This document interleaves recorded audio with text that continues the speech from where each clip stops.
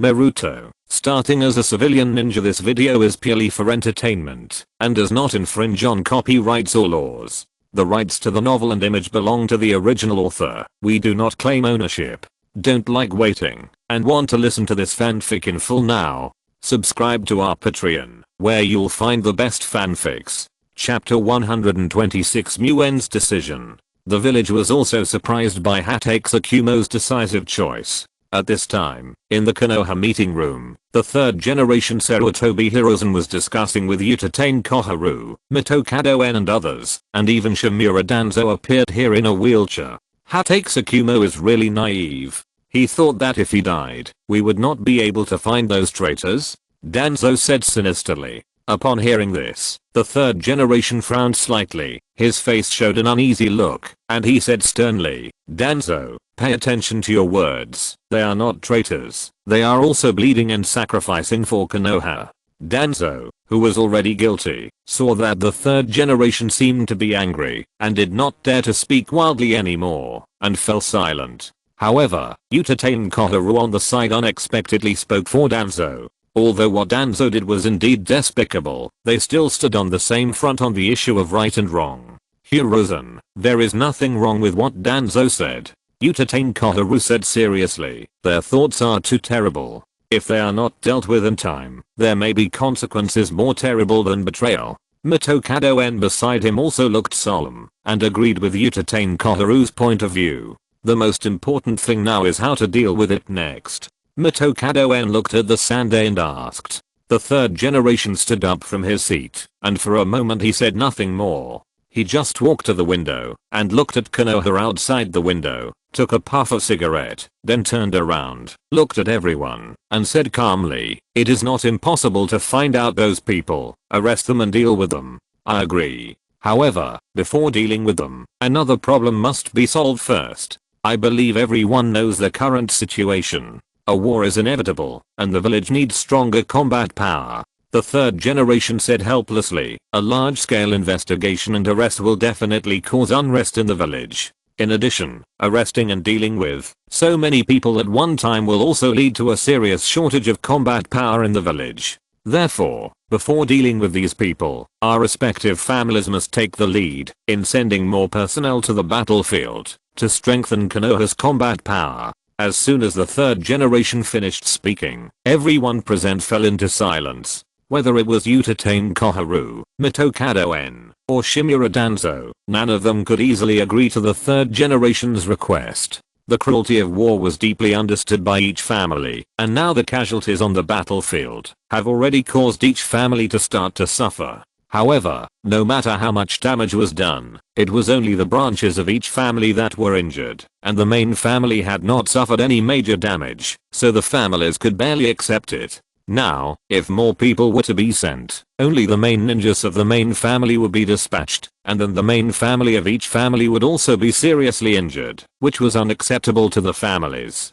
It was Koharu Utatane who broke the silence, looked at the Sandai, sighed and said, in this case, let's keep them to serve the village first. Wait until the war is over, and then decide, based on the situation. That's the only way. Mitokado En also frowned and reluctantly agreed. Danzo didn't say anything, but stared at the Sandai with sharp eyes. He knew that this was the Sandai's conspiracy. The Sandai knew very well that the various families would never send more forces, so the handling of the remnants of Hokage Tsukumo would have to be delayed. After all, for the various families, loyalty to the daimyo is important, but family inheritance is equally important. Danzo only saw the dark side in his eyes, and he couldn't see that what the Sandai said was all true. Seeing that everyone had reached a consensus, the third generation nodded and said, in this case, the matter of Hokage Tsukumo has come to an end, and it must not be mentioned again in the future.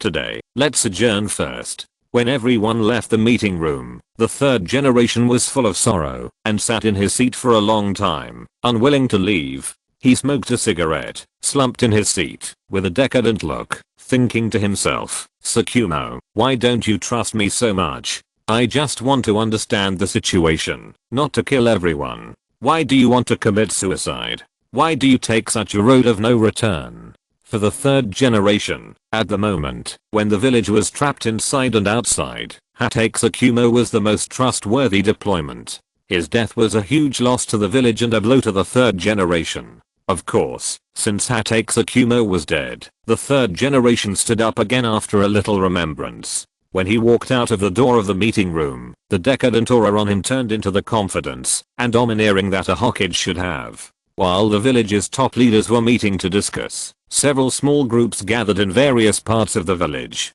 In one of the gathering places, Mumugandeo stood at the front, and below him were Muen's acquaintances Initikiwaido and Yosuke. At this moment, both of them looked sad, and there was a hint of anger in their sadness. The remaining two people, one was a middle-aged man wearing green tights, with thick eyebrows and beard, and a sloppy image, and the other had an ordinary appearance, with a short braid tied behind his head. At this time, Yosuke roared, "Senior Gandeo, let's just rebel against the village. We want to avenge Senior Tsukumo." Hearing this, the sloppy man frowned slightly and said, "Yosuke, don't say such angry words. Think about who Mr. Tsukumo died for." The young man with short braids also said, "What we should discuss now is whether we should completely disband as Mr. Tsukumo said, and live our own lives in the future. I don't agree. At least our group will continue to exist.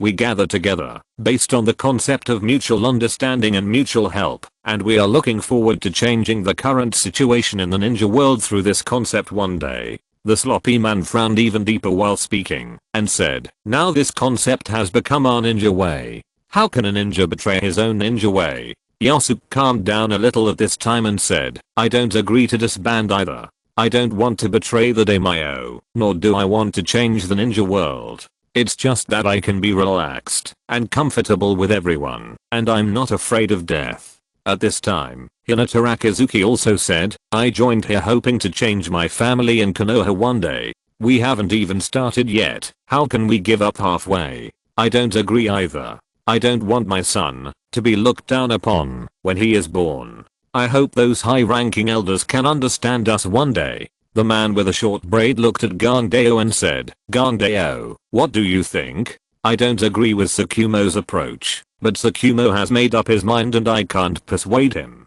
Gandeo looked sad and said with emotion, "I don't care about other groups, but our group still needs to exist."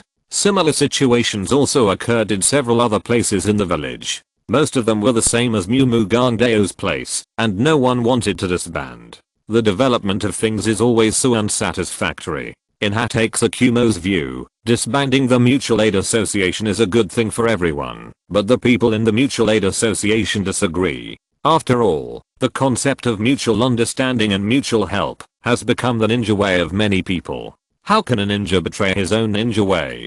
How can the spread of ideas be cut off at any time? Konoha was originally the product of the first generation of Hokage, Senju Hashirama, who wanted to break the family barriers and change the ninja world. It can be said that the idea of changing the ninja world was spread from the first generation. The whole Konoha naturally became the most active place in the whole ninja world. When Muen's father Mukyu said that ninjas should understand each other and help each other, he could get the support and affirmation of so many people. In this way, the Mutual Aid Association initiated by Muen's father really took root in Konoha, changing Konoha little by little, and their concept of mutual understanding and mutual help was gradually accepted by the vast majority of Konoha ninjas. Muen didn't know about the meeting of the upper level of the village and the gathering of several small groups in various parts of the village. Muen sat in the office of the hospital, still thinking about the Mutual Aid Association in his mind. Muen had never thought of building his own power before, because he knew that the foundation of building a power is common interests. This kind of interest foundation can be the inheritance of the family, the stability of the village, money, or a common spiritual pursuit. A power without a foundation and common interests is like duckweed in the water, which is illusory. For example, Orochimaru relied on his strong strength and the identity of the third generation disciple to have a group of trusted subordinates in the war, which can be regarded as cultivating a group of forces. But when he was hunted down by the third generation for doing taboo experiments, there was little left of this force that he could use, and it disappeared in an instant, because this force had no foundation. After Danzo made a huge mistake, the reason why he could still be in a high position was because he had a family as a backing and a group representing the interests of the daimyo as a backing. Even the third generation had to compromise. And now the mutual aid association can naturally be transformed into a power as long as it is properly operated. The foundation of this force is the concept of mutual understanding and mutual help. As long as Muen leads the Mutual Aid Association on the road of building a new ninja world of mutual understanding and mutual help, then the Mutual Aid Association will be the strongest force under his jurisdiction. Of course, once Muen deviates from this path, or loses control of the direction, he will suffer the most serious backlash. This is also a road of responsibility. Of course, Muen is neither afraid of taking responsibility nor tempted by mastering a force. After pondering for a while, Muen decided to open the scroll. It was still Hatake Tsukumo's words that worked. The Mutual Aid Association was developed based on the ideas of his parents in the ninja world. In Muen's view, this is the last trace of their existence in this ninja world. Muen has the responsibility and obligation to lead the Mutual Aid Association to continue to develop. Since it has been decided to take over all this, Muen's mind naturally thinks about the work after taking over the Mutual Aid Association. In Muen's view, the most urgent thing is to build a strict organizational structure. The current Mutual Aid Association is divided into groups of different sizes, with loose organization and loose actions. Rather than saying that Hatake Tsukumo is the leader of this organization, it is better to say that he is the super nanny of this organization. He rushes to the front when there is something to do, and when there is nothing to do, he covers the bottom behind his buttocks. Muen will definitely not do something like Hatake Tsukumo. If he can't grasp the entire organization in his hands, Muen would rather not have it. Because in that case, there is a possibility of backlash at any time. The current Hatake Tsukumo is an obvious example. Muen doesn't want to do something that can't eat mutton, and gets into trouble. Secondly, the entire Mutual Aid Association must be purified. Without looking at the list, Muen knows that with the development of the Mutual Aid Association, the members must be mixed, and the original purity has long been lost. Some scum should be cleaned out without any mercy. The plan for the new Mutual Aid Association is gradually formed in Muen's mind. Muen knows that it may not be correct and reasonable, but Muen is not panicked at all. Just improve it a little bit in practice. Time came to evening. Mitamonosuke lay at home in dejection, and at this moment, he was full of self-blame. The mission he carried out with Hatake Tsukumo some time ago was a failure due to his and another partner, Umino Saburo, being greedy for merit and reckless. Hatake Tsukumo chose their lives over the mission.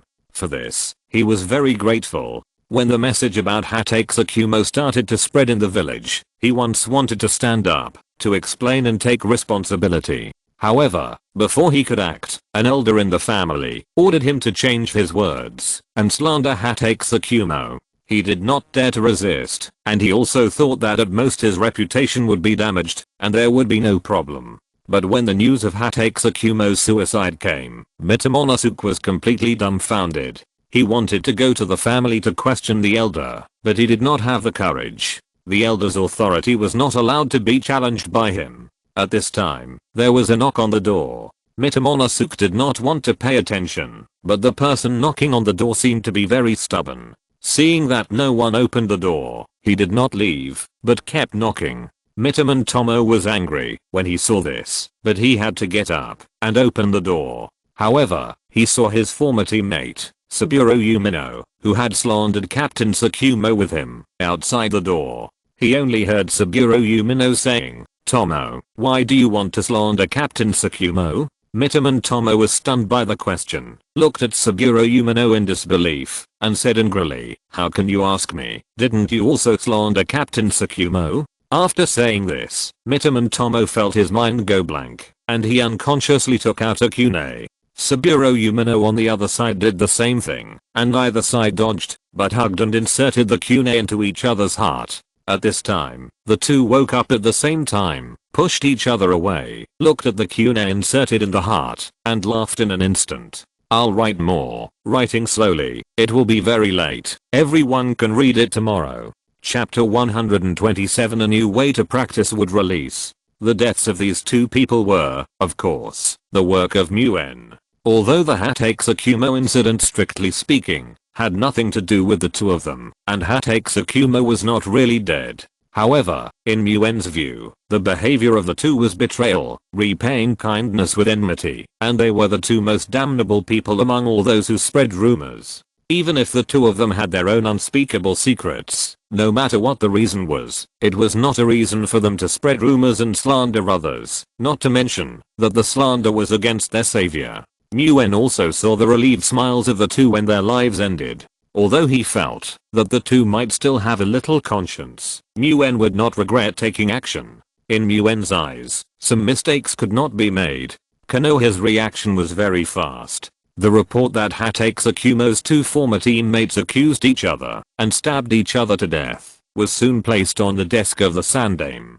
The Sandame just glanced at it casually and threw the report aside. Whether it was a real mutual stabbing, or revenge by the Mutual Aid Association, or just the work of a friend of Hatex, it was not important to the third generation who wanted to suppress the impact of Hatex suicide as soon as possible. The death of the two did not even cause the slightest ripple in Konoha. Even the Mitaman family treated Mitaman Satoshi's death coldly, as if everyone had forgotten these two people. This also made Muen deeply feel the terrible power of the village in secret, reminding him that he must be careful and cautious in doing things in the future. Although Muen has decided to take over the Mutual Aid Association, he will not go to these people immediately, at least until the heat of the Hatex suicide incident has passed. After returning home, Muen quickly went to the study and took out the scroll hidden in it. Muen was still very curious about the list on the scroll. He also wanted to personally investigate and understand the people on the list before officially taking over.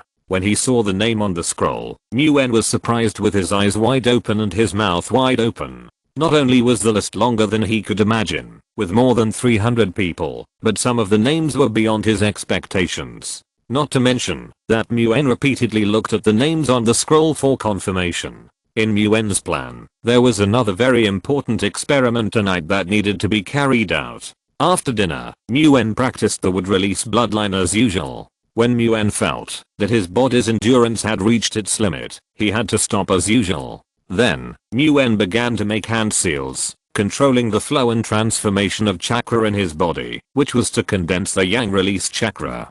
Compared with the first condensation, Muen was more skilled at the operation at this time, but there was not much change in the time consumption. A quarter of an hour later, a small ball of warm chakra was condensed on the index finger of Muen's right hand. Then, Muen controlled this ball of chakra to transform into a strong vitality, to nourish the whole body. Muen only felt warm all over, as comfortable as a sleeping baby. When the chakra was exhausted, the warm feeling slowly dissipated, and Muen also recovered from the comfortable afterglow. He sat under the small tree that belonged to him again, and started practicing the would-release bloodline again. Whether it is the practice of multiple attribute chakras or the practice of bloodline limits, in essence, it is to slowly change a person's genetic genes. Therefore, the older you are, the more your physical vitality declines, and the more difficult it is to practice. Moreover, genetic changes are not achieved overnight, but can only be carried out slowly. However, last night, Muen witnessed an event of rapid genetic changes, the reincarnation of Hatex. Under the transformation of Hatex spiritual chakra, the white Zetsu gene was completely transformed into the gene of Hatex in half an hour. At that moment, Muen was thinking about whether the practice process of would-release bloodline could also be accelerated. Comparing the differences between white Zetsu and ordinary people, Muen found that the most likely key is the strong vitality of white Zetsu's body. This led to tonight's experiment. In the past, Muen could only practice once a day in the would-release bloodline training. If he practiced for too long, he would feel uncomfortable. But this time, after being nourished by the vitality of yang release, Muen had started his second practice in a short time. Sure enough, as originally predicted, his body did not show any discomfort. In this way, Muen practiced the would-release bloodline 10 times that night. According to this practice speed, it would take Muen about 2 years to practice the would-release that he wanted to practice. Now he may be able to practice it successfully in less than 3 months, which made him overjoyed. And this is not the limit of Nguyen's body, but Nguyen's spirit has reached the limit. Whether it is the transformation and refinement of yang release chakra or the practice of wood release bloodline, it takes a lot of energy. 10 rounds of continuous practice are too much for even Nguyen. What's more, Nguyen has some other research that has reached the last minute, and he needs to save some energy for himself. The improvement of spirit condensation technique and bone strengthening technique has reached the final stage. In Nguyen's original plan, it should have been completed last night, but he suddenly heard about the incident of Hokage's Akumo, so Nguyen had to delay it. But tonight can't be delayed any longer. The next morning, Nguyen, who was refreshed, couldn't wait to practice the modified spirit condensation technique and bone strengthening technique. When running spirit condensation technique, Nguyen felt very good. With Nguyen's mastery of his body and spirit at this time, he can clearly feel that the growth of spirit is more balanced, but the difficulty has increased a lot compared to the first version, but it is still within an acceptable range. But when running the new version of bone strengthening technique, Nguyen found that even with his ability to control chakra, it was very strenuous to run it. Although Nguyen had been mentally prepared, after perfecting this secret technique, it was still beyond his expectations.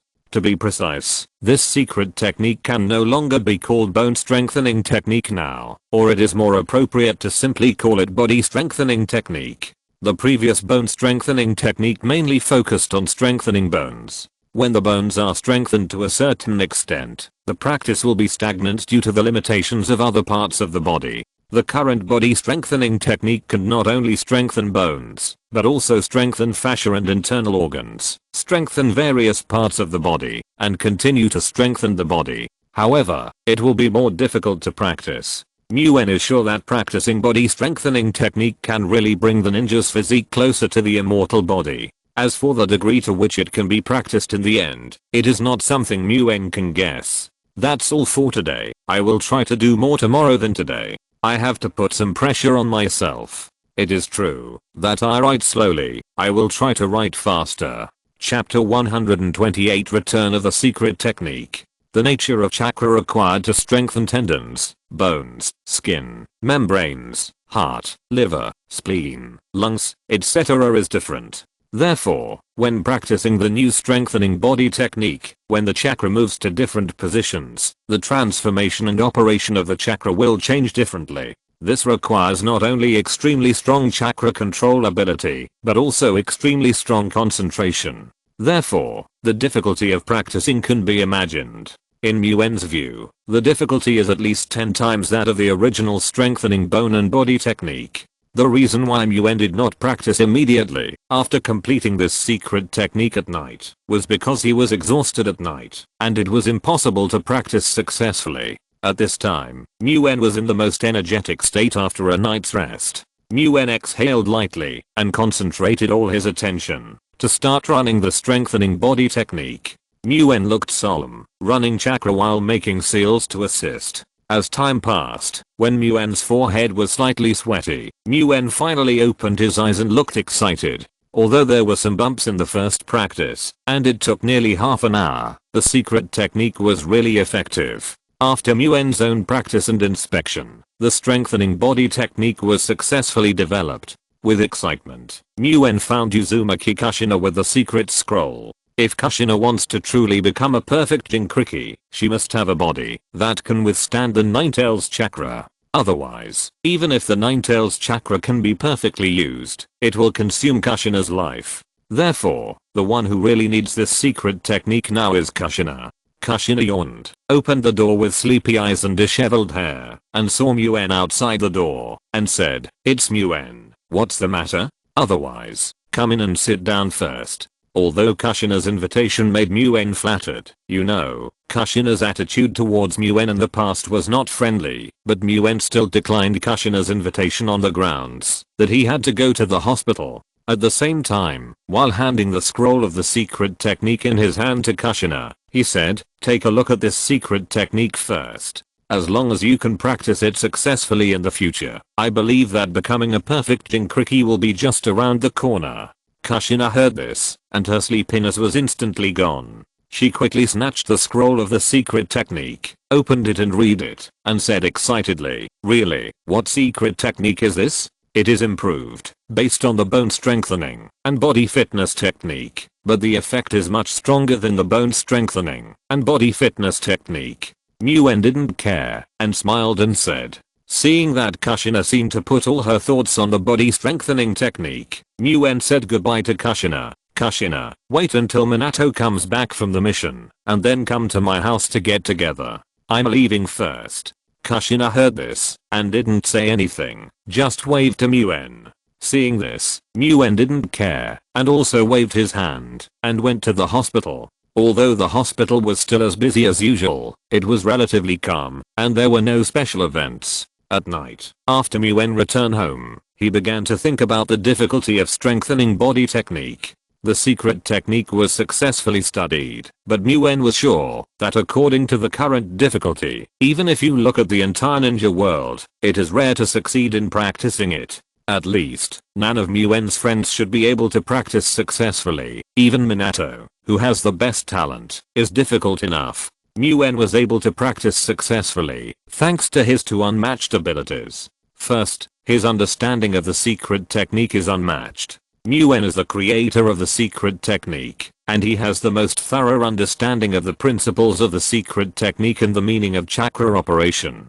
Second, his ability to control chakra is unmatched. Nguyen already has a strong talent for chakra control, and with his persistent practice day after day, his control ability has long been meticulous. Others can neither understand the secret technique like Nguyen, nor have the same chakra control ability as Nguyen. So if possible, Nguyen still hopes to reduce the difficulty of practicing the secret technique, which requires Nguyen to think about it carefully. While Moon was having a headache about reducing the difficulty of practicing strengthening body technique, Hatake Kakashi had already completed his mission and returned to the village. "Father, father."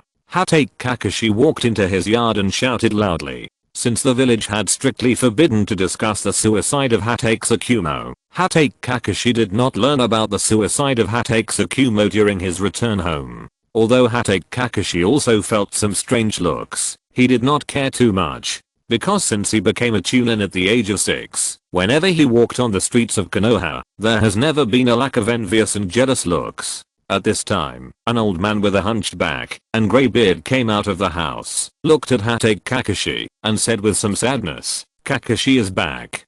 Hatake Kakashi looked at the old man, also with a look of surprise, and said, "Uncle, why are you here?" Because the village wanted to minimize the negative impact of Hatake Tsukumo's suicide, under the will of the village, Hatake Tsukumo's funeral was handled very hastily. Even before Kakashi returned home, it was already presided over by the elders of the Hatake family. The Hatake family is a small family with a small number of people in Konoha.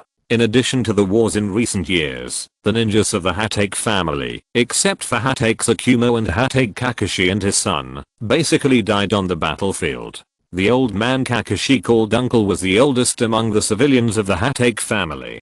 Hatake Tsukumo's funeral was presided over by him. After presiding over Hatake Tsukumo's funeral, he did not go home, but waited here for Hatake Kakashi to return. The old man looked at Kakashi with a sad expression and said, "Kakashi, your father Tsukumo is gone."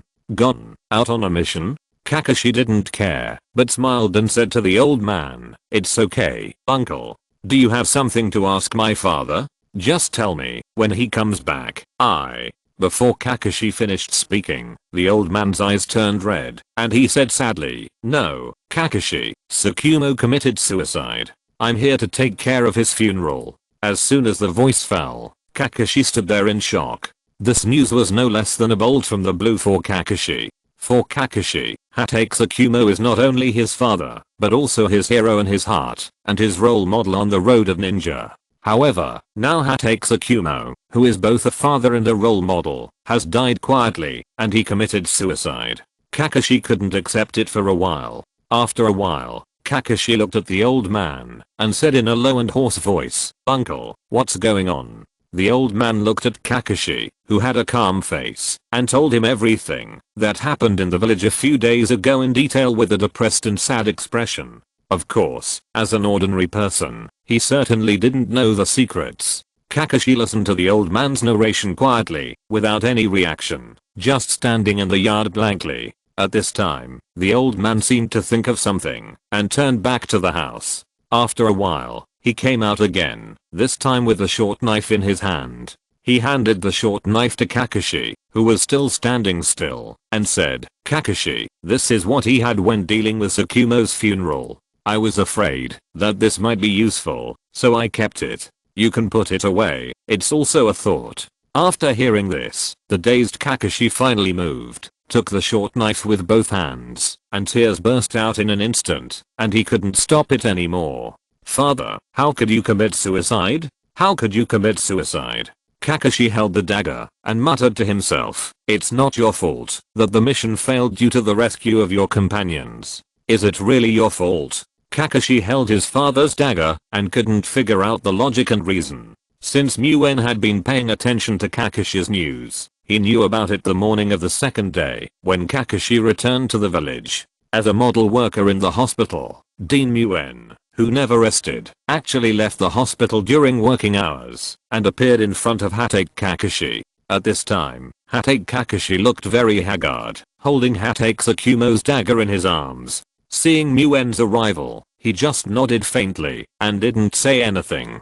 Seeing this, Muen casually found a topic and asked, "You are holding your father's sword like this, can you use it?"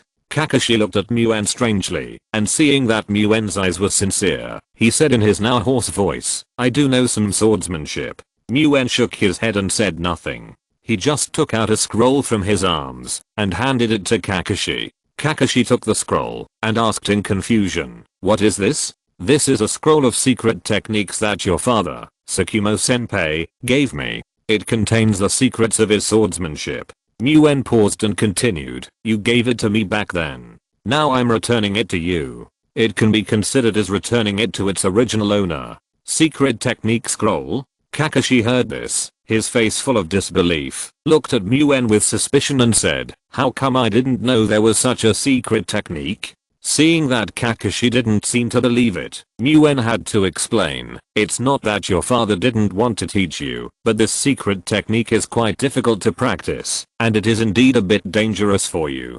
Hatake Kakashi's current physical condition is definitely not enough to practice the sword escape bloodline limit. But with Kakashi's arrogant personality, it is highly likely that he will practice secretly. Therefore, Hatake Tsukumo didn't teach the secret technique to the young Kakashi, more out of love for Kakashi." Hearing this, Kakashi opened the scroll with doubt, and began to read it. In a short while, he understood the content of this secret technique, and said in surprise, "Is this a method of practicing a bloodline limit? I was busy all day, and was so tired, that I wanted to ask for a day off. However, when I thought about what I said last night, that I would write more today, I didn't have the face to do so. This is all I can say. I can only say sorry to everyone. My work is a bit special. Sometimes when a task comes, there is really no way." Chapter 129 Stubborn Kakashi. "Yes, this new chakra attribute is a secret of your father's swordsmanship." Muen nodded and said. Kakashi lowered his head and looked at it carefully, but he did not indulge in the secret technique for too long. In less than half a quarter of an hour, Kakashi rolled up the secret scroll again. Ever since he learned the cause of Hatake Tsukumo's death, the young Kakashi has been wary of everything in the village. In his opinion, all the people in the village who spread rumors were stained with Hatake Tsukumo's blood and were the murderers of Hatake Tsukumo. Therefore, Kakashi closed himself off and was unwilling to trust anyone in the village. Perhaps it was Muen's kindness in returning the secret scroll that made Kakashi relax his guard a little and open his heart a little. Although there was still a hint of hesitation in his eyes when he looked at Muen, it was obvious that he wanted to say something. Muen noticed Kakashi's conflicting thoughts, smiled and said, "Just say what you want to say. Don't worry, you can trust me." Kakashi was silent for a while, looked at Muen, and said, "Which is more important, the mission or the lives of your companions?" Sure enough, Muen thought to himself. Muen could see that this should be the question that Kakashi had been holding back.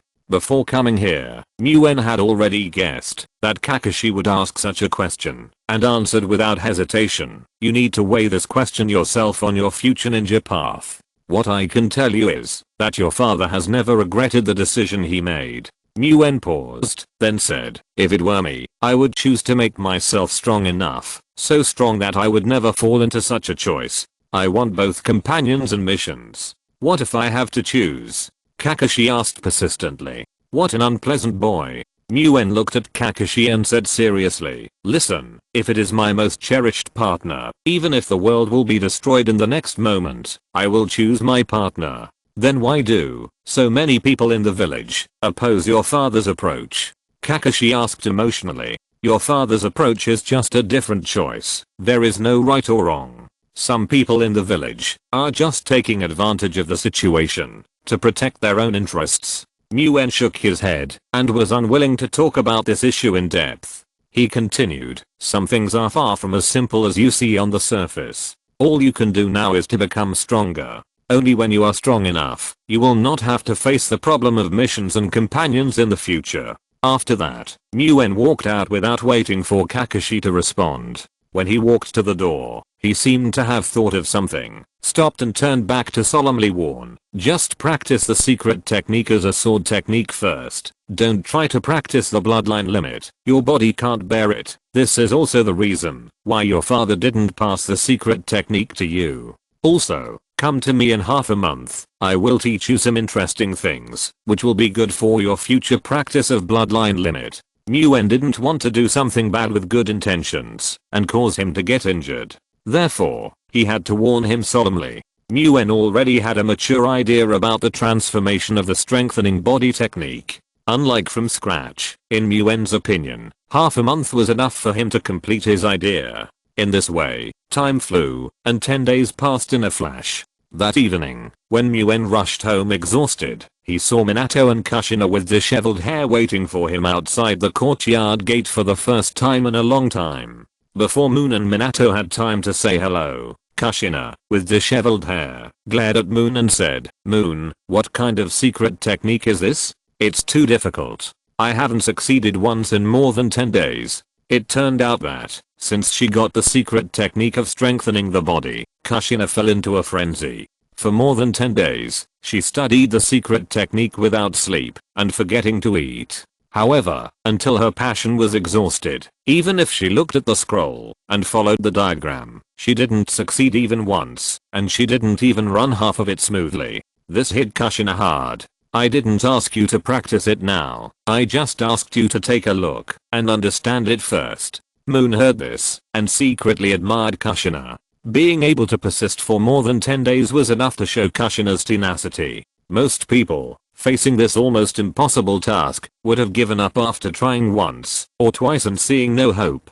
Hearing Moon's answer, Kushina widened her eyes in anger, wondering if Moon was taking revenge on her. After all, her attitude towards Moon had never been very friendly. Long time no see, Moon. At this time, Minato smiled and greeted Moon. After Moon responded, Minato said a little embarrassedly, I saw that Kushina couldn't practice it successfully, so I tried it, but failed. Moon laughed again, and led the two into the courtyard. I can see the shadow of bone strengthening and bodybuilding technique from the new secret technique, but it is much more difficult than bone strengthening and bodybuilding technique. Minato shook his head and said helplessly, don't worry, the problem has been solved. Moon smiled and disappeared in front of Minato and Kushina. The next moment, the window of the study on the second floor opened, and Moon threw out a scroll from it. Muen stood at the window and said to Minato and Kushina, this is the new version of the body strengthening technique. You can take a look first. While Minato and Kushina were looking at the scroll of the secret technique, Muen jumped down from the window and said, I have divided the new body strengthening technique into 5 volumes. The first volume is the simplest, and the 5th volume is the final version. Of course, in terms of effect, the 5th volume has the best effect, and the first volume has the worst effect. In addition, the first 4 volumes will have limits when practiced to a certain level.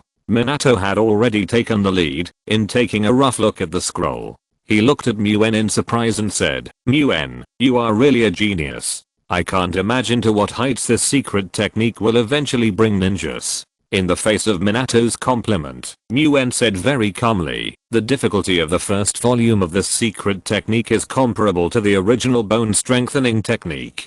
Without systematic training, absolutely no one can succeed in practicing it, not to mention the later volumes. At this time, Kushina hurriedly said, then how many volumes do I need to practice to master the chakra of the nine tails? Muen heard this and said calmly, the last volume.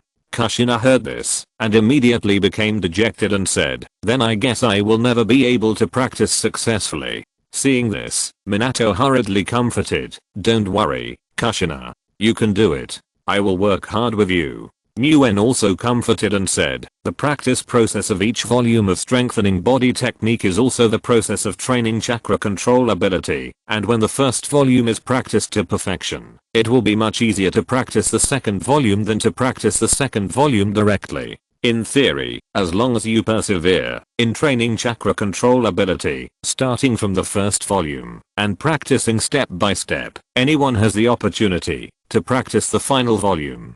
Of course, this is only in theory. In Muen's view, those who can practice the final volume are definitely 1 in 10,000, and the practice of each volume will eliminate a large number of ninjas. Not every ninja can stand loneliness and insist on continuous chakra control training, especially when there is no progress. Upon hearing this, Kushina's eyes ignited with flames again, and she was instantly full of fighting spirit. She looked at Minato and said, Minato, let's go practice right away. I will definitely succeed. Hey, Kushina, Minato and I haven't seen each other for a long time. Let's also reminisce. Muen said somewhat helplessly, besides, I see your current state. It's better to take a good rest for a while. Yes, Kushina. You look too tired now. You really need to take a good rest. Minato touched Kushina's messy hair and said with some heartache. Facing Minato's gentleness, Kushina's attitude softened instantly. Looking at Minato, she blinked her eyes, yawned and said, okay, then let's not practice the secret technique for now. Just like that, Muen and Minato chatted in the yard. They talked about a series of things that happened in the village recently. Of course, the Hokage suicide incident was indispensable. Although the village has issued a gag order, it is obvious that this cannot be stopped by Muen and Minato. When Minato learned the secret behind this matter from Muen, he frowned and did not speak for a long time. How about it? Do you still want to be the Hokage now? Muen couldn't help but teased. Konoha is now in internal and external troubles, and it is not so easy to be the Hokage. No, if that's the case, I will be the Hokage even more. Minato looked at Kushina beside him with gentle eyes, and then said in a firm tone, Konoha is not the Konoha of those people, but our Konoha. I must become the Hokage, and protect our Konoha and Kushina. Well, I will firmly support you. Muen heard this, smiled slightly, looked at Minato, and said seriously. At this time, a slight snoring sound came from the side, and the two turned their heads, but it was Kushina who had fallen asleep. It can be seen that in recent times, the strengthening body technique has indeed tortured Kushina a lot. Looking at Kushina who was sleeping soundly, Minato said goodbye to Moon softly and said, Moon, Kushina is asleep. I'll send her back first. We'll talk later. Okay. Moon nodded slightly. Minato walked to Kushina, picked her up gently, and left quickly under the cover of the moonlight. The cool breeze at night blew on Kushina's face. Kushina opened her eyes dazedly, looked at Minato, and said, Minato, are you done talking? Why did I fall asleep? Well, you should sleep a little longer. We'll be home soon. Minato said gently. Although he ran very fast, Minato's hands were unusually steady, and Kushina fell asleep again in a daze. Another 10 days passed, and the time agreed by Moon and Kakashi had long passed, but Kakashi had never come to see him. Moon knew that due to the death of Hokage, the village gave Kakashi a period of vacation, so Kakashi definitely did not go out to perform tasks. Therefore, Muen had to wonder if there was something wrong with Kakashi. Without waiting any longer, Muen went directly to Kakashi's house. Seeing Kakashi standing in the yard with a pale face, Muen held his forehead with his hand and said helplessly, it seems that your father still understands you. He did not pass on the secret method of sword escape to you. It was indeed the right choice. Muen saw at a glance that Kakashi was injured because of forcibly practicing the sword escape bloodline. Moreover, his foundation has been damaged. However, this also gave Muen a new understanding of Kakashi's talent.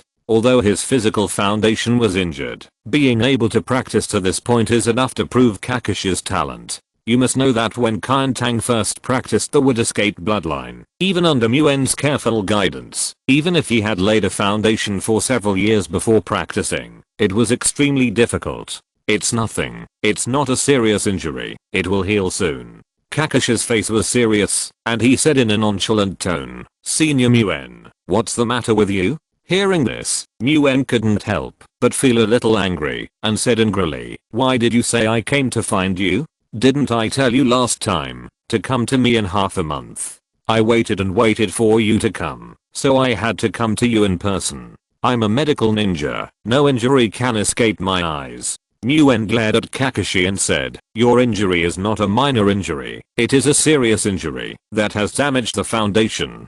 Do you know the seriousness of the matter?" Kakashi lowered his head and fell into silence, but his face was still stubborn. Of course, he knew that the injuries on his body were serious enough to destroy a ninja. However, he did not regret it. Anyway, he was alone and had nothing to lose. Muen looked at the stubborn Kakashi and said helplessly, "Let's go. Stay in the hospital with me for 2 days." "No need. I understand my injuries. Medical ninjutsu is useless." Facing Muen's concern, Kakashi finally spoke. "Bullshit.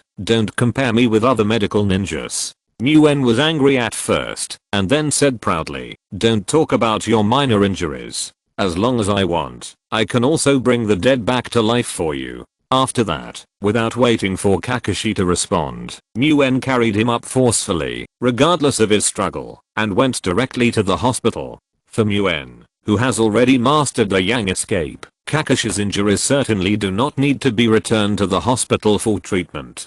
But in Muen's view, no matter how serious Kakashi's injuries are, they are not as serious as his heart. Taking him back to the hospital under his care, although his heart injury cannot be cured, at least he can have a good rest for a few days. Under the nourishment of Muen's Yang release vitality, Kakashi's face on the hospital bed became visibly rosier. Looking at Kakashi's surprised eyes, Muen said calmly, "Well, I told you that this is a minor injury. Come twice tomorrow and the day after tomorrow, and your injury will be healed." Muen certainly had no intention of curing Kakashi in one go, otherwise it would be meaningless to forcibly carry him to the hospital. Chapter 130 Leader. Kakashi, who had already given up hope for his own injury, looked at Muen with a complicated look and said gratefully, "Senior Muen, thank you. I will repay you.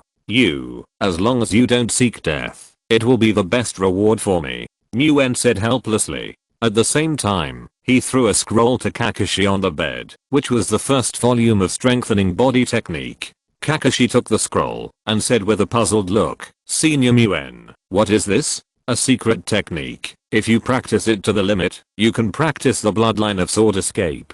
Muen said lightly, "This is my original secret technique. I asked you to come to me to teach you this." Hearing this, Kakashi hesitated and handed the scroll back to Muen, refusing. "Senior Muen, this secret technique is too precious. I can't accept it." "What can't be accepted?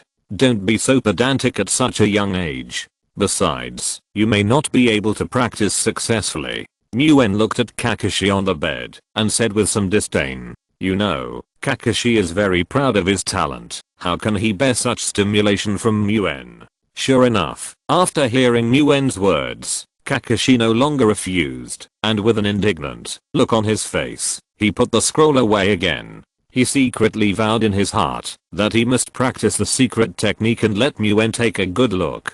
Seeing this, Muen was relieved. While turning around and walking out of the ward, he said, "You should have a good rest in the hospital for the next 2 days. If you don't understand some things for the time being, don't think too much. When you are older and have more experience, you will naturally understand it."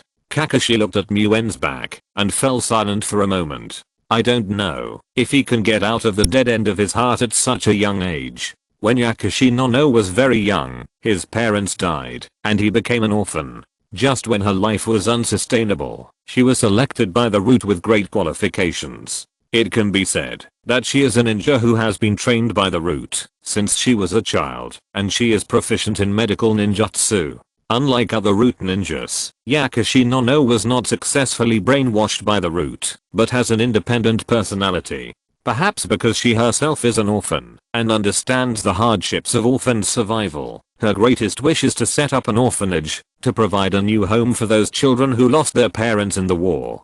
After the Kato-dan couple and Muen made a big fuss in the root, the original root members were disbanded into various task groups and went out to perform tasks. Yakushi no was no exception. In the process of performing the task, Yakushi no came into contact with the Mutual Aid Association and was attracted by the concept of the Mutual Aid Association. After that, he naturally joined the Mutual Aid Association. Of course, this is also the reason why Yakushi no can survive various tasks. After all, the original root members were the vanguards of each team at the beginning, performing the most dangerous tasks. This is also the village's punishment for the root, or it can be said to be a disguised cleansing. Only those who can still survive after several rounds of life and death tests can be accepted by the village again. Yakushi no was no exception, so her survival was not without cost. In a mission, the leader of their Mutual Aid Association group sacrificed himself to save her, which was a life for a life. After that, she became the new leader of the Mutual Aid Association group. After the Hatesakumo suicide incident, Yakushi no was confused, not knowing whether she should follow Hatesakumo's last advice and disband the Mutual Aid Association group. After discussing with the team members, Yakushi no finally made up her mind to stick to it. She wanted to inherit the ninja way of the old team leader. Each group remained firmly and did not disband, which made Muen quite puzzled. It was thought that after Hatesakumo's suicide, the Mutual Aid Association would be disbanded and become history. Unexpectedly, the Mutual Aid Association scattered into every corner of the village with the posture of a sky full of stars, and still survived tenaciously. This convinced Muen that even without him, the Mutual Aid Association would never completely die out, and their ideas would definitely take root in Konoha, and in the end, they might really affect the development of Konoha to a certain extent. However, Muen also found some discordant places. Not all groups still adhere to the original concept. Some groups have completely changed their ideas, and even completely become tools for the team leader to realize their selfish desires. This also strengthened Muen's idea of purifying the Mutual Aid Association. He would never accept the original Mutual Aid Association in its entirety. On this day, Yakushi no returned home as usual, and found that a brick on the outer wall showed signs of movement. This shocked Yakushi no, because it had always been the secret code for Hatesakumo to contact her. She walked over and took the brick away, and sure enough, there was a note inside. She took out the note calmly and moved the brick to its original position. After entering the house, Yakushi no nervously opened the note and saw that it was indeed the new contact location and time. Pharmacist no frowned. She was both excited and troubled. She was happy that the Mutual Aid Association had not been disbanded and had a new leader, but she was also afraid that this contact was a trap set by some people secretly. After all, she was born in the roots and had seen the darkness of the village. After pondering for a long time, Pharmacist no decided to go and take a look. This was of course a message from Muen. More than a month had passed since Hatesakumo's suicide. Seeing that things had gradually cooled down, Muen began to act. He wanted to reorganize the Mutual Aid Association and take it into his own hands. Pharmacist no was cautious along the way, lurking towards the agreed location. At this time, Muen was standing in his circular training ground outside the village, with his hands folded across his chest and his eyes closed. This was exactly the place he had agreed to with several members of the Mutual Aid Association. Well, since everyone is here, come out. Muen looked around and said loudly, I was the one who asked everyone to come out. As Muen finished speaking, 3 people jumped out first, and it was obvious that the 3 of them came together. After that, 3 more figures jumped out from the surrounding woods one after another. These 3 people were obviously more wary of Muen. Muen looked over and saw that the 6 people were all wearing masks of various colors and night clothes. Their figures had changed from their original appearance. It seemed that this was the normal state of meetings between mutual aid association groups. Let me introduce myself first. My name is Muen. Some of you are familiar with me, some have heard of me, but don't know me, and some may not know who I am at all. Muen looked at the 6 people and said calmly, but no matter what, Senior Shuo Mao handed the mutual aid association to me. Muen paused and said directly, since the mutual aid association is now in charge of me, new rules must be implemented. You are all carefully selected from the entire organization during this period of time. You are people who can trust each other. If you believe in me, please show your true face. If you don't believe me, please leave immediately. I will never stop you.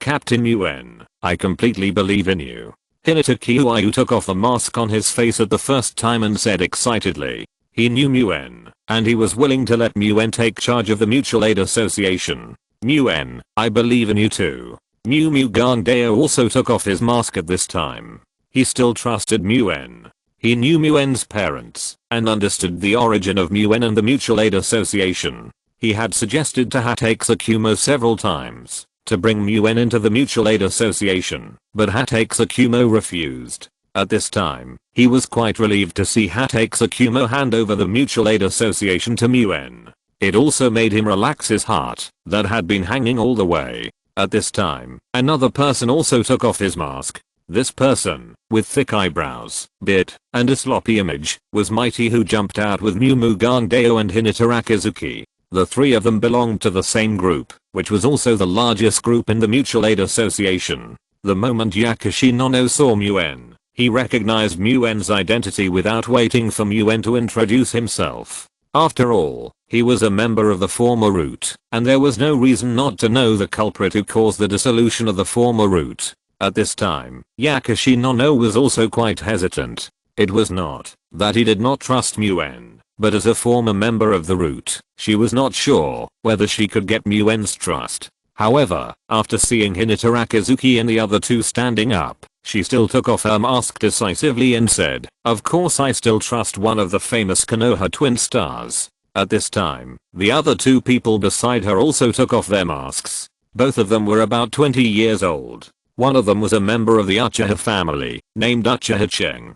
He has not opened his Sharingan, but he is now a Chunin. The other one is called Sasaki So, born a civilian, a Chunin. His parents are both dead, and he has a firm belief, and is a cheerful and optimistic person. Seeing that everyone has been frank, Muen showed an unexpected expression. After all, they were all selected by him from more than 300 people, so naturally he knew them all. In that case, everyone, introduce yourselves. Muen looked at the 6 people and said, my name is Yakushi Nono. My ideal is to open an orphanage, hoping that those war orphans can have a warm home. Yakushi Nono said first. My name is Sasaki So. I hope that ninjas can understand each other, and there will be no more wars. Sasaki So followed. My name is Uchiha Cheng, and I hope there will be no hierarchy among ninjas. Uchiha Cheng said with a smile. As soon as he finished speaking, everyone looked at him, quite surprised. They didn't know why he, an Uchiha, was here. Muen was very surprised when he saw the name of Uchiha on the list. But after some investigation in secret, he understood Uchiha Cheng's choice. Uchiha Cheng's parents were not ninjas, but ordinary people of the Uchiha clan. He did not develop the arrogant character of other Uchiha clans, but was very disgusted with the condescending attitude of Uchiha clans. This also caused him to be incompatible with Uchiha clans. In addition, he had never opened his eyes, and was not valued in the Uchiha clan, or it would be more appropriate to say that he was often discriminated against and oppressed by the Uchiha clan. Afterwards, Mu Gangdeo, Hinata Rakizuki, and Maite also introduced themselves. After everyone had introduced themselves, the most experienced Mu Gangdeo looked at Muen and asked, Muen, what should we do next? It is definitely not possible to manage the entire mutual aid association in a casual manner as before. We must have more rigorous organization. Muen paused and continued. The 6 people present here are the leaders of our new mutual aid association. We must first select those who adhere to their ideals from the original more than 300 people, and eliminate some scum and those who do not conform to our ninja way from the mutual aid association. Nguyen said seriously, this will be your task for the next period of time. But the members of each group are not transparent. How do we screen other groups? Pharmacist Nono asked puzzledly at this time. I have a complete list here, I will give it to you. Nguyen looked at the 6 people and continued, the 6 of you will form 3 groups of 2 and start screening all the original members. One qualified one will be recruited. At this point, Nguyen looked around and said seriously, I have only one requirement, which must be strict. It is better to have no one than to have someone who is not qualified. After the screening of the original members is completed, there must be more than 2 old members as guarantees for new members in the future. Leader Nguyen, then what is the future purpose of our mutual aid association? At this time, Matt Day looked at Nguyen and asked. Nguyen knew that the critical moment had come. If the answer could not satisfy the 6 people, then the new mutual aid association would immediately fall apart. Nguyen paused, organized his words in his mind, and said, the mutual aid association is based on the concept of mutual understanding and mutual help.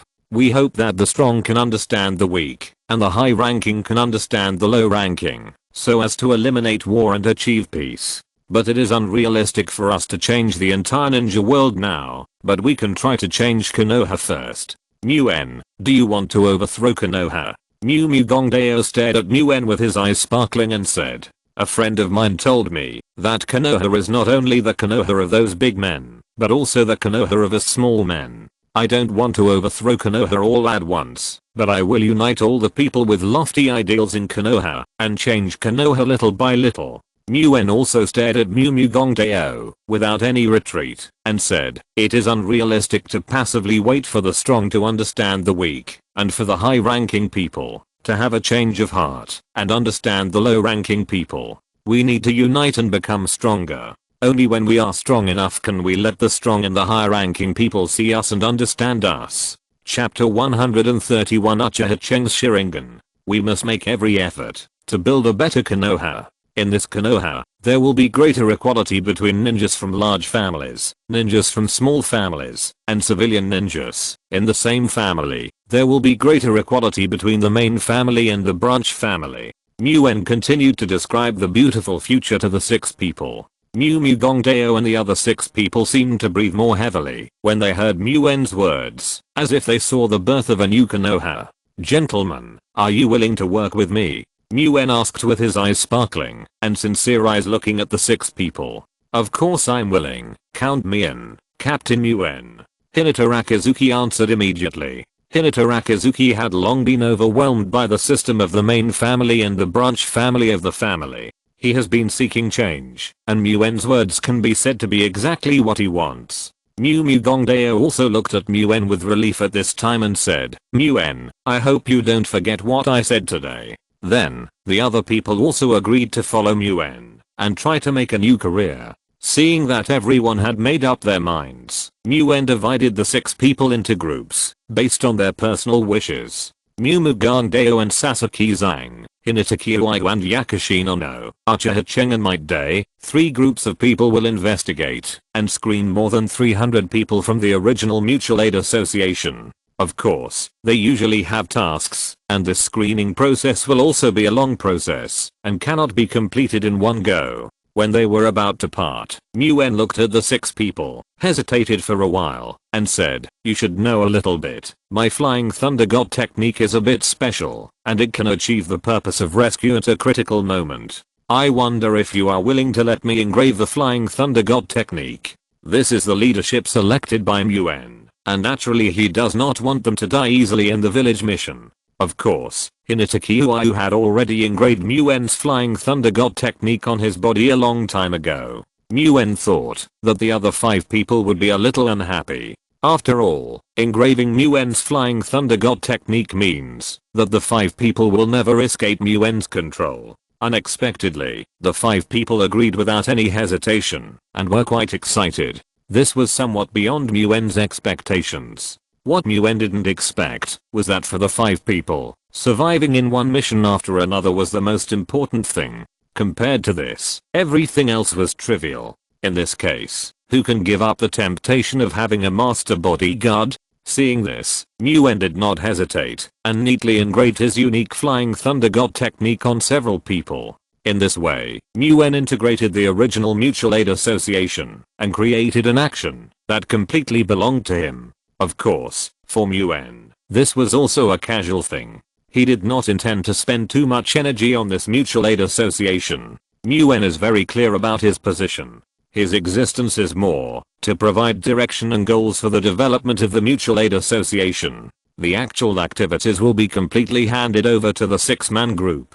Of course, Nguyen is not doing nothing. In the following days, Nguyen engraved all the ninjutsu he had learned from the battlefield using the spiritual mist into scrolls, including the spirit condensation technique in the first and second volumes of strengthening physical techniques. He created an independent ninjutsu secret library for the new mutual aid association. After the ninjutsu secret library was successfully built, the 6-man group visited this place separately at the invitation of Nguyen. The secret library is open to the 6-man group, but there are strict regulations for other members of the mutual aid association. Only by meeting the corresponding conditions can they learn the ninjutsu in the secret library. It is worth mentioning that among the 6-man group, Zeduo Kizan gained the most. Zeduo Kizan was born as a civilian ninja and lacked ninjutsu inheritance. He was able to become a chunin because of his talented physical skills, coupled with his natural thunder attribute. When he saw the lightning chakra mode of the ninjutsu inheritance of Kumogakure, he could no longer take his eyes away. The one who gained the least was Mighty, who had a very poor ninjutsu talent. No matter how many ninjutsu he learned, they were all useless to him. What was somewhat unexpected to Nguyen was that Mighty actually left behind the inheritance of the 8 gates of Dunjia. Of course, in Nguyen's plan, his control over the new mutual aid association did not rely solely on the group of 6. 2 days after the first meeting with the group of 6, Yasuke, who had just completed a mission outside the village, met Nguyen at home. Yasuke widened his eyes, and after listening to Nguyen's narration, he came back to his senses after a while, looked at Nguyen, and said with a complicated expression, "I understand, Nguyen. I accept this task, and I will report to you as soon as possible any disturbance in the new mutual aid association. Then I'll trouble you, Yasuke." Nguyen looked at Yasuke and said seriously. Yasuke looked at Nguyen and said seriously, "I believe in Brother Tsukumo's judgment. Since he has handed the mutual aid association to you, I will resolutely execute your orders." That's right, Yasuke will be Nguyen's eyes to secretly monitor the new mutual aid association, and it is also a necessary means to prevent the new mutual aid association from going astray. Nguyen doesn't want to be coerced by the mutual aid association like Hatake Tsukumo one day. In this way, Nguyen's layout for the new mutual aid association has been completed. After that, he just needs to grasp the overall situation and grasp the direction. Recently, for Hokage, it has been tiring and happy. With the progress of the verification and screening, under his efforts, the new mutual aid association is also growing step by step, which makes him feel quite accomplished. In addition, the appearance of the new Konoha described by Nguyen makes him full of fighting spirit every day. Compared with staying with the Uchiha, Hokage prefers to stay with the members of the mutual aid association. Because staying with the Uchiha, people are naturally divided into different levels, and different eyes represent different levels, which makes Hokage extremely depressed, and communicating with the members of the mutual aid association will make him feel extremely relaxed. It was already evening, and Hokage completed today's inspection and screening tasks, and returned to the residence of the Uchiha clan with exhaustion. But he did not go to the core area where the ninjas lived, but came to his parents' home in the civilian area. "Father, Mother, I'm back," Hokage shouted loudly, while still outside the door as usual. But strangely, this time his parents did not open the door for him with a smile on their faces as usual. Hokage did not think much about it, and pushed the door open directly. But as the door was opened, Hokage's expression changed drastically in an instant, because he smelled a strong smell of blood. Hokage came to his parents' bedroom in a few steps, but saw that his parents were already lying there covered in blood. "Child, when you are on a mission outside, you must protect yourself first and survive well." The kind face of the mother appeared in his mind, and the words of earnest admonition seemed to still echo in his ears. "Ah, it's all my fault that I'm useless, and you have to suffer in the clan. The words of self-blame of the father seemed to be in his ears. But Uchiha Cheng knew that he would never hear his parents' voices again. Just when Uchiha Cheng was shaken, many shuriken were rotating and cutting at him from several directions at the same time. Uchiha Cheng was a chunin after all. Even though he was extremely sad, facing the sneak attack, his body still instinctively staggered to avoid the vital parts, but he was still inevitably injured. The sneak attacker did not seem to give Uchiha Cheng any chance to breathe. He rushed directly in front of Uchiha Cheng with a kunai in his hand, as if he was going to kill Uchiha Cheng in the next moment. But the pain of the wound made Uchiha Cheng, who was in grief, come back to his senses a little. He also took out the kunai, blocked the killer's killing moves one by one, and took the opportunity to retreat, pulling away from the assassin. At this time, Uchiha Cheng finally had the opportunity to look at the assassin carefully, but he saw that the man was wearing night clothes and his face was covered, but the pair of blood-red single jade eyes were particularly eye-catching and showed his identity. Uchiha Cheng was shocked by the eyes and shouted angrily at the man, "Who are you? Why did you kill my parents as an Uchiha?" The assassin was very surprised that Uchiha Cheng could dodge his attack. The pair of single jade Sharingan looked at Uchiha Cheng without emotion and said disdainfully, "You are just two useless people who can't open your eyes. What qualifications do you have to bear the name of Uchiha? You are not bad, but unfortunately you can't open your eyes, so you are also useless." After that, the single jade in the assassin's eyes spun rapidly, and he rushed up in an instant. It was obvious that he started to get serious. Uchiha Cheng never thought that the one who killed his parents would be Uchiha. So, not being able to open your eyes is also a sin for Uchiha. Uchiha Cheng thought with extreme sadness and pain, and rushed towards the enemy with his eyes wide open. The two sides fought again. Uchiha Cheng felt that everything in front of him was extremely clear, and he could see every move of the enemy in front of him clearly. He even saw the enemy's fear, but he didn't think much about it, because he was sad. He just wanted to kill the enemy in front of him, and avenge his parents. What Uchiha Cheng didn't know was that his eyes had turned blood red at this time, and there was a pair of Magatama spinning wildly inside. The enemy was terrified by his eyes. In less than a moment, Uchiha Cheng inserted the kunai in his hand into the enemy's heart. "Congratulations, you have become a real Uchiha." The enemy's face towel had already fallen off, and he looked at Uchiha Cheng with blood spitting out of his mouth and said. Then, his neck tilted, and he had lost the breath of life. Uchiha Cheng, who came back to his senses, of course knew that he had opened his eyes. However, at this time, he did not feel the slightest joy, but only felt extremely sad and tired. Seeing that the enemy had lost his breath of life, Uchiha Cheng was relieved and fainted. In a training ground somewhere in Konoha, Uchiha Cheng's eyes were filled with red tears, and he fainted on the ground. Did it succeed? The long-legged beautiful girl Kurama Huan came over from the side and looked at Muen, who was sitting cross-legged, and asked curiously, "I don't know. We have to wait until Uchiha Cheng wakes up. It depends on whether there will be any degeneration." Muen also stood up and said with interest. At this time, the excitement in Muen's eyes could not be suppressed.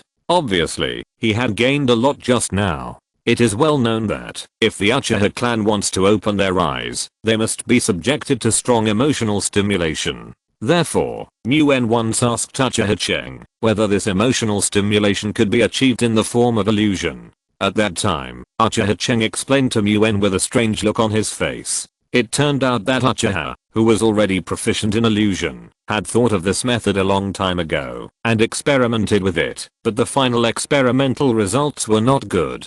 When the Uchiha clan members experience strong emotional stimulation in the illusion, they will indeed open their eyes in the illusion, but after waking up from the illusion, their eyes will still be the same. The Uchiha clan members initially thought that the illusion had failed to open their eyes, but after more detailed research, they found that this was not the case. After repeated research, the Uchiha ancestors found that, after experiencing emotional stimulation in the illusion, the Uchiha would indeed open the Sharingan, but after waking up, the already opened Sharingan would degenerate to its original appearance. And most importantly, after comparison, it was found that the difficulty of the Uchiha clan members who had opened the Sharingan with illusions would increase exponentially if they wanted to open the Sharingan again. After this discovery, the research on using illusions to assist clan members in opening the Sharingan became a taboo in the Uchiha clan. After listening to Uchiha Cheng's introduction, Muen naturally thought of the illusion effect of the Kurama clan,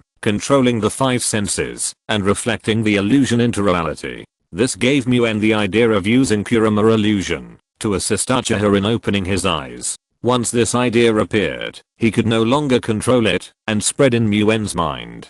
But the only Uchiha clan member that Muen was familiar with was Uchiha Cheng. When Muen explained this idea to Uchiha Cheng also showed great excitement. Before Muen could speak, he took the initiative to ask to use him to do this experiment. According to Uchiha Cheng, he was already over 20 years old, and the chances of opening his eyes in the future would be slimmer and slimmer anyway, and he didn't care about the increased difficulty of opening his eyes. Therefore, if it succeeded, it would be good, and even if it failed, there would be no loss. Therefore, when Kurama Huan returned to the village, after completing the mission, Muen and Kurama Huan pulled Uchiha Cheng into the illusion without his knowledge.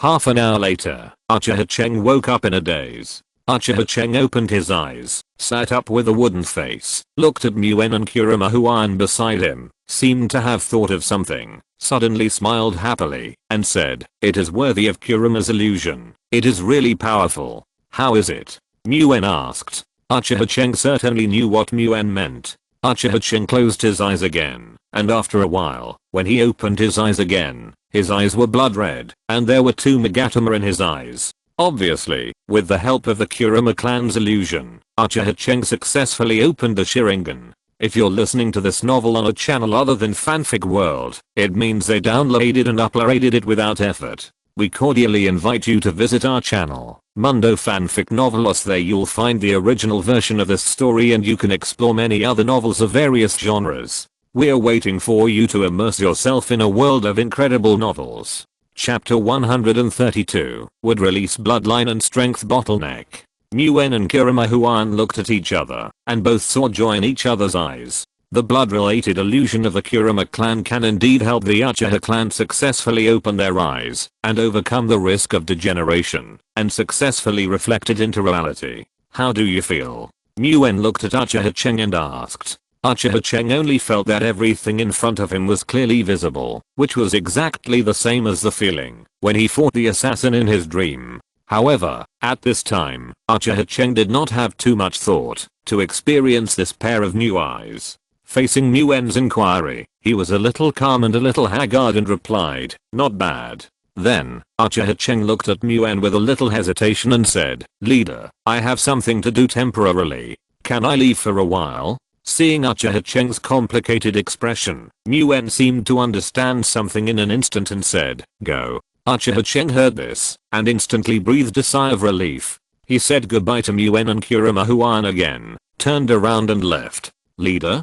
Kurama Huan blinked, looked at Muen, and asked in confusion, "What position have you taken on in the village again?" Muen only remembered at this time that he had not mentioned the new mutual aid association to Kurama Huan, and he did not hesitate to explain the reason to Kurama Huan. "Let's not talk about this side." Kurama Huan was shocked when he learned that Hokage Tsukumo faked his death and escaped, and Muen formed a new mutual aid association. On the other side, after saying goodbye to Muen, Uchiha Cheng ran all the way and his speed became faster and faster. In the end, he even consumed chakra and used the flash body technique to go home. When he arrived at the door of his house, Uchiha Cheng did not call his parents as usual. Instead, he took a few deep breaths nervously and pushed the door open. However, he saw that his parents with kind faces heard the movement at the door and looked at him in unison. At this moment, Uchiha Cheng's tears flowed unconsciously. Until this moment, Uchiha Cheng dared to be sure that what happened just now was indeed an illusion, and his parents were still alive. "Father, mother, it's great that you are still alive." Uchiha Cheng walked to the 2 elders into steps, stretched out his hands, and hugged the 2 elders in his arms, saying with tears in his eyes. Although the 2 elders were a little puzzled and didn't know what happened, they still deeply felt Uchiha Cheng's love for him. The 2 elders patted Uchiha Cheng on the back and comforted him softly. On the other side, when Kurama Huan came back from the shock, Muen asked him puzzledly, "Huan, what did you let Uchiha Cheng see?" Why do I feel that he is not in a good state? Kurama Huan shook his head and said, this illusion can make the enemy see the things he least wants to see happen, and hit the soft spot of his heart. Uchiha Cheng is not an enemy, so I didn't spy on him. Hearing Kurama Huan's words, Muen nodded thoughtfully. Muen, can I use this eye-opening method on other Uchiha? Kurama Huan was quite excited at this time. Seeing Muen's puzzled expression, Kurama Huan explained, isn't there an Uchiha in my team? Muen showed a look of realization, shook his head and said, it's better not to let the Uchiha know about this for the time being. Once the Uchiha clan knows the influence of the Kurama clan's bloodline ability on the Uchiha clan's eye-opening, there may be some crazy Uchiha clan members who will do some crazy things. Although Muen is not afraid of Uchiha, there is no need to provoke him. Uchiha Cheng successfully opened his eyes with the help of Kurama Huan's illusion, allowing Muen to see the whole process of an Uchiha opening his eyes. The sudden change in the nature of his chakra is clearly visible under the induction of Muen's spiritualization technique. This also makes Muen's understanding of the Sharingan more profound. Of course, when Muen and Uchiha Cheng proposed the idea of using Kurama illusion to assist in opening the eyes, they had already informed Uchiha Cheng that they would use this to study his Sharingan, and they had also obtained Uchiha Cheng's consent. Muen has always believed that any ninjutsu can be reproduced as long as the corresponding chakra nature changes are mastered, even blood-related ninjutsu, which of course includes Uchiha's pupil technique. Does Uchiha's pupil technique have to have a Sharingan to perform? In Muen's opinion, it is not necessarily. The nature change of chakra assisted by the Sharingan is the basis of Uchiha's pupil technique. If someone can complete this nature change without a Sharingan, then there will be no problem with or without a Sharingan. For example, it is well known that the main Gekkai Sharingan can only use Susanoo when there is a pair, and the genius ninja Uchiha Shizu, after having one eye taken away by Danzo, still used Susanoo. It is because of his more thorough understanding of chakra that he can use one main Ki to complete the nature change of chakra that others can only complete with a pair of main Ki. When Uchiha Madara was resurrected, he used the complete Susanoo even without eyes. The same is true. Hatake Kakashi was able to use Susanoo without the Sharingan in the end, because Uchiha Obito lent him chakra before his death.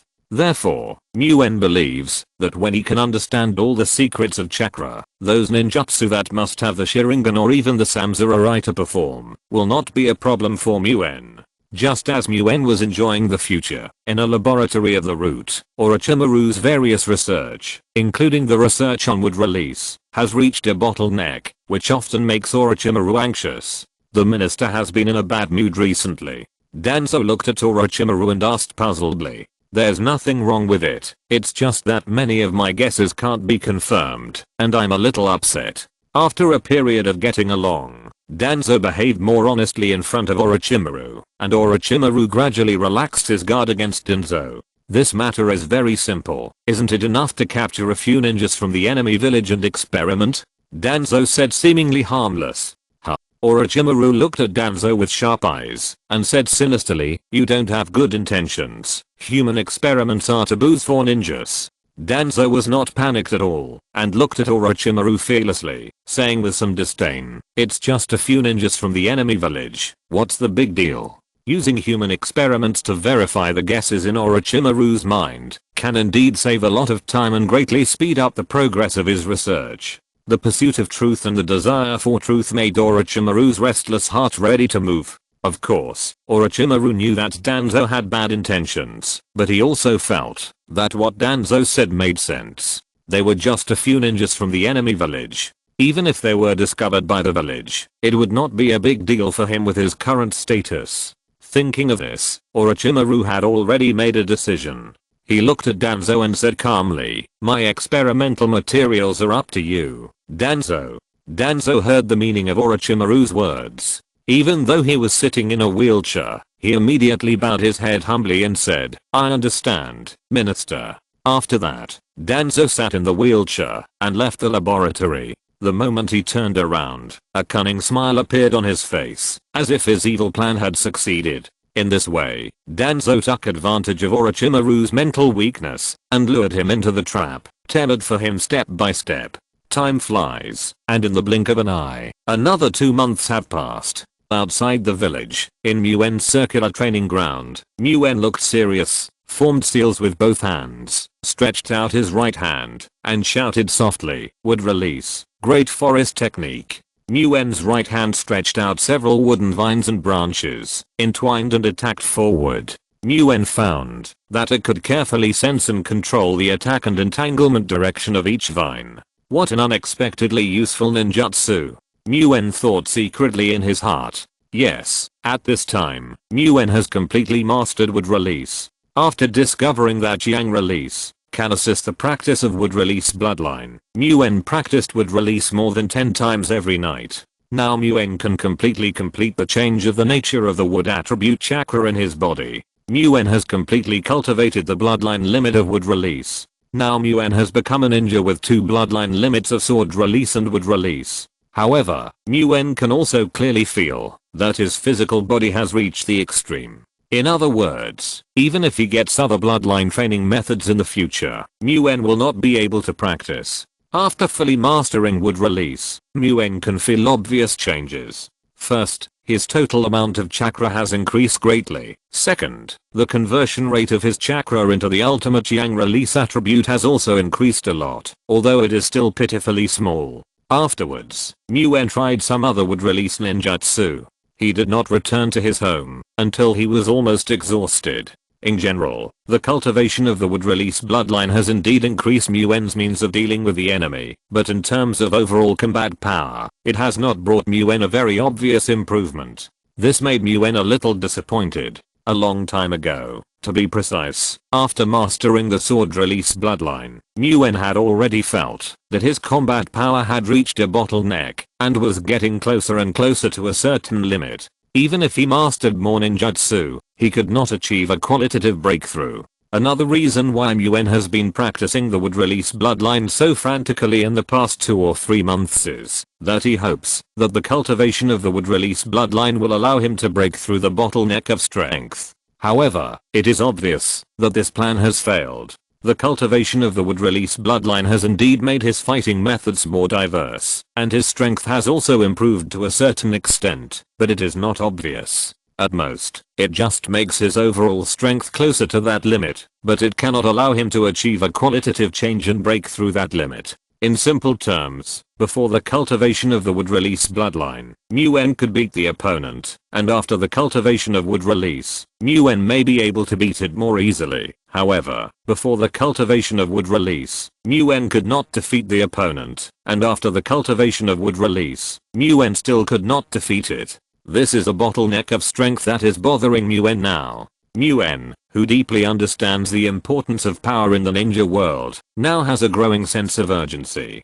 After returning home, Nguyen sat at the desk, thinking about ways to break through the dilemma of strength. The first way is to continue to study the Sharingan, preferably to observe the Manjaki Sharingan, and deduce the spirit condensation technique to the perfection of the 5th volume. Then practice the spirit condensation technique and strengthening body technique to the extreme. It is worth mentioning that, after having Uchiha Chengis's comrade in arms, Nguyen's research on the Magatama Sharingan became more thorough, and referring to the 5 volumes of strengthening body technique, he also deduced the spirit condensation technique into 3 volumes according to different difficulties. According to Nguyen's guess, when he saw the Manjaki Sharingan and studied the Manjaki Sharingan thoroughly, he could smoothly deduce the 4th and 5th volumes. Nguyen is the person who can best appreciate the benefits of the 2 secret techniques, and Nguyen has a feeling that, when he practices the 2 secret techniques to a certain height, it will definitely trigger a qualitative change.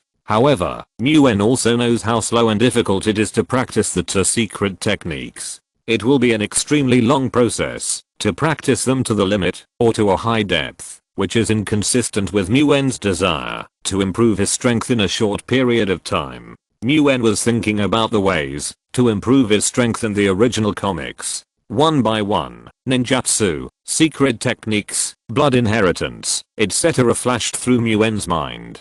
Suddenly, Nguyen's eyes lit up, as if he had thought of something.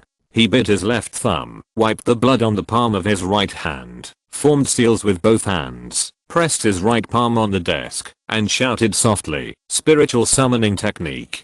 With a light sound and a puff of smoke, a slug about 20 centimeters long appeared on the desk. The slug first looked at the surrounding environment to make sure it was not a place for fighting. It looked at Muen with some curiosity and said, "Long time no see, Muen." "Long time no see, Lord Slug," Muen said a little embarrassedly.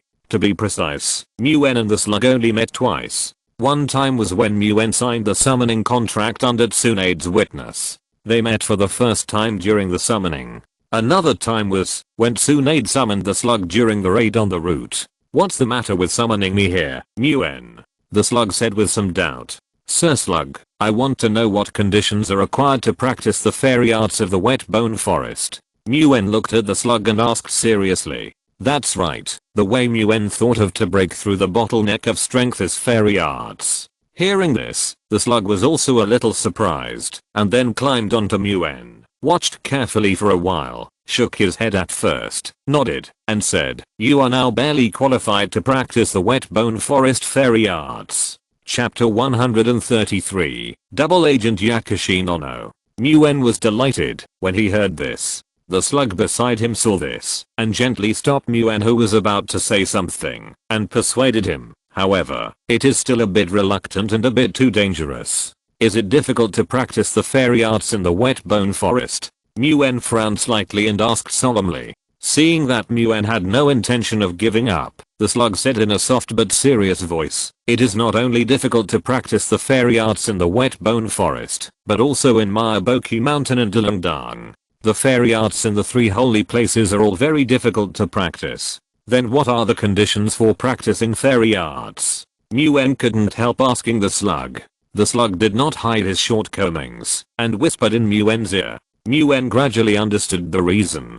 The so-called fairy arts refer to the absorption and utilization of the natural energy everywhere in the world, combined with chakra to form fairy arts chakra, and then the fairy arts chakra is used to perform the art. Therefore, if you want to practice immortal arts, you must meet several conditions. The first is to sense the ubiquitous natural energy. The second is that the body and mind must be able to withstand the transformation of natural energy and ultimately achieve the purpose of adapting to natural energy. Finally, natural energy is combined with one's own chakra to form immortal chakra. The reason why the three holy places are ideal places for practicing immortal arts is that each of the three holy places has an immortal sitting in it. Under the deliberate efforts of the immortals, the concentration of natural energy far exceeds that of other places outside the holy places. Therefore, practitioners can more easily sense the existence of natural energy in the three holy places, and it is easier to get started. In practicing immortal arts, every step is walking between life and death.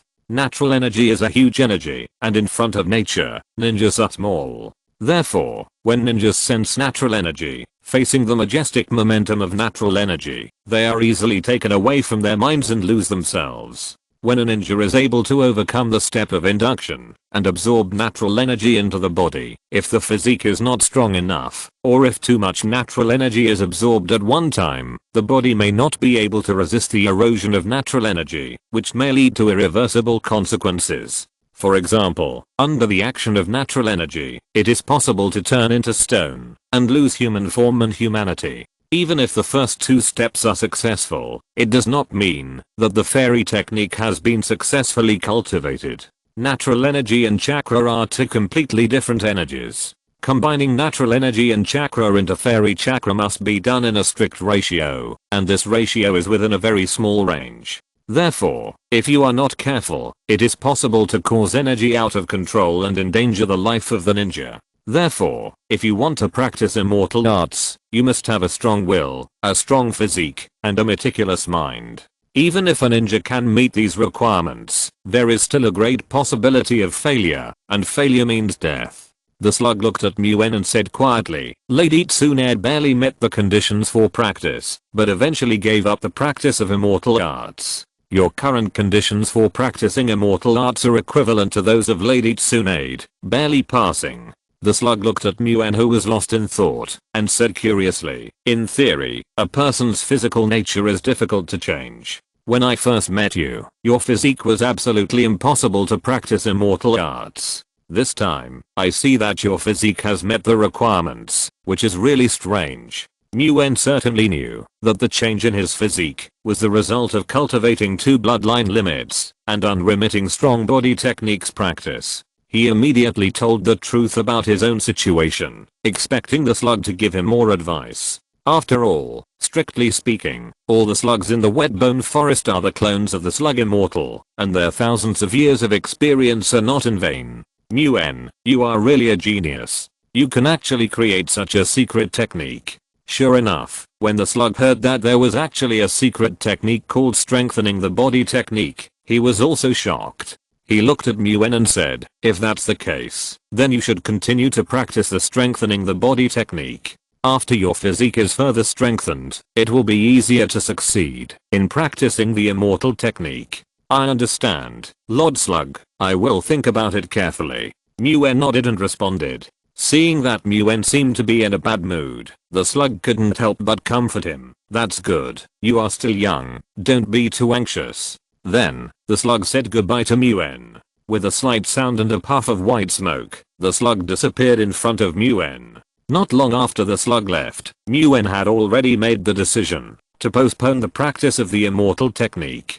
He never thought that he was a time traveler, that he would be the son of destiny, and that he would be able to successfully cultivate immortal arts. On the contrary, if he lost his second life because of his hasty cultivation of immortal arts, wouldn't that be a big loss? Since the probability of cultivating immortal arts can be increased by practicing physical strengthening techniques and strengthening the physique, why not wait a while? Moreover, Muen has figured it out. With his current strength, as long as he doesn't take the initiative to run to the old guy hiding in the underground, it should be no problem for him to successfully survive the Third Ninja World War. Therefore, there is still time. Hinata Rakizuki and Yakushi Nono were walking on the streets of Konoha while carefully communicating about the situation of a former member of the Mutual Aid Association who had just been investigated. According to the information on the scroll provided by the leader, Hiroshiro Kano originally agreed to abolish the daimyo. After observing for a period of time, it seems that this person is too arrogant. He actually wants to abolish the daimyo and let the ninja rule the country. Yakushi Nono sighed and said, in this way, all of their group of people can be excluded. Hiroshiro Kano was a team leader of the original Mutual Aid Association. Under his leadership, the ideas of all the members of this group no longer met Muen's requirements for the new Mutual Aid Association. This is also unavoidable. The leader has made it very clear that the center of the current stage should be concentrated in the village, and the Mutual Aid Association should not pay attention to the problems between mortals for the time being. Hinata Rakizuki shook his head and said. When communicating with Yakushi Nono and others, Hinata Rakizuki also began to call Muen the leader. But in this way, the number of people in the new Mutual Aid Association will be greatly reduced. From our group, it would be good if we can keep a quarter of it. Yakushi Nono said. It's better to have fewer people than to have too many. Hinata Rakizuki shook her head and said nonchalantly, the leader said that, as long as we insist on doing the right thing, more and more people will join us in the future. The sharp decline in the number of people in the new Mutual Aid Association was within Muen's expectations. There are fewer people, but their thoughts are more unified. In Muen's view, it is not a weakening but a strengthening. Afterwards, Yakushi Nono separated from Hinata Rakizuki and went to his home alone. As soon as Yakushi Nono pushed the door open, he frowned and immediately took out his kunai to be on guard, saying in a cold voice, who are you? What is your purpose in coming to my house? It turned out that the sharp Yakushi Nono just entered the house and noticed that someone had sneaked into the house before she went home. At this moment, a black shadow came out from the dark, while clapping his hands, looked at Yakushi Nono, and said flatteringly, as expected of a former member of the Root, you found me so easily. Yakushi Nono looked at the ninja in front of him, and unconsciously recalled some bad memories. This ninja has an ordinary appearance and nothing special, but he feels too familiar to him. You are also a former member of the Root, right? Yakushi Nono said with a frown. I wonder what you want to talk to me about. Yes. You should know that after the disbandment of our former members of the Root, there are only a few who can survive. The ninja looked at Yakushi Nono and said, I think you also know that the village can't accommodate us. Do you have any plans? Humph. What other plans can there be? Do you want to lead us to betray the village? Yakashinono said with disdain to the ninja in front of him. If you want to survive, there is still a way. The ninja said with enthusiasm. A few days ago, Lord Danzo sent someone to contact me and ask me to gather the surviving former members of the root and return to the embrace of the root again. Returning to the root is of course good, but isn't this a blatant violation of the village's order? Can the village agree? Yakashinono said, while pretending to be submissive, frowning. Of course there are many ways. Just fake your death and get out, then reappear with a new identity. The ninja was quite disdainful of the village's rules, and then said in a sinister and threatening tone, "You are the person chosen by Lord Danzo, don't refuse." Yakashinono frowned when he heard this, and then smiled and said, "Who would want to die if they can survive? Of course I agree." In fact, Yakashinono knew clearly that the village's purge of their original root members had already ended. As long as they could survive the first 2 rounds of tasks, they would be considered to have accepted the village's punishment. After that, the village's use of them would be no different from ordinary ninjas. However, at this time, Yakashinono knew that, if she showed any reluctance, the fanatical fans of Danzo in front of her would definitely regard her as a traitor. It's hard to say what will happen after that. That's good. Lord Danzo will be waiting for you at the same place at this time tomorrow. After saying that, the ninja disappeared in an instant. After the ninja left, Yakashinono frowned and thought helplessly, I thought I could finally get rid of the root, but I didn't expect this result. It was late at night, and Yakashinono sneaked into Muen's house, but was discovered by Muen who was sleeping soundly. Looking at Yakashinono in his nightgown, Muen looked solemn, knowing that something big must have happened. Then he calmly sensed his surroundings and made sure that there were no ninjas following him, then said, "You come so late, is there something wrong?" Upon hearing this, Yakashinono said softly, "I was found by the root, and they asked me to return to the root, and it seems that there is no room for refusal." Upon hearing this, Muen frowned slightly, thought for a moment and said, "Do you know what they want you to do?" "I don't know, and even if I knew, I probably wouldn't be able to say it." After that, Yakashinono opened his mouth, pointed at his tongue, and continued, "Seal of the root of tongue trouble, with this thing, I can't say anything about Danzo." Upon hearing this, Muen was not surprised, but said to Yakashinono, "You don't need to say it, and you don't need to pass on any information. It's good to have someone in the root. Remember, all actions are based on your own safety." Yakashinono nodded upon hearing this, and left again. Yakashinono, who was given the mark of tongue elimination, could not actively disclose any information about Danzo, but there were ways to get around it. As long as the information could be obtained without Yakashinono's knowledge, the mark of tongue elimination would not be triggered. And the spiritual mist could do this perfectly. As long as Muen applied the spiritual mist to Yakashinono, he could grasp Yakashinono's thoughts at any time, and at the critical moment, he could obtain the corresponding information of the root without anyone noticing. In the evening of the next day, Yakashinono met Danzo in a wheelchair as agreed. "Danzo, what do you want?" Yakashinono half knelt on the ground and bowed his head. "No, it seems that your loyalty to the root is still there." Danzo looked at Yakashinono and said with relief. However, when the words fell into Yakashinono's ears, they seemed a little gloomy. "Starting tomorrow, you will be employed at Konoha Hospital," Danzo said with a serious expression and gritted teeth. "I want you to gain the trust of the hospital director Moon as soon as possible and collect all the information about Moon at all costs." Yakashinono was shocked when she heard this, and she almost stood up in shock. She never thought that Danzo would assign such a task to her. Fortunately, she had been keeping her head down, and the expression on her face was not discovered by Danzo. Yakashinono immediately concealed it and said calmly, "Yes, Lord Danzo. Lord Danzo, what identity should I enter the hospital with?" Yakashinono asked puzzled. "Just your current identity will be enough, and the village's order will be handed down to you soon. Remember that you are not a member of the root, you are directly responsible to me," Danzo said calmly, and then his voice became stern. "I want all the information about Moon, no matter when, where, and what he did. I want to know. I will do my best." Yakashinono looked serious, as if he would really do everything he could to be loyal to Danzo. Danzo heard this, closed his eyes, and waved to the pharmacist Nono with satisfaction.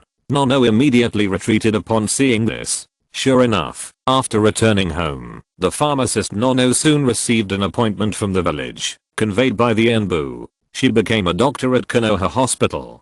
Chapter 134 Investigation of Katodan and his wife. When Yakushi Nono received the order from the village, Muen also came to the Hokage's office under the guidance of the Anbu. The Sandai waved his right hand, and the Enbu ninja retreated tactfully. Seeing this, Muen was about to salute the Sandai, but he saw the Sandai waved his hand again to stop him, and stood up, and walked to the window, saying, "Muen, how much do you know about the Mutual Aid Association?" Muen's pupils shrank when he heard it, and then returned to normal. After thinking for a while, he said calmly, "Sir, I know everything I should know." The Sandai was very satisfied with Muen's honesty when he heard it. He nodded, turned around, looked at Muen and said, "The existence of the Mutual Aid Association is a good thing for the village, but it's a pity that it has lost control under Tsukumo's leadership. I hope that under your leadership, there will be a new look."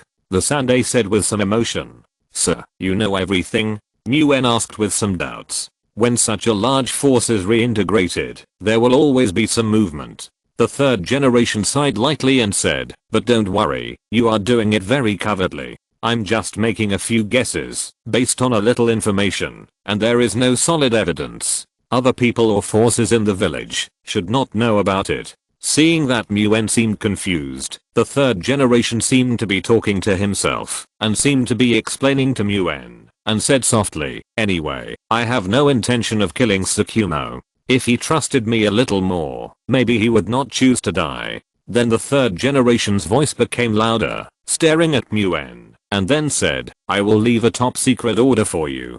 From now on, the Mutual Aid Association will be an organization directly under the Hokage like the Anbu, and you, Muen, will lead it in secret." Muen was shocked when he heard this, and said, "The Mutual Aid Association naturally has a huge conflict of interest with some family forces in the village. Can those families agree to become an organization directly under the Hokage?" Upon hearing this, the third generation lit up the pipe in his hand, took 2 puffs, and said with a look of reminiscence, "The Enbu and the Konoha Ninja School were both established by the second generation, in order to weaken the power of each family. In fact, the biggest reformer in Konoha is the second generation Hokage, Senju Tobirama.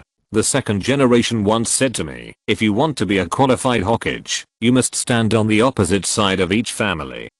At this time, the third generation was also quite heroic, and told Muen some of the past events of the village. As the third generation narrated, Muen gradually understood some of the secrets. In the eyes of the third generation, the second generation Senju Tobirama was the one who was most important to Konoha.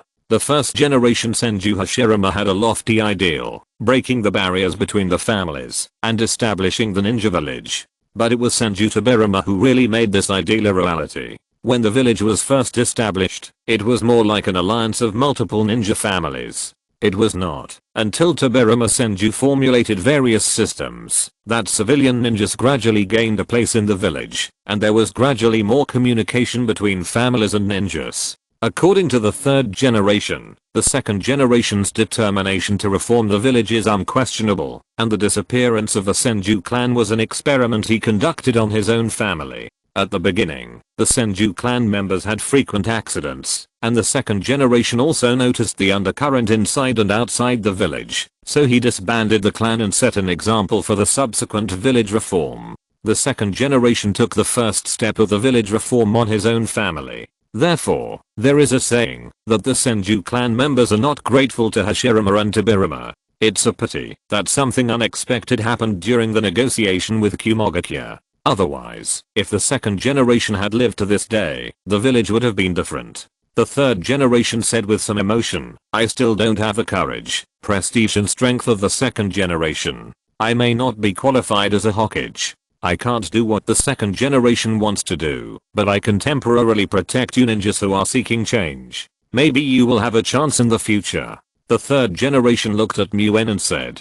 Muen fell silent after hearing this, and believed the words of the third generation. Then, the third generation walked to the desk, and took out a scroll that had been prepared long ago. It should be the top secret order. He handed it to Muen and said, Muen, don't be like Tsukumo. You have to trust me a little more. Muen nodded and took the scroll. From then on, the new Mutual Aid Association also had an identity in Konoha, although it was top secret. When Muen said goodbye to the Sandame slapped his head and said, I'm really old. There is one more important thing I want to tell you. What is it? Muen asked in confusion. Isn't your hospital getting busier and busier now? The village is going to arrange a medical ninja with good medical ninjutsu for you. The Sandame looked at Muen and said meaningfully, this ninja used to be a member of the Root. The one who recommended her was the Tatine clan. You have to pay more attention to her. Muen was surprised when he heard this.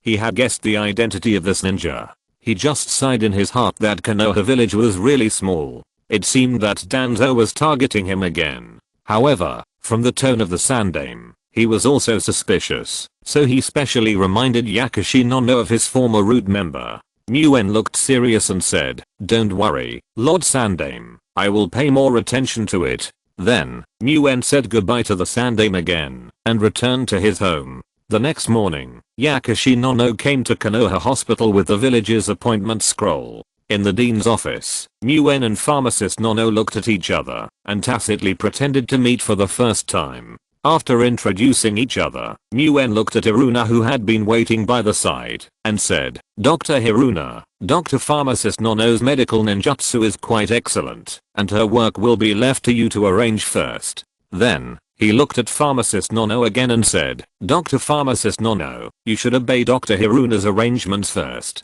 Okay, Dean, I will obey the arrangements and work hard. Pharmacist Nono immediately expressed his position to Muen. Then, he followed Hiruna away. Pharmacist Nono's life as a double agent really began from then on. When the spy war drama began to unfold around Muen, Katodan and Tsunade, who had left the village, finally made some substantial progress in their investigation of White Zetsu. When they just left the village, Katodan and Tsunade were like headless flies, wandering around the ninja world, and they went to many places, but they did not gain anything substantial. It was not until a few months later, when Katodan successfully practiced the spiritual mist, that the two began to find something wrong. Katodan and the others found that the conflicts between the villages always came inexplicably. After observing the spiritual mist, Katodan soon found something wrong. In a battle where Kumogakure attacked Konoha, Kumogakure seemed to have mastered Konoha's intelligence in advance, and defeated the Konoha ninjas step by step, with heavy casualties. It was at this time that Katodan and Tsunade appeared again, killing the Kumogakure ninjas and barely saving one ninja. In the induction of the spiritual mist, Katodan clearly knew the reason for the Kumogakure ninjas' sneak attack. It seems that there is a pair of invisible big hands that are intensifying the battles between ninja villages. Katodan looked at Tsunade, frowned, and said in a deep voice, not only that, it seems that he is taking advantage of us. He is deliberately weakening the fighting potential of each village. Tsunade also had a gloomy expression, and said in a cold voice, it's really the Uchiha style. It's like casting an illusion on the enemy, keeping everything in the palm of his hand. Could it really be Madara? But what is his purpose in doing this?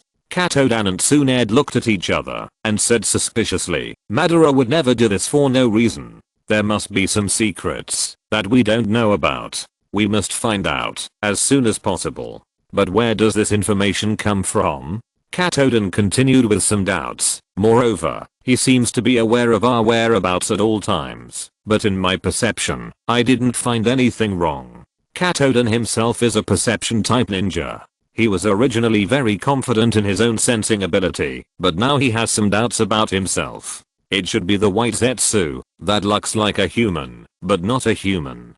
Tsunade frowned and thought for a moment, then said, Muen once said that the thing can perfectly blend into the soil and trees. Unlike ordinary jutsu, there is no chakra fluctuation, and it is difficult to sense. Katodan heard this, looked around, looked at the ground, shook his head, and said, I really don't know how many of these things there are. After settling the rescued ninjas, Katodan and his wife began to investigate again, and found that the battles everywhere seemed to be designed by someone Moreover, the enemy in the dark did not seem to target the Konoha family, but its purpose was to disrupt the entire ninja world. However, the two had no way to deal with the people in the dark. Although they could find many suspicious points, they had no information about where the enemy was. Just when the two were overwhelmed and thought that this would be a very long process, things ushered in some turning points. After Katoden completed the organ transplant, the relationship between him and his pair of kidneys from the White Zetsu went through 3 stages of changes. The first stage is that within 3 months after the operation, the original body and the kidney are in a rejection stage, which is also the most dangerous stage after the operation. Fortunately, the spiritual transformation technique has the effect of alleviating the conflict of chakras, and with the blessing of Tsunede's superb medical skills, this stage has been successfully passed. The second stage is the initial fusion between the original body and the kidney, and the two are in a stage of peaceful coexistence. At this stage, there are still some differences between the original body and the kidney, such as the vitality of the kidney far exceeding that of the original body. However, this stage will not affect Katodan's battle, and there will be no danger to his life. Reaching this stage means that the organ transplantation operation has been a complete success. The third stage is the perfect fusion of the original body and the kidney. If Katodan's body is cut open at this time, it will be found that his kidneys are no different from the body. Even the super vitality of the kidney has been shared with the body and has been weakened. Under normal circumstances, it is basically impossible for organ transplantation to reach this stage, but Katodan unexpectedly achieved it. 2 days ago, Katodan suddenly felt a strange change in his body. Before he could experience it carefully, Katodan found that there seemed to be something somewhere underground. The first thing Katodan thought of was the species White Zetsu. This feeling came abruptly. Although he didn't know the specific reason, Katodan believed in his feeling very much and told Tsunade about it. After getting Katodan's hint, Tsunade did not hesitate at all. She gathered her strange power and punched the place underground. With the sound of the earth shaking, the ground cracked under Tsunade's fist, and the two finally saw the figure of White Zetsu. Katodan, who had been prepared, came to the side of White Zetsu in an instant, pinched its neck, lifted it up, and separated the body of White Zetsu from the linden trees. At this time, Tsunade also ran up with excitement, and together with Katodan and the others, tied up this White Zetsu, and hung it up. "Tell me, where is Madara?"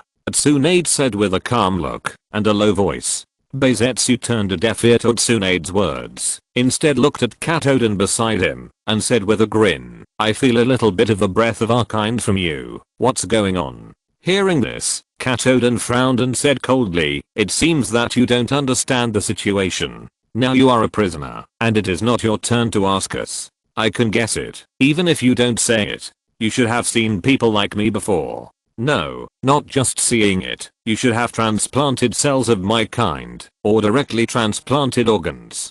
Beizetsu still said with a smile, without any tension or fear in his words. Seeing that Tsunade, who was calm on the side, showed signs of getting angry, White Zetsu smiled and continued, "Although I don't know why you know about Madara-sama's existence, I will never betray him. So, don't waste your time, just kill me." At this time, Tsunade said, "There is no need to kill you. You are right. Dan does have organs of the same type as yours transplanted into his body. This also makes us realize that your organs are definitely the best transplant materials. Since you are unwilling to reveal Madara's information, then just wait to be used as a surgical material." After that, Tsunade and Katodan looked at each other, and the two of them no longer cared about White Zetsu, but walked aside, as if they were preparing to discuss something.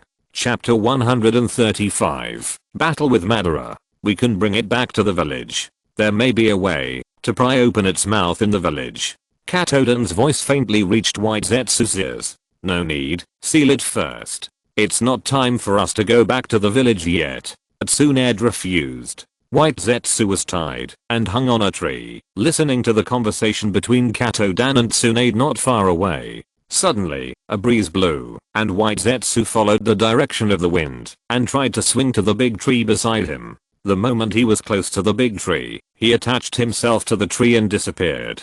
Tsunade and Katodan on the side saw this, and their expressions changed drastically. They only had time to see a hanging rope, but White Zetsu had disappeared.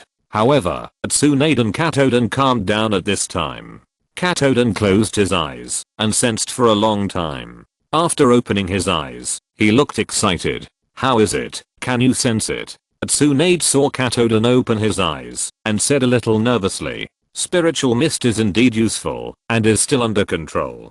Katodan had regained his composure when answering Tsunade and then said, "However, this guy is very confident in its ability. He didn't escape and is still staying underground far away." It turned out that when Katodan and Tsunade first met White Zetsu, Muen had already told them that this thing was very tight-lipped and no information could be obtained from it. Some torture ninjutsu did not have any effect. Muen even tried it with spiritual mist. Strangely, White Zetsu has a pure mind. It can fall into a state of no thought like a plant, and spiritual mist cannot obtain any useful information from it. Therefore, Katodan and Tsunade had already formulated a battle plan after capturing White Zetsu, but due to the characteristics of White Zetsu coming and going without a trace, they had never had the opportunity to implement it. Katodan used spiritual mist on White Zetsu as soon as he captured him. The battle plan they formulated was to monitor White Zetsu with a spiritual mist. If they could follow it to find Madara, that would naturally be the best thing. With the help of the spiritual mist, Katodan's sensing distance for the enemy increased by at least 3 times, and the most important thing is that this sensing will not be blocked by obstacles. At this time, White Zetsu was clearly visible under Katodan's sensing. Katodan and Tsunade looked at each other and rushed towards the hiding place of White Zetsu. White Zetsu, who was hiding in the dark, was shocked and hurriedly retreated. In this way, Katodan, Tsunade and White Zetsu began to chase. And the news here did not take too long to reach Uchiha Madara's ears. In the underground space of the mountain cemetery, a White Zetsu looked at Uchiha Madara with his eyes closed and called softly, "Madara-sama, Madara-sama." Uchiha Madara slowly opened his eyes, looked at the White Zetsu in front of him, and said, "What's going on?" "Madara-sama, someone has already noticed us." White Zetsu. White Zetsu said calmly without any nervousness. "Oh, what's going on?" Madara's old but clear voice came out. "It's Tsunade and Katodan from Konoha. The ninja named Katodan seems to have perfectly integrated a certain organ of our White Zetsu. He has a little bit of our characteristics and can sense our existence." White Zetsu said with a little doubt, "But his sensing range is a little beyond our expectations, especially the sensing range of the White Zetsu who was accidentally captured by him. It's even more exaggerated." "Captured?" Madara's tone was a little doubtful, and then he looked at White Zetsu and said calmly, "You are really stupid. Since you were captured, you must have been tampered with. Otherwise, do you really think that you can easily escape after being captured? Is that so? Is that the case?" White Zetsu said a little embarrassedly. "Lord Madara, what should we do next?" A voice came out of the darkness, and it turned out to be Black Zetsu, who had been hiding in the dark from the beginning.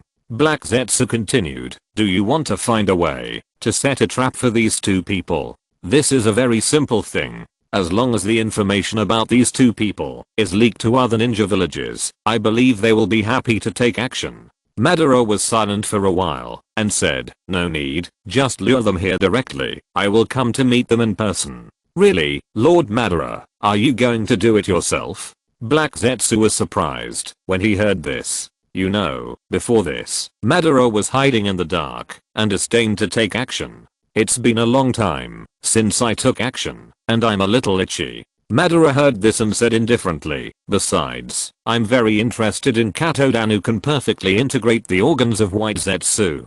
There are many geniuses in Konoha recently. It's a bit unexpected, so I'll take care of them myself."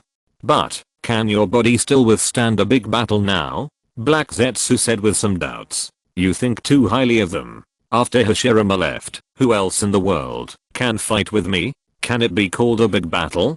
Madara said indifferently. After saying that, Uchiha Madara closed his eyes again and fell into silence. On the other side, Katodan and Tsunade were also chasing the underground White Zetsu. While chasing, Katodan said to Tsunade, "Tsunade, we have to be careful. From such a long investigation, these white zetsu should be used by Madara to collect intelligence. If we are not careful, we may be led into a trap set in advance. Tsunade frowned slightly and nodded, saying, "It's good if he leads us into a trap, but it's bad if this guy takes us around everywhere." Of course, what Katodan and Tsunade were worried about did not happen. At first, White Zetsu took them around, but not too long later, White Zetsu seemed to have made up his mind and started to move forward in a straight line. After tracking for a while, Katodan and Tsunade also understood. Katodan took a deep breath, looked at Tsunade and said, "Either the trap has been set, or the person behind this has finally decided to meet us. Tsunade, be prepared and be careful." Katodan and Tsunade followed White Zetsu all the way north. During this period, Katodan and Tsunade looked solemn, silently adjusting their state, preparing to meet the man named Uchiha Madara.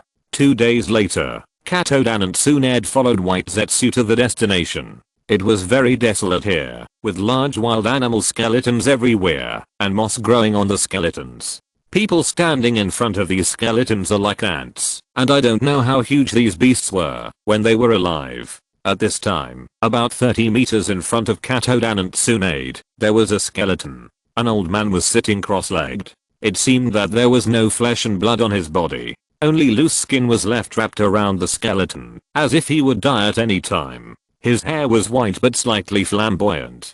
His right eye was covered by his hair, but his left eye was strangely glowing with scarlet light. This was the famous Sharingan. If it weren't for this eye, anyone who saw it would think it was just an old man who was about to die. Tsunade and Katodan stopped and looked at the old man in front of them. They looked solemn and asked with a little doubt, "Uchiha Madara, since you know that I'm Uchiha Madara, you two dare to come to see me alone like this? You are very brave." Uchiha Madara's old voice came. For some reason, in Katodan's ears, this voice was clear and full of energy, which made it easy for people to hear it clearly. It was completely different from the voice of an ordinary old man.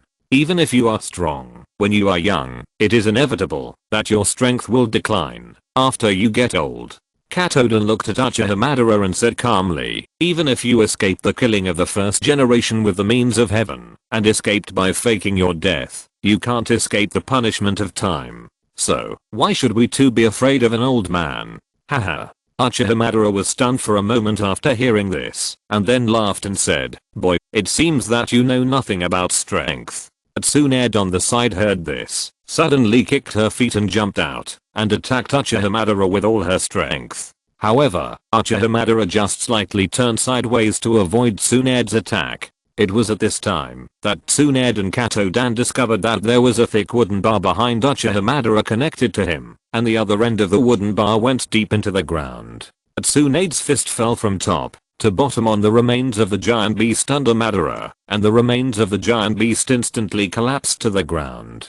The power is good, but the speed is a little slow. Uchiha Madara retreated while speaking, and put his hands together, then stretched his hands to Tsunade, and shouted softly, "Yandunleipe." I saw that deep purple lightning emerged from Uchiha Madara's palms and attacked Tsunade.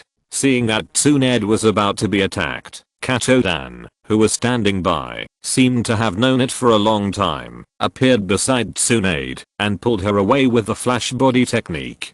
Seeing that the attack did not work, Uchiha Madara's next wave of attacks arrived immediately. Storm release Light Fang. As Uchiha Madara's voice fell, a lightning bolt cut towards Katodan and Tsunade like a laser. At this time, Katodan was holding Tsunade with his back to Uchiha Madara. In Uchiha Madara's view, there was no reason why this attack would not be successful. However, Katodan and Tsunade dodged again. It turned out that when Tsunade attacked Uchiha Madara, Katodan's spiritual mist had already fallen on Madara. Uchiha Madara saw that both attacks had no effect, and then his Sharingan turned slightly, and after a little sensing, he had already noticed something wrong in his body, and understood why the attack did not work. Nguyen's spiritual mist could deceive Uchiha Fugaku's Magatama Sharingan, but Katodan's spiritual mist could not deceive Madara's eyes. After all, there should be no Uchiha who can understand the Sharingan better than Madara. Uchiha Madara looked at Katodan and said, "I see, it's a very good ninjutsu. But it can only work on me this time." After that, Uchiha Madara did not make any move, and Katoden could no longer sense any of Uchiha Madara's thoughts and intentions. You don't think that you can be so presumptuous in front of me with just a ninjutsu? Uchiha Madara saw Katoden frowning and said disdainfully.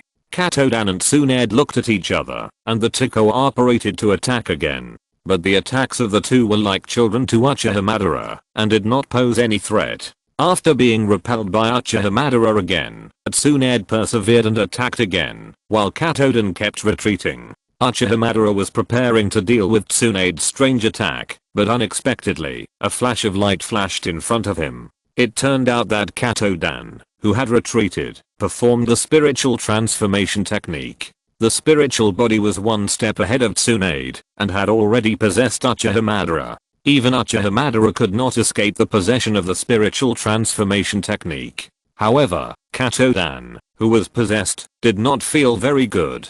He felt the huge chakra in Uchiha's body. Although these chakras were full of death, Katoden knew that Uchiha Madara could break free from the state of possession in an instant. At the moment, when Uchiha Madara was possessed and stunned, Tsunade had already rushed to Uchiha Madara's side, but Tsunade did not punch Madara, but went around behind him, and attacked the vine-like wooden stick connected to him. Although Tsunade and Katoden did not know the function of this vine-like wooden stick, they knew that it must be extremely important to Uchiha Madara. However, Tsunade's attack did not work. Her fist was blocked by a layer of bone-like armor, and was knocked away by Madara. In the air, it was pierced by 2 lightning lasers and the whole arm was almost cut off. On the other side, Katoden's spirit was also defeated by the huge chakra in Uchiha Madara's body.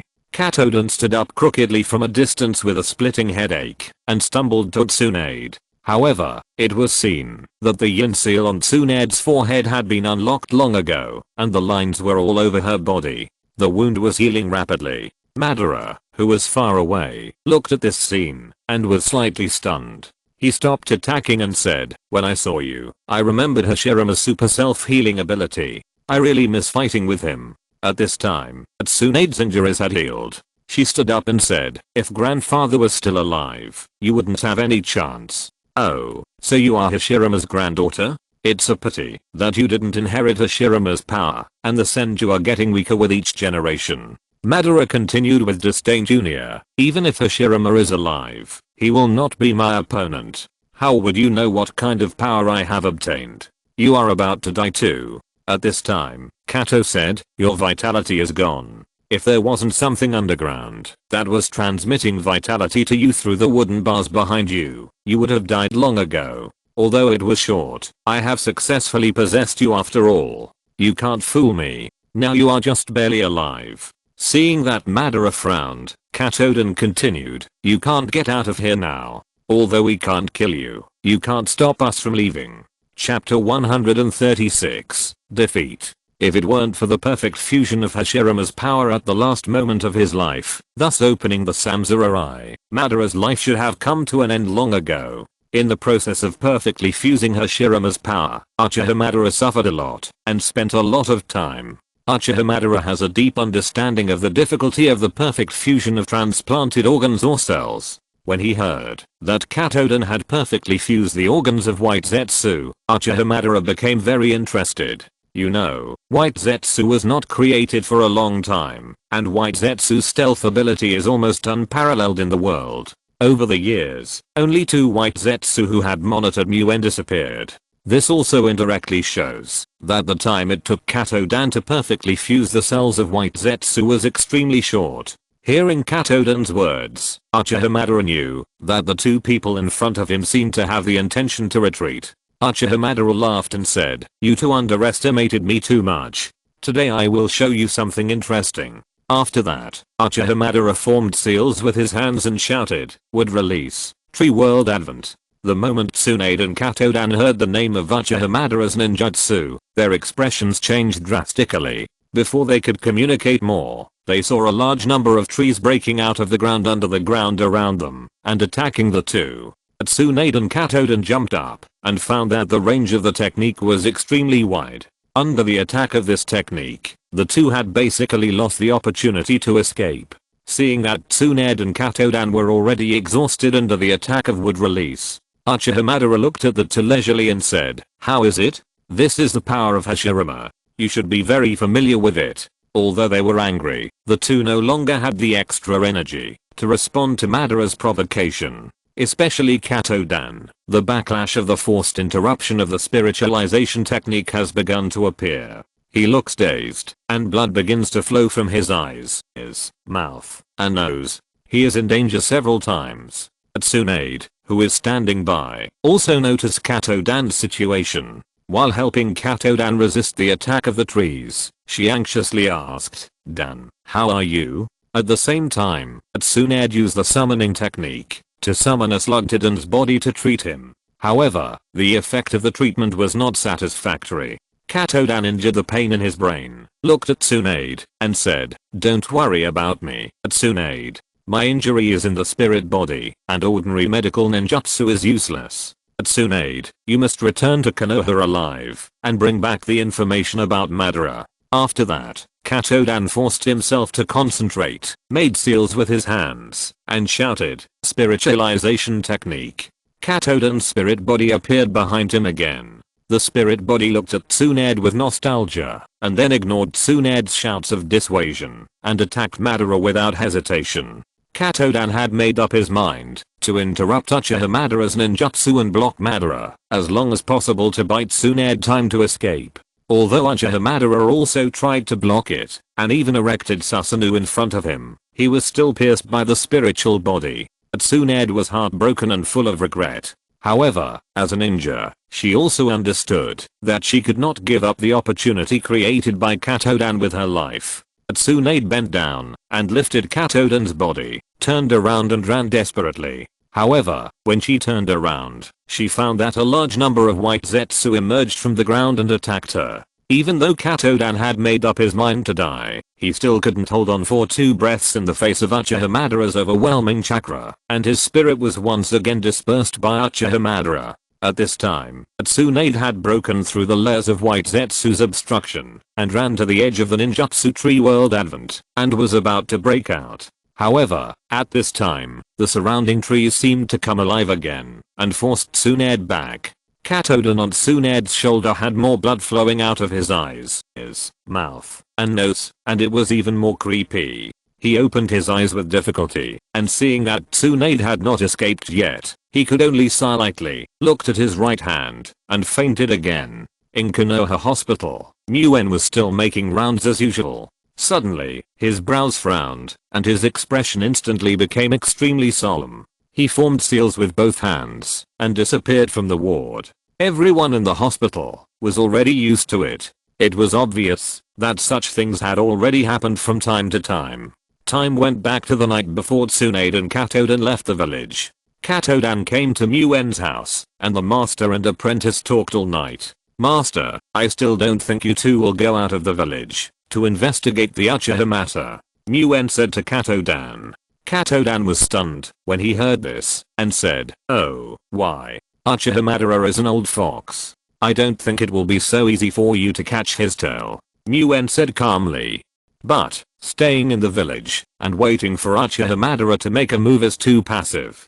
Kato-dan shook his head and said, "Tsunade and I also know that the possibility of finding clues is extremely small, but going out to check is to find that one possibility." Muen heard this, and knew that Kato-dan and Tsunade's ideas would not change so easily, so he continued, "Master, I'm actually more worried about what clues you will find." "Oh, why?" Kato-dan asked with a little confusion. If Uchiha Madara is still alive, it means that his methods must be extremely strange and powerful. Even if he is an old man who is about to die, he will not be so easy to deal with. "I'm afraid that you will be in danger." Muen frowned and said seriously. Hearing Muen's words, Kato-dan was silent for a while, then looked into Muen's eyes and said, "How can a ninja hesitate because of fear of danger?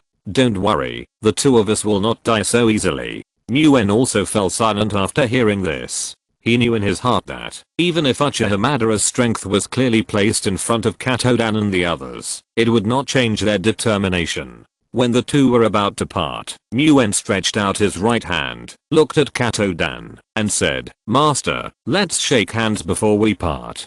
Katoden smiled slightly when he heard this, stretched out his right hand, and shook hands with Nguyen. At this time, Nguyen took the opportunity to engrave the unique Flying Thunder God technique on Katoden's hand. What is this? Katoden looked at the mark on his hand that was slowly dissipating and said in confusion. Nguyen then introduced the unique Flying Thunder God technique to Katoden and said, "Master, if you are really in danger, remember to call me." Katoden was slightly stunned. He looked at Nguyen with a complicated expression and said, "How can I lead you into danger?" Nguyen, who had expected this, looked at Katoden and said, "Even if I can't beat you, I can still take you away with the Flying Thunder God technique." Seeing that Katoden was still unmoved, Nguyen continued, "Even if the teacher doesn't think about himself, he should think about the master's wife." Katoden was a little shaken at this time. After thinking for a while, he nodded with a complicated expression and said, "Hey, if this situation really happens, I will call you. Remember, when the time comes, if things are out of control, you must put your own life first." Before Katoden lost consciousness, he remembered the conversation with Nguyen. He couldn't bear to see the beauty die with him, so he triggered the mark on his hand with his last bit of consciousness. At the same time, Nguyen, who was far away in Konoha, had also sensed it. Nguyen did not hesitate and rushed here with the Flying Thunder God technique. When Nguyen arrived, he saw Tsunade being bound by wood release. Nguyen condensed a platinum lightsaber in his right hand and cut the tree that bound Tsunade into pieces. Tsunade panted and looked at Nguyen, saying, "Nguyen, how did you get here?" Nguyen did not answer Tsunade's words, but was ready to use the Flying Thunder God technique to leave here first. Unexpectedly, the trees on the side attacked first, and the Flying Thunder God technique was interrupted. "Flying Thunder God technique, you want to take my captive away, isn't it too rude? Which one of the two stars are you, Namikaze Minato or Nguyen?" The old man Uchiha Madara not far away looked at Nguyen with his skull at one eye. "I'm Nguyen. I didn't expect that the famous Uchiha Madara would know my name. I'm really honored," Nguyen said sarcastically. Nguyen knew that it was impossible to leave without a fight. "Master's wife, take a good look at Master first." Nguyen stared at Uchiha Madara not far ahead and said, "I'll meet this old man first." "Nguyen, be careful," Tsunade said solemnly without saying anything more. Nguyen used the spiritual mist at the first time, but found that the technique seemed to have lost its effect on Uchiha Madara. Seeing Nguyen's puzzled look, Uchiha Madara said disdainfully, "The man named Katoden has already used this technique on me. You don't think that a technique can be effective against me again?" Nguyen did not reply after hearing this, but directly condensed two lightsabers and rushed to the location of Uchiha Madara. Uchiha Madara attacked Nguyen with wood release, but was chopped up by the lightsaber in Nguyen's hand. Sword release seemed to naturally restrain wood release. Uchiha Madara was also quite surprised. He looked at Nguyen and said, "A new bloodline limit that combines the two attributes of thunder and earth. Good idea, interesting power. Then let's see if this power can cut you in two." Nguyen shouted loudly. At the same time, the sword light in his hand surged and stabbed at Uchiha Madara. Layers of wood shields appeared in front of Uchiha Madara, resisting the impact of the sword light. As the wood shields were cut into pieces layer by layer, the sword light in Nguyen's hand also dissipated a little bit. When Nguyen rushed in front of Uchiha Madara, Nguyen once again gathered the killing intent in sword light, and the sword light surged and chopped at Uchiha Madara. Uchiha Madara was also slightly surprised, but he was still not panicked.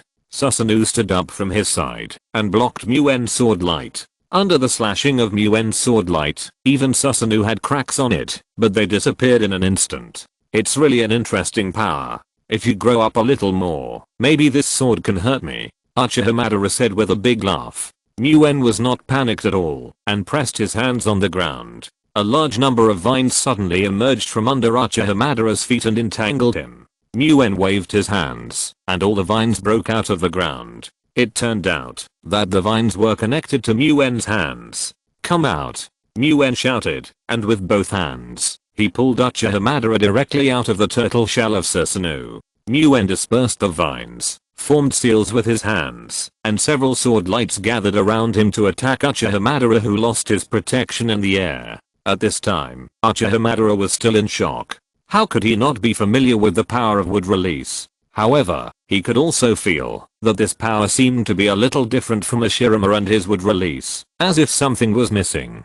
Several sword lights pierced through, and Madara did not make an effective dodge, and was pierced through. Especially after the clothes on his chest were shattered, the face of the first generation of Hashirama was revealed. Tsunade, who was always paying attention to this side, happened to see this scene, and was also shocked. Muen did not rush up to fight with Uchiha Madara, but flew back and came to Tsunade and Katodan. When Muen was fighting with Madara, Tsunade was not idle either. A large number of white Zetsu attacked from all sides. Although the attack power of a single one was not high, it could not withstand the large number. I saw that one by one, white Zetsu was killed by Tsunade and turned into big trees. At this time, Muen also came to Tsunade, made seals with both hands, and a large number of sword lights condensed around, attacking all around. There was a gap around him, and Muen seized this fleeting opportunity, took Tsunade and the unconscious Katodan, and left here with the Flying Thunder God technique.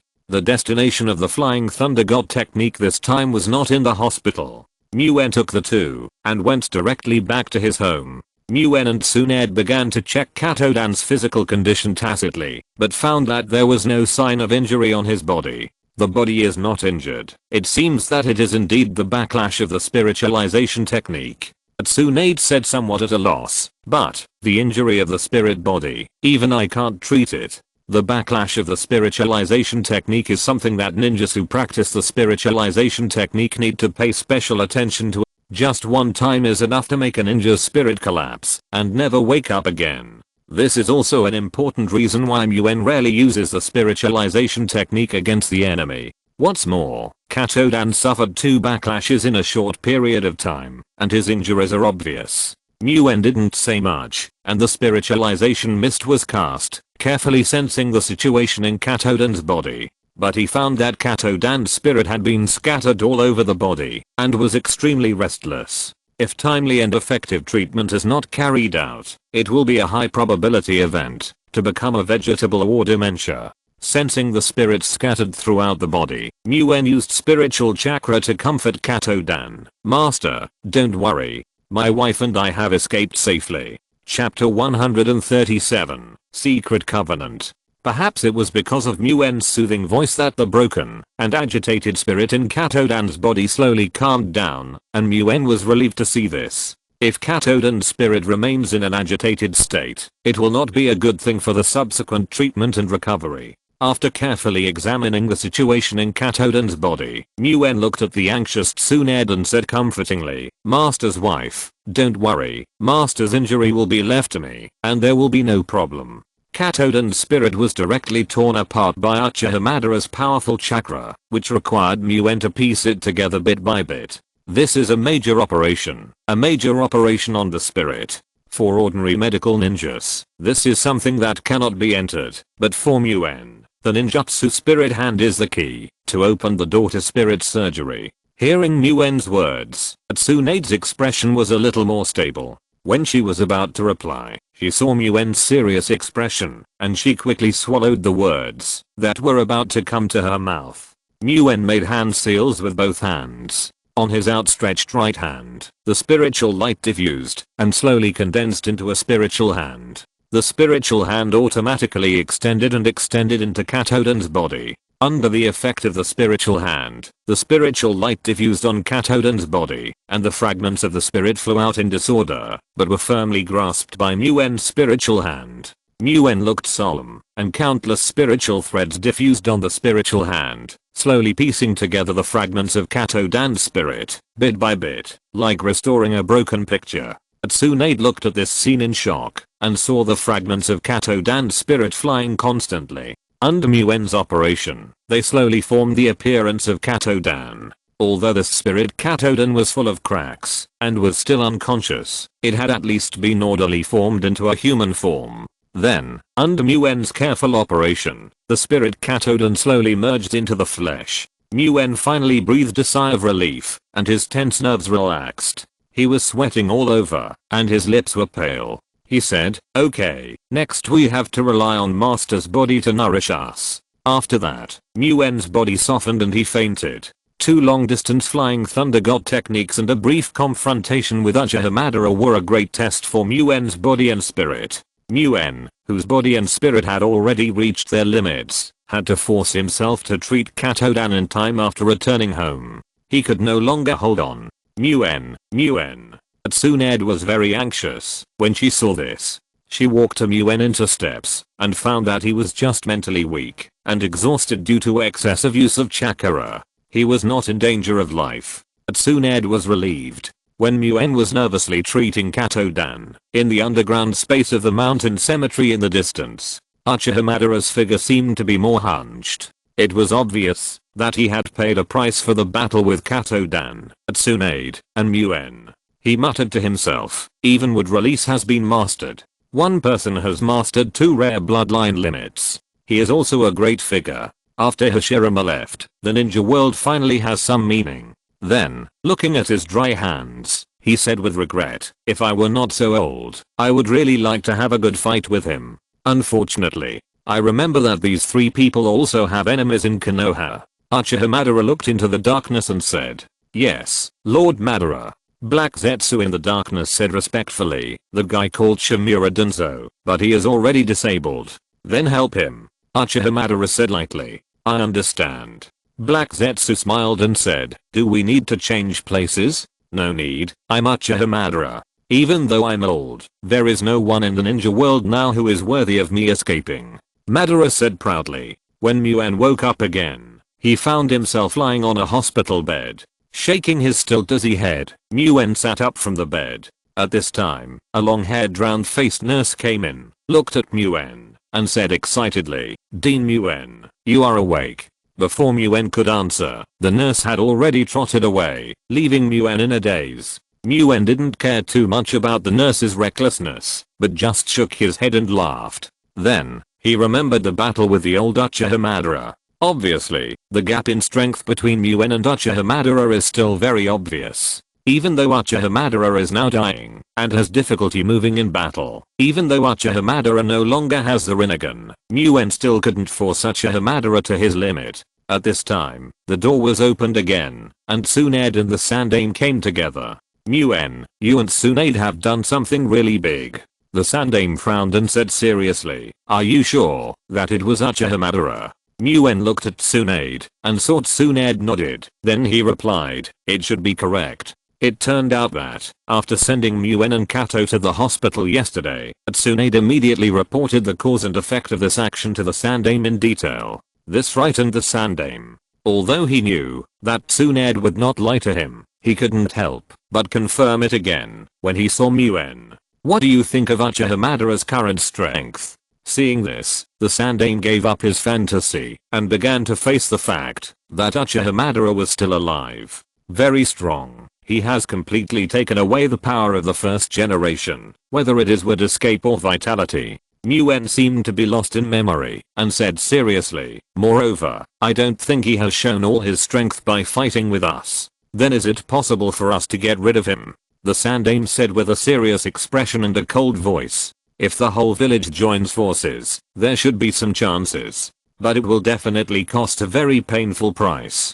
Muen replied. As for the current Madara, Konoha can indeed win the battle, as long as they are willing to pay the price. However, if Madara disregards all consequences and takes back the Samsara during the battle, perhaps it will be a different story. After hearing Muen's words, the Sandaime found that the Madara described by Muen seemed to be more terrifying than the Madara described by Tsunade. Seeing that the Sandaime looked serious and didn't say anything, Muen continued, I suspect that the current chaotic state of the ninja world is inseparable from Uchiha Madara. Can't we unite with other ninja villages and stop fighting to solve this problem first? Since the Second Ninja World War, the communication between the major ninja villages has been basically cut off. The Sandaime heard this, shook his head, and said with some melancholy, it is difficult to exchange information between ninja villages now. The most important thing is that the other ninja villages are unlikely to believe the information that Uchiha Madara is still alive. I have sent a ninja team to the other 4 major ninja villages with relevant information, but the possibility of peaceful communication is still too small. The Sandaime Muen continued. Moreover, Uchiha Madara may not stay where he is. Muen knew that with Uchiha Madara's nature, it was very likely that he would stay where he was. However, thinking that he had been hiding for so long, it was still possible that he would hide again now. Then can only our village act alone? Tsunade said seriously on the side. The third generation heard this, looked at Tsunade, shook his head and said, the village can't act rashly now. Once the encirclement of Uchiha Madara causes a large number of casualties, the destruction of the village will be imminent. After all, the village is now in a state of war, surrounded by powerful enemies on all sides. Tsunade, you should be more considerate of the difficulties of the village. Now we can only be on guard in secret. The third generation said with a serious expression. Tsunade heard this, although she was very unhappy, but she didn't say much. Obviously she also understood that the third generation was reasonable. At this time, it was obviously not very rational to drag the entire village to perish with Uchiha Madara. Tsunade, Moon, Uchiha Madara's affairs must be kept strictly confidential at this stage. The third generation looked at Tsunade and Moon and solemnly warned, if it spreads in the village, it will inevitably cause panic. Moon and Tsunade looked at each other, nodded, and expressed their agreement. After learning more about the situation from Moon and making some explanations, the third generation left in a hurry. Apparently, the village was very busy, and the Sandaime, as the head of the village, did not have much free time. Meanwhile, in a base of the new route, Danzo Shimura, sitting in a wheelchair, was staring at a pair of legs and an arm in front of him, thinking about what happened before. A humanoid creature, all white, suddenly emerged from the ground in front of Danzo. The key point is that Danzo did not notice it at all before it emerged, which shocked Danzo. White Zetsu looked at Danzo, who looked angry, and said, Danzo, you don't need to be angry. I came to make an alliance with you. Alliance? Is this how you make an alliance? Is there anything we can make an alliance with? Danzo said in a low voice, suppressing his anger. I came with sincerity, Danzo. White Zetsu grinned, took out a scroll, and said, there are arms and legs in it that you can transplant. How can I trust you? Danzo said with a gleam in his eyes. Katodan of your Konoha transplanted a kidney of the same type and healed his injuries. I think you should have had doubts before. White Zetsu said happily when he saw that Danzo seemed very interested. White Zetsu's words did solve some doubts in Danzo's mind. At the beginning, when Tsunade and Katodan raided the root headquarters, Danzo had doubts about Katodan's injuries. Now it seems that Katodan's injuries have indeed healed long ago. So it seems that you and Katodan are also enemies. Danzo seemed to have guessed something and looked at White Zetsu with a smile. White Zetsu did not shy away from Danzo's guess and replied, our enemies are not only Katodan, but also Tsunade and Moon. Aren't they also your enemies? Common enemies are the basis of our alliance, aren't they? But I don't know anything about you. This is not the attitude of an alliance. Danzo looked at White Zetsu and said lightly. At this time, White Zetsu's legs had already begun to penetrate underground. He smiled and said, you will know sooner or later. Now is not the time. However, I believe you will agree. After all, it will not harm you, right? After saying that, White Zetsu disappeared.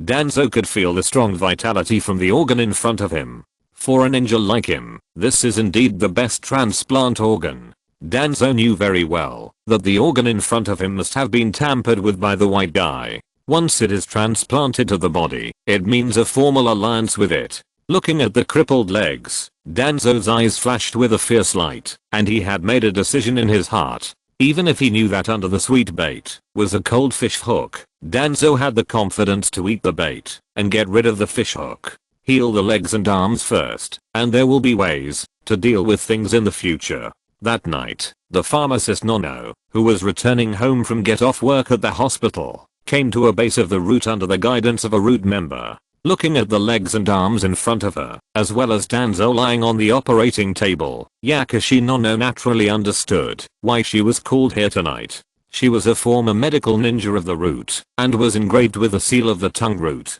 The operations performed by her were kept confidential. In this way, Danzo could heal his injuries without anyone noticing, which was the most powerful trump card. However, Yakushi Nono had no good solution at this time. If she didn't want to die now, she had to do the operation for Danzo seriously. The operation went smoothly, and Yakushi Nono was deeply surprised by the activity of the transplanted organ. In her opinion, this was almost the best transplant organ, and she didn't know where Danzo got it from. The next morning, when Yakushi Nono came to work in the hospital, she clearly showed a state of distraction. She wanted to tell Muen about Danzo, but under the effect of the seal of the tongue root, there was no possibility of leaking any information about Danzo. Just like that, with a conflicted and rough mood, Pharmacist Nono walked into the ward of Muen, who was still recuperating. Seeing that Pharmacist Nono looked wrong, Muen quietly cast the spiritual mist, and his thoughts appeared in Muen's mind in an instant. Without Pharmacist Nono knowing, Muen had already learned the latest information about Danzo. Don't worry, Nono. No matter what conspiracy or trump card Danzo has, it is nothing in front of absolute strength. Muen looked at Pharmacist Nono and said confidently, don't hesitate, just do what you should do. Hearing this, Pharmacist Nono looked at Muen with surprise, and for a moment he wondered if he could read minds, and had already learned about Danzo's information. Otherwise, how could he act like he knew everything? Chapter 138 Failed Experiment and Preparations. Before leaving the village, after Yakushi Nono left, Muen frowned and felt a sense of urgency. It was obvious that Danzo's transplanted organs came from Uchiha Madara, which should be Uchiha Madara's counterattack against Muen and others. It can also be seen from this that Uchiha Madara is still a little afraid of Muen and others. This also shows that Muen's strength has been recognized by Uchiha Madara, but Muen is not happy about it. According to Muen's original wishes, this period of time is the time to quietly accumulate strength, and there is no need to change the original historical trend. However, the development of things is often contrary to one's wishes. Who would have thought that Tsunade and Katodan would be able to find Uchiha Madara? It seems that we must find a way to improve our strength as soon as possible, and we must break the bottleneck of strength as soon as possible. Muen thought to himself, who knows what unexpected things will happen next. Muen was not seriously injured. That afternoon, Muen had already arrived in Katodan's ward. After carefully sensing Katodan's injuries with the spiritual mist, Muen breathed a sigh of relief, looked at Tsunade, and said, Master's injuries have stabilized, and the recovery speed is much faster than expected. Really? That's great. Tsunade, who was standing by, heard this, and her clenched fists loosened instantly. Her face relaxed a little, and asked, when will Dan wake up? About a month. Muen thought for a while and replied, this is because Master's body and the transplanted organ are perfectly integrated. The vitality is greatly improved, and the effect of nourishing the spirit body is greatly increased. Otherwise, it is normal to lie down for a few months without waking up. Tsunade heard this and nodded silently. After all, being able to survive is a blessing. How can you ask for more? Muen was shocked that Katodan could perfectly integrate with the kidney so quickly and gain a strong vitality. You know, according to Muen's understanding, a transplanted organ is a transplanted organ. No matter how good the medical ninjutsu is, it is impossible to perfectly integrate the transplanted organ with the original body. It can only rely on the mutual adaptation of the body and the transplanted organ. However, Muen soon thought of the reason. It is nothing more than the spiritualization technique, which serves as a bridge between the body and the transplanted organ, so that the degree of mutual adaptation between the two is rapidly improved. After all, Muen used this ninjutsu to assist Naoki Akimichi and Hidego Ito in the body adaptation and recovery process after organ transplantation. By the way, Master's wife, how did you find Uchiha Madara? Muen asked puzzledly. This is something Muen has always been puzzled about. Logically speaking, with Uchiha Madara's ability, he should not be so easily found out by the two. Then, Tsunade told Muen seriously about the process of their finding Uchiha Madara, without hiding anything. After hearing this, Muen thought for a while, and found the reason. He said with emotion, Master, this is a blessing in disguise. Seeing Tsunade's puzzled look, Muen explained jokingly, Master's physical activity has greatly increased. After waking up, the total amount of chakra will be significantly improved after training. I want to try to transplant the organs of White Zetsu. Of course, Muen just said this. With Muen's current ability, if he wants to do it, he only lacks a White Zetsu body. He can directly abandon his current body and reincarnate into White Zetsu in one step. There is no need for such a complicated organ transplant. After all, the reincarnation technique has been successfully tested on Hatake Tsukumo, and it is even easier to use it on himself. Tsunade frowned when she heard this, took out a scroll, handed it to Muen and said, if you want, you can do it anytime. These are a few White Zetsu that I sealed when you were fighting Madara. I thought they might be useful in the future. They are enough for you. Tsunade saw Muen's puzzled look and explained casually, however, I still don't recommend you to take this shortcut. After all, no one knows if there will be any sequely in the future. After all, it was something made by Madara. Muen smiled and refused. It's better to keep this thing as an organ reserve, just in case it is useful in the future. I'm just kidding. Muen would not do this unless it was absolutely necessary. What's more, if the strengthening body technique is practiced, the improvement of the physical essence will only be above this, which is nothing more than more time cost. Tsunade nodded and put the scroll back. Then, Muen told Tsunade about Danzo's acquisition of the White Zetsu organ. Tsunade was furious when she heard this and was ready to go directly to Danzo for trouble. Seeing this, Muen hurriedly grabbed Tsunade and said, this is just a small trouble. When we know the opponent's trump card, it can no longer be called a trump card. Then just leave it alone. Tsunade frowned. It is not appropriate to make the matter of Madara public in the village now, and we don't have enough evidence to trouble Danzo now. Muen explained, the most important thing is, even if we deal with Danzo now, what if Uchiha Madara finds other people in the village? Compared with enemies who come from nowhere, enemies in the open are easier to deal with, as long as we keep an eye on him. Tsunade heard this, and felt that what Muen said made some sense, so she gave up the idea of killing Danzo immediately. In a training ground somewhere in Konoha, Uchiha Cheng lay on the ground in a big letter shape, with tears still in the corners of his eyes, staring at the bright moon in the sky with lifeless eyes. He didn't want to move at all. He saw the devilish scene again, still so real, still so heartbreaking. However, when he woke up, he realized that this experiment should have failed, and he did not get the legendary eyes. He swore silently in his heart that this was the last time, and he would never do such an experiment again. This was of course another experiment of Muen. For Muen, if he could see the opening process of the legendary Mangekyo Sharingan and study it for a period of time, then the perfection of the 4th and 5th volumes of his spirit condensation technique would be a piece of cake. Unfortunately, Uchiha Cheng, who had already opened the 3 Magatama Sharingan, failed in this attempt to open the Mangekyo. Uchiha Cheng's dead heart finally recovered a little. He sat up from the ground with difficulty, looked at Muen and Kurama Huan who came together, shook his head, and said with some regret, it seems that I really don't have the qualifications to open those eyes. Muen was not disappointed when he heard it. He shook his head and said, it is also possible that in your subconscious mind, you have already felt that this is just an illusion, so it cannot touch the deepest part of your heart. I think this is also the fundamental reason why Uchiha's chance of opening his eyes was greatly reduced after his failed attempt to open his eyes with illusion. Is that because of my insufficient illusion ability? Kurama Huan on the side said with some self-blame. Muen shook his head and denied it. It shouldn't be. After opening their eyes through illusion, even if they encounter real scenes in the future, they will subconsciously prefer to regard them as illusions. After all, humans always want to believe in those beautiful things. Uchiha Cheng frowned slightly when he heard this, and said, in other words, the Uchiha who opened their eyes through the Kurama illusion, will forever lose the opportunity to open the Mangekyo? Why, do you regret it? Muen smiled and said, I'm not sure yet. After all, there are too few samples. However, it should be a high probability event. So, if you want to open the Mangekyo through illusion, it's best to have a naturally opened Sharingan to have that possibility.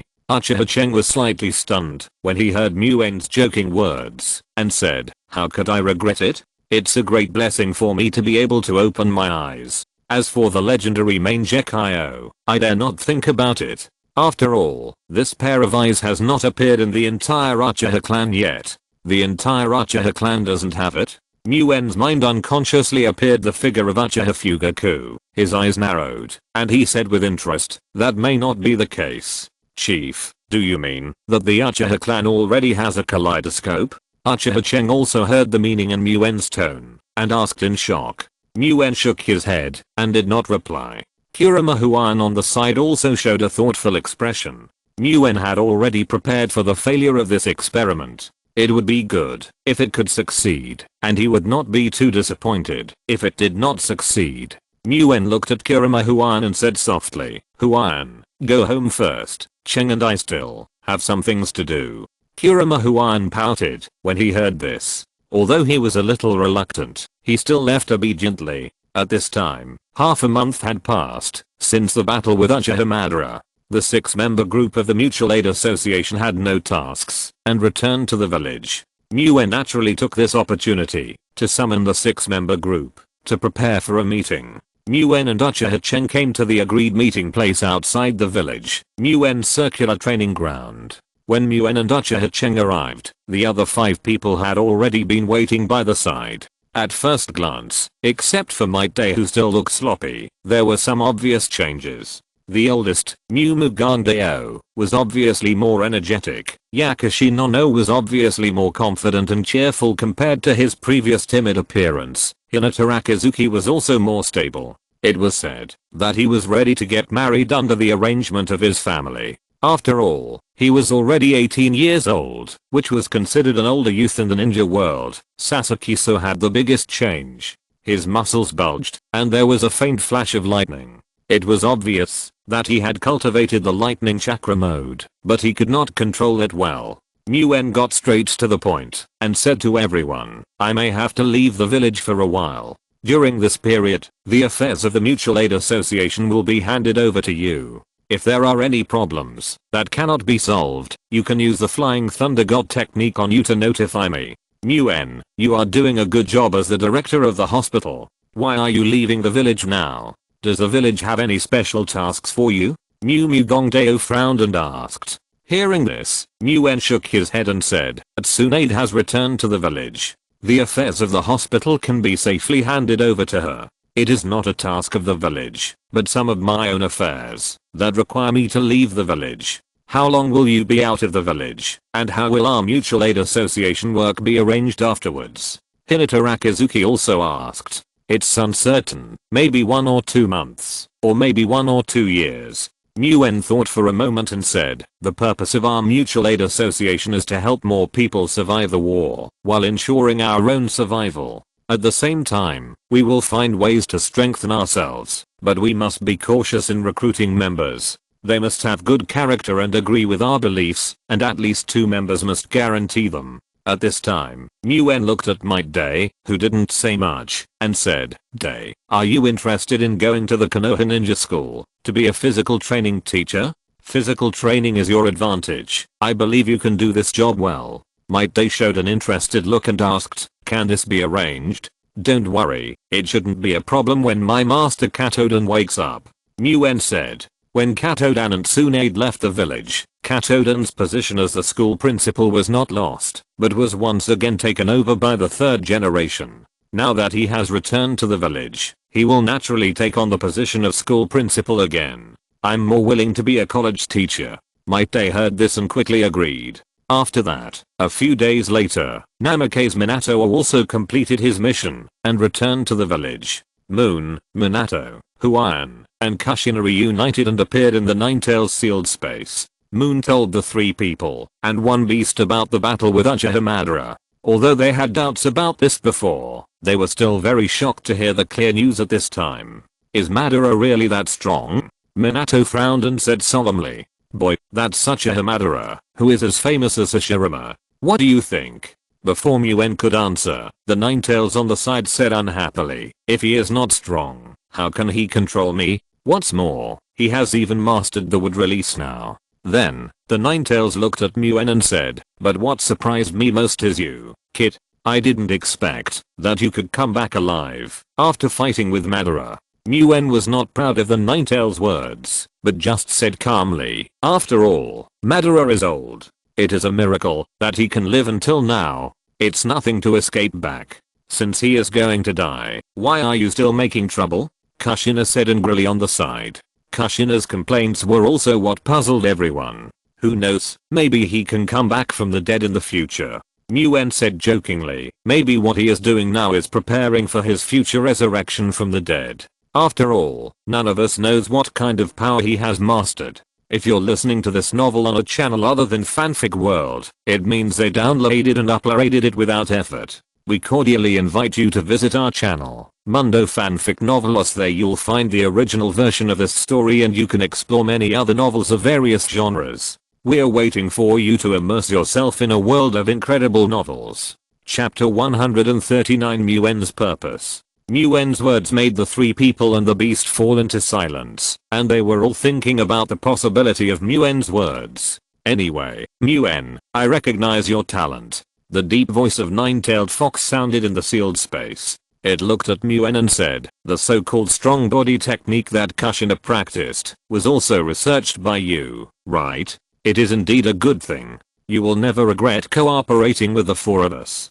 Nguyen heard this, looked at Nine-Tailed Fox, and said seriously, Minato, Kushina, Huan, your talents are all top choices. No matter how strong Uchiha Madara is, or what conspiracy he has, we will defeat him, and vent your anger for you, don't worry. Ha ha ha. Nine-Tailed Fox heard this, laughed, and said, then I will wait and see. Then, the four of them left the sealed space of Nine-Tailed Fox. At this time, the four of them sat in the courtyard of Nguyen's house. Kurama Huan was silent for a while and said, Nguyen, can we really do it? Sister Huan, we can definitely do it, and we must do it. Kushina clenched her fists and encouraged herself. Nguyen also held Kurama Huan's hand and said, don't worry, I'm still here, we can definitely do it. We can't leave the problem of Uchiha Madara to our younger generations. Minato was shocked when he heard this, and said, that's right, we must create a bright future for our younger generations. However, Nguyen, you have to tell us about the strengthening body technique first. Kushina scratched her head, and said with some annoyance, this secret technique is too difficult. You have to tell us the content after the first volume.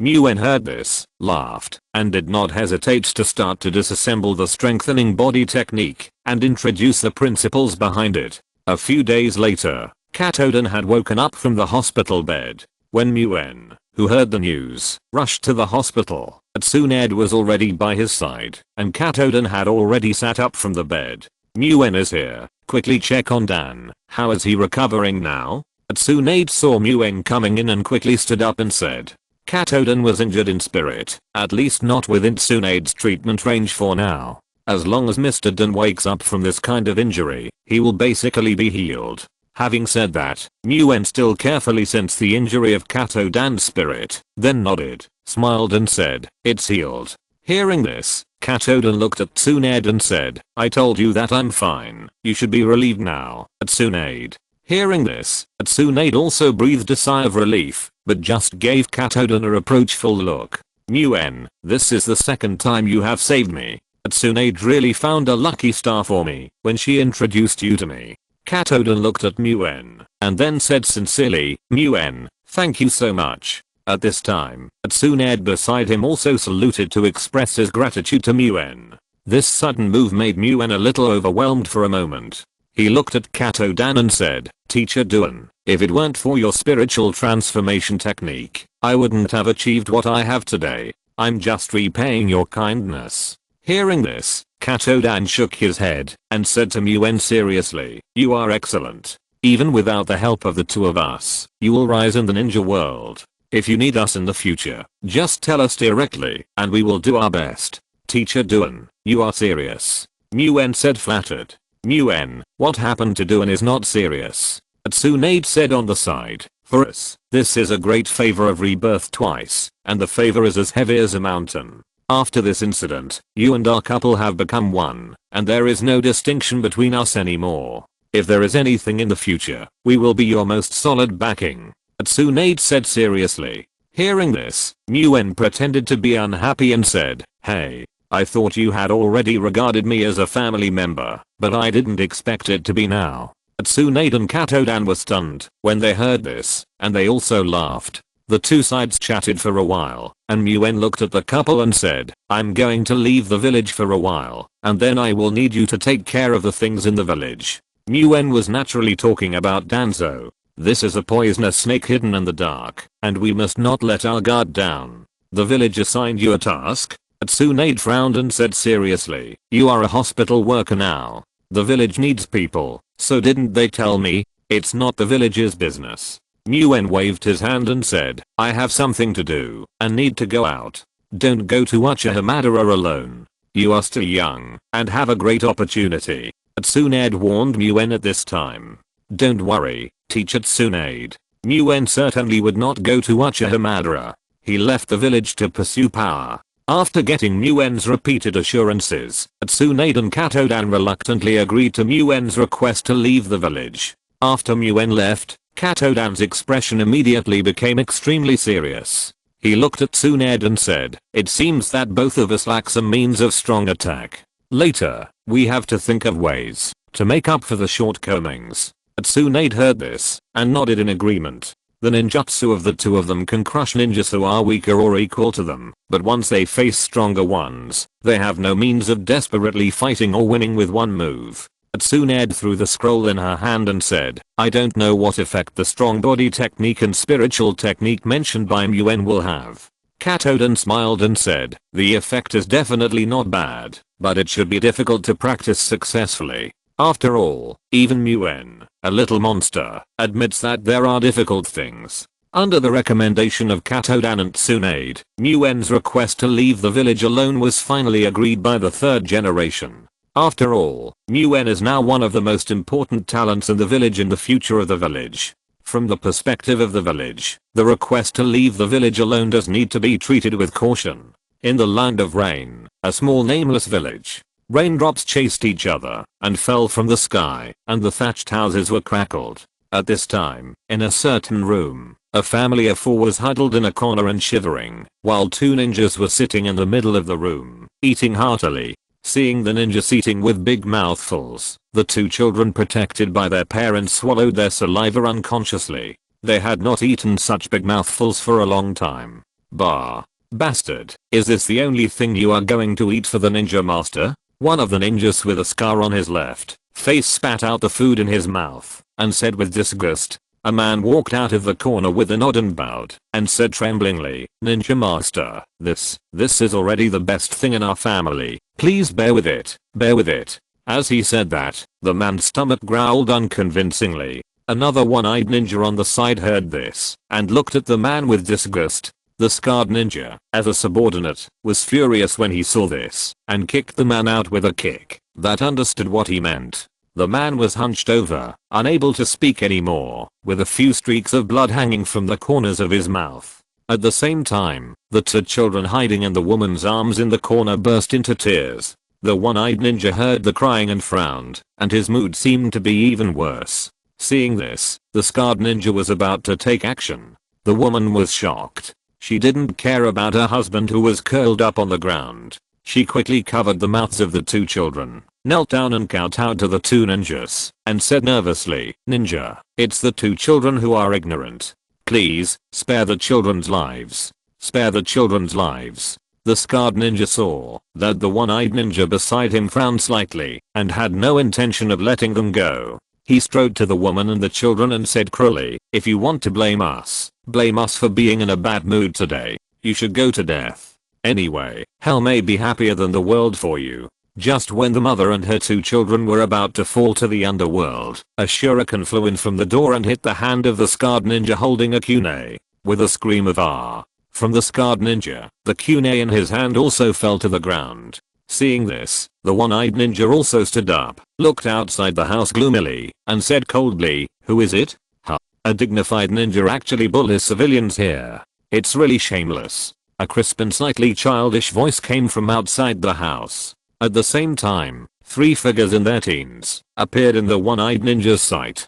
The one on the left had fiery red hair, his right eye was covered by his hair, and the white eyeball of his left eye almost occupied the entire eye socket, with circles of arcs on the eyeball. The one in the middle had dark yellow hair and seemed to be the leader of the trio. Walking in front, on the right was a little girl with purple blue hair, with a pretty face, already looking like a beauty. That's right, the people who came were Nagato, Yahiko, and Konan.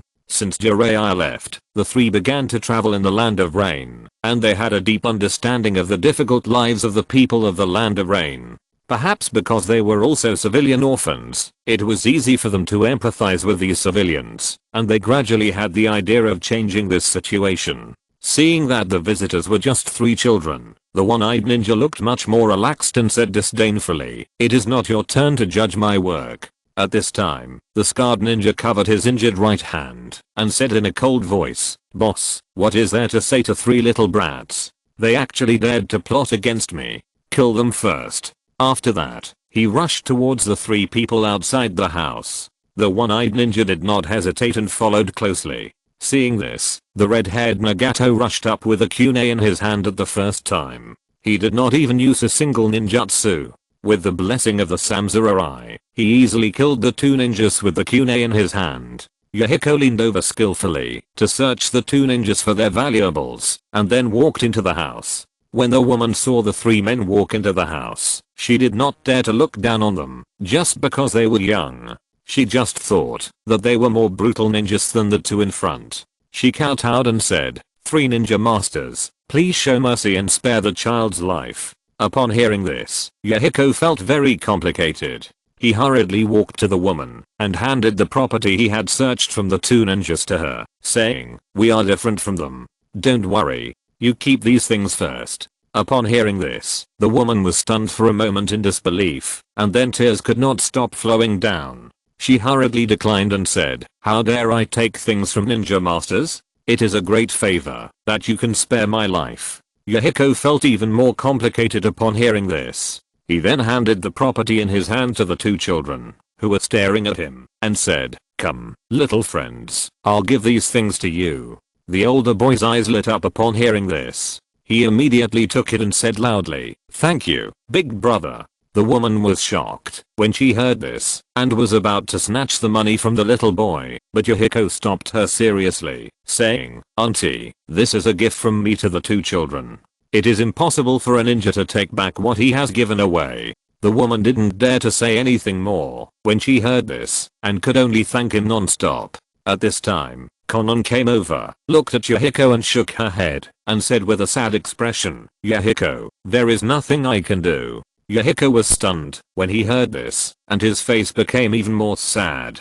The woman beside him seemed to understand something, and tears flowed out again, but she didn't dare to cry out loudly. The 2 children seemed to understand something and cried loudly. At this time, a voice came from outside the door, saying casually, "The little girl just likes to talk nonsense. She is still alive and well. How can you say that she is hopeless?" The 3 were shocked when they heard this. You know, under Nagato's samurai, this is the first time someone can get so close to them without the 3 of them realizing it. Nagato saw Yahiko and Konan looking at him and shook his head to indicate that he had not noticed the person coming beforehand.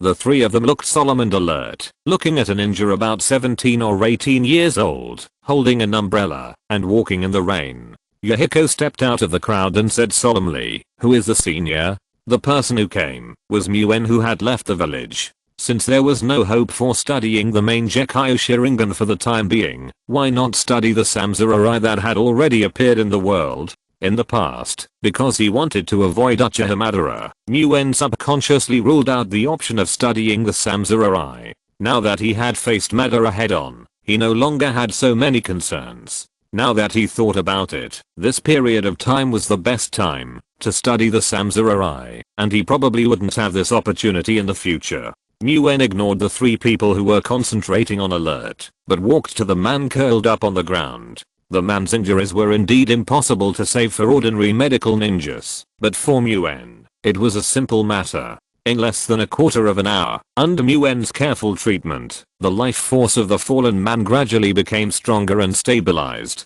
Chapter 140 Young Akatsuki. After Muen carefully treated the man's injuries, he stood up and saw two pairs of eyes looking at him cautiously, with a little hope in their pure eyes. Muen walked to the two children, squatted down, took out two candies like a magician, and stuffed them into the hands of the two children, smiling and saying, "Don't worry, your father will wake up tomorrow." After hearing Muen's words, the two children's eyes seemed to be brighter, and they replied in unison, "Thank you, uncle." The woman, whose fingers were already white from pinching, was also crying with joy, and hurriedly pulled the two children to thank Muen again. Muen and Yayan and the other two did not stay in this family of four for long. After all, no matter how friendly Muen and others behaved, the identity of ninjas would make this family tremble with fear. "Who are you?" Looking at the figure in front, Yayan asked with a frown. Perhaps it was Muen's attitude towards civilians that made Yayan and the other two let down their guard a little. Raindrops chased each other in the air, hitting the four people with a crackling sound. Muen had already abandoned his umbrella at this time. He turned around and put on the Konoha forehead protector. "Konoha's ninja," Nagato muttered to himself. Facing the Konoha ninja, Nagato had extremely complicated feelings. On the one hand, in his childhood memories, his parents died at the hands of Konoha ninjas. On the other hand, it was the Konoha ninja Jiraiya who accompanied them through their childhood and taught them the ways of the ninjas. He was both a teacher and a father. "You came to the Rain Country for a mission? If it's inconvenient to say, forget it." Yahiko's tone calmed down a little. Because of Jiraiya, he still had some good feelings towards the Konoha ninjas. Muen shook his head, looked at the red-haired Nagato, and said, "I'm here for him." As soon as Muen finished speaking, the three of them retreated instantly. Yahiko and Konan blocked Nagato behind them on the left and right. Yahiko said coldly, "It turns out that you have come with bad intentions. If you want to harm Nagato, you have to get past me first." Konan also echoed and said, "And me." Seeing this, Muen raised his hands and said helplessly, "Why are you so nervous? I'm not here to fight. By the way, I still have some good feelings for the red-haired Uzumaki clan." "Uzumaki clan?" Nagato said with a little doubt at this time. He seemed to have vaguely heard of this name. "You all know about the Senju clan of Konoha. The first Hokage was a member of the Senju clan. The Uzumaki clan and the Senju clan are distant relatives. The two clans have always been on good terms and often intermarry. The wife of the first Hokage, Senju Hashirama, is a member of the Uzumaki clan, Mito Uzumaki." Muen explained to the three people, "One of my good friends now is a member of the Uzumaki clan, so I will not harm Nagato, don't worry." "Then what do you need me to do?" Nagato said in confusion. "I'm just curious about your eyes, come and take a look, and study them by the way." Muen pointed to Nagato's Samsara eye, and said with emotion, "This is the Samsara eye, the eye of the legendary Six Paths sage. You said you wouldn't harm Nagato, but you're going to take his eyes, isn't that harming?" Konan was furious, and rushed up after saying that, as if he wanted to fight Muen to the death. Seeing this, Yahiko was very anxious, and was afraid that Konan would be injured, so he rushed up, and Nagato was naturally no exception. Seeing this, Muen flashed a cunning smile at the corner of his mouth, and with the help of the spiritual mist, he fought with the three people. This battle can be said to be deliberately caused by Muen, who angered the three people with words that were easily misunderstood, in order to test Nagato's control over the Samsara eye in the battle. Under Muen's intentional control, the battle was moving towards a protracted war. After a while, Muen discovered that Nagato's understanding and control of the Samsara eye was basically zero at this time. He used the Samsara eye passively, and could not actively use the Samsara eye to perform any ninjutsu. There is also an obvious evidence that Nagato, who has the Samsara eye, could not detect Muen's spiritual mist. After the battle lasted for nearly half an hour, Yahiko pulled Konan and Nagato and retreated quickly. Seeing that Muen did not pursue them, he breathed a sigh of relief, and asked in confusion, "You didn't mean to hurt us? I can feel that your strength is far above ours, but you didn't use force on us." "Yeah." Muen, who had achieved his goal, nodded quickly and said, "It was that little girl who misunderstood. I didn't mean to take off Nagato's eyes for a search. Just follow and observe." Konan on the side was panting heavily, and was also stunned when he heard it. Although he was a little confused, it could be seen that he was obviously happier. He apologized to Muen Sr. "I'm sorry, I misunderstood you." Muen waved his hand and said, "You can do whatever you want to do later.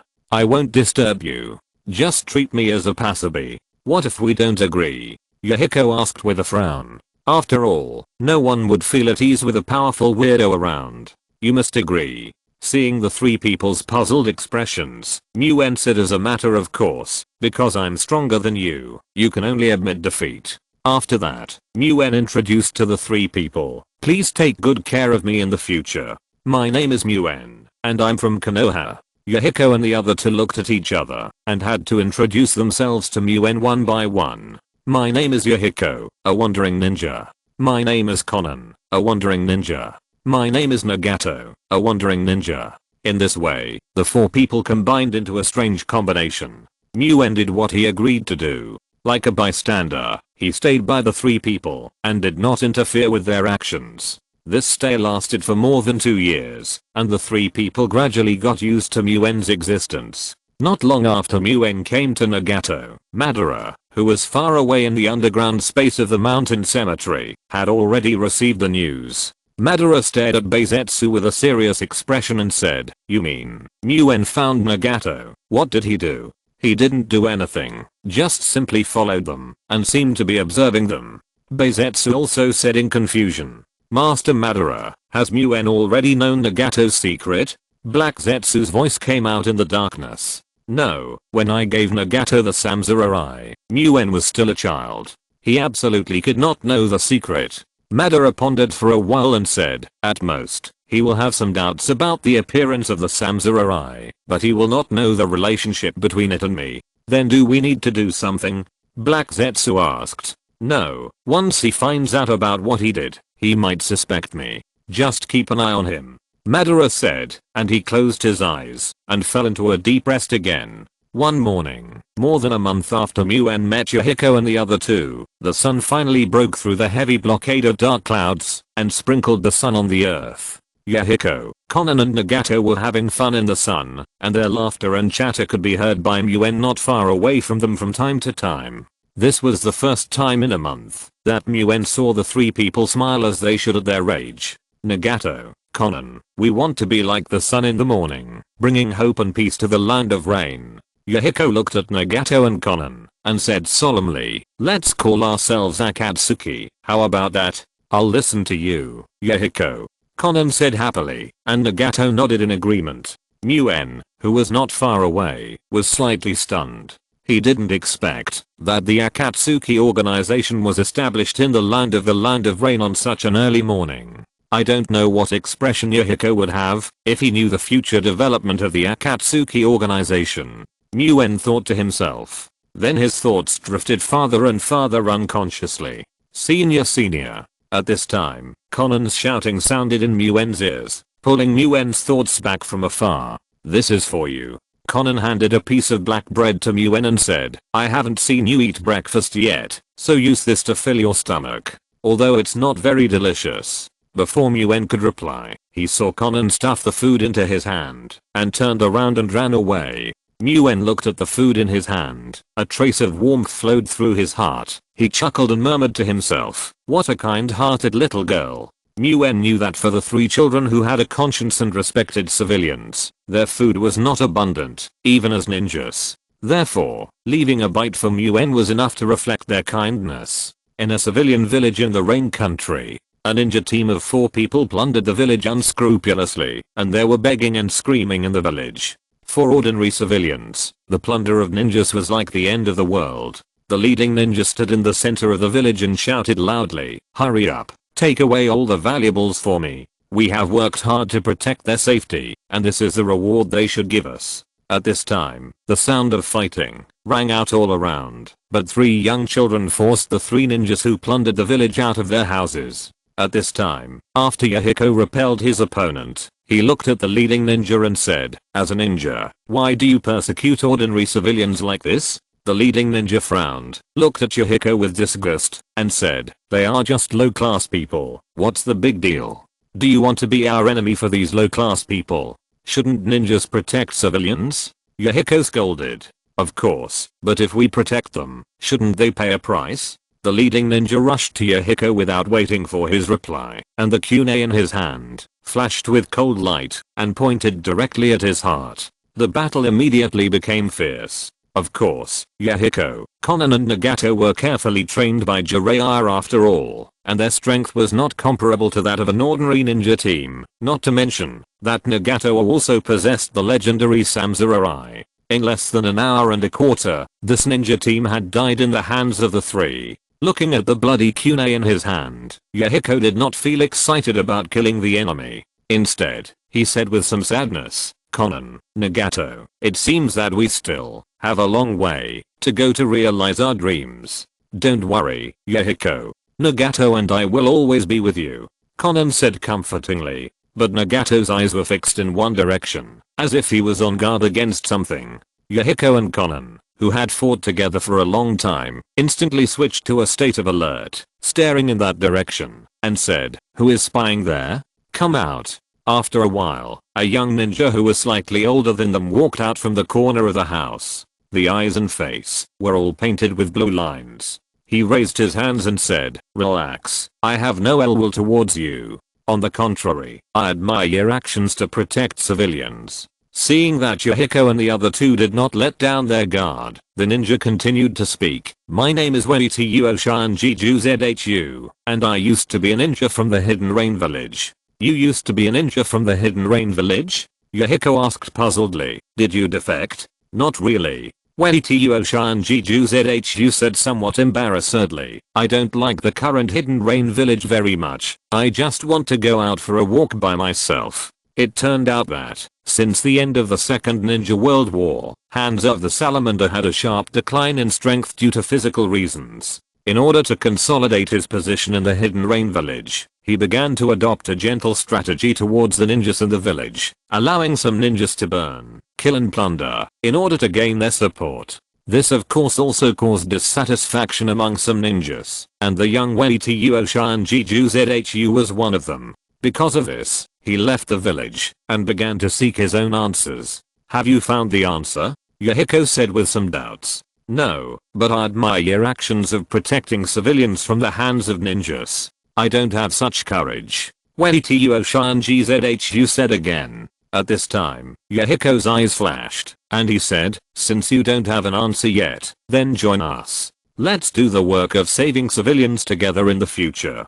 Join you? Wenity Shanjiju frowned, looked at Yahiko who seemed to be smaller than him, and said, what do you want to do? We will become stronger and stronger. When we are so strong that Hanzo can't ignore us, we will tell Hanzo in person about the tragic conditions we see in various parts of the Rain Country and eliminate the treacherous people around Hanzo. We must rely on our strength to win the support of the Hidden Rain Village and finally achieve peace in the Rain Country. Yahiko's eyes lit up and told Wenity Shanjiju about his dream. For the people of the Rain Country, Hanzo of the Salamander is a well-deserved hero. Therefore, even Yahiko has never thought of overthrowing Hanzo. The same is true for Wenity Shanjiju. Even if he is dissatisfied with Hanzo, he just thinks that Hanzo has been deceived by a treacherous person. Therefore, Yahiko's words can be said to have touched his heart. Chapter 141 Growth and the Second Student.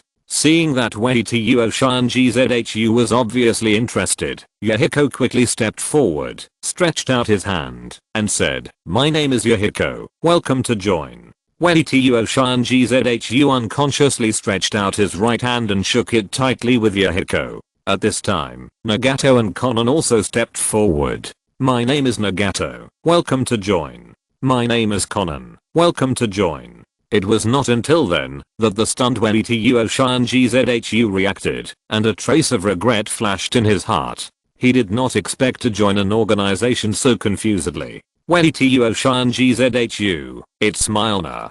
Wenity Shanjiju did not hesitate too much. Since it was a foregone conclusion, he might as well take a few steps forward and see. Wenity Shanjiju shook hands with the three people and took the opportunity to look at the three people. The rain curtain blocked his sight before, and Wenity Shanjiju did not see the faces of the three people clearly. Now it is just right to take a closer look at his future partners. When he saw Conan's beautiful face, Wenituo Shanji-Zhu's face turned red, and his heart beat a few times unconsciously. It was the feeling of being moved. The remaining trace of regret in his heart disappeared without a trace in an instant. In this way, in addition to Yahiko and the other two, the Akatsuki organization had another new member. In the following days, with the new member joining, Akatsuki became unusually lively. Of course, new disputes also arose. The older Wenituo Shanji-Zhu did not think that his strength would be weaker than Yahiko and Nagato, so he should be the leader of Akatsuki.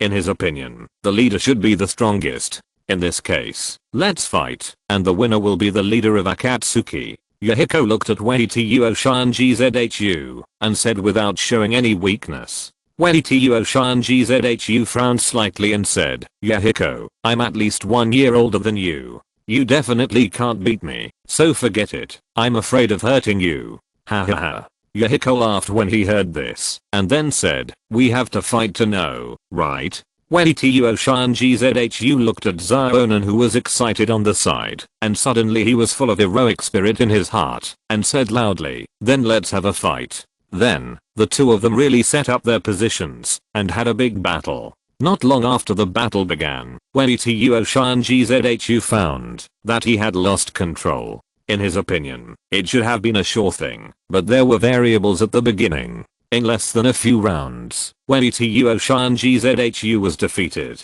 Then, Wenituo Shanji-Zhu, who was unwilling to give up, set his sights on Nagato. Since he couldn't be the boss, being the second in command was still okay. However, the reality was even more cruel. Nagato, who was younger, was actually as strong as Yahiko. He was still defeated without any suspense. At this time, Zionan also came out from the side, looked at Wenituo Shanji with some excitement, and said, Jizu, I'm the next one. Do you want to fight with me?" Wenituo Shanji heard this, and felt as if he had died. He thought, this is in front of the object of love at first sight. How embarrassing it is. Seeing that Wenituo Shanji never responded, Zionan, who was already excited and ready for the battle, murmured to herself with some disappointment, "What?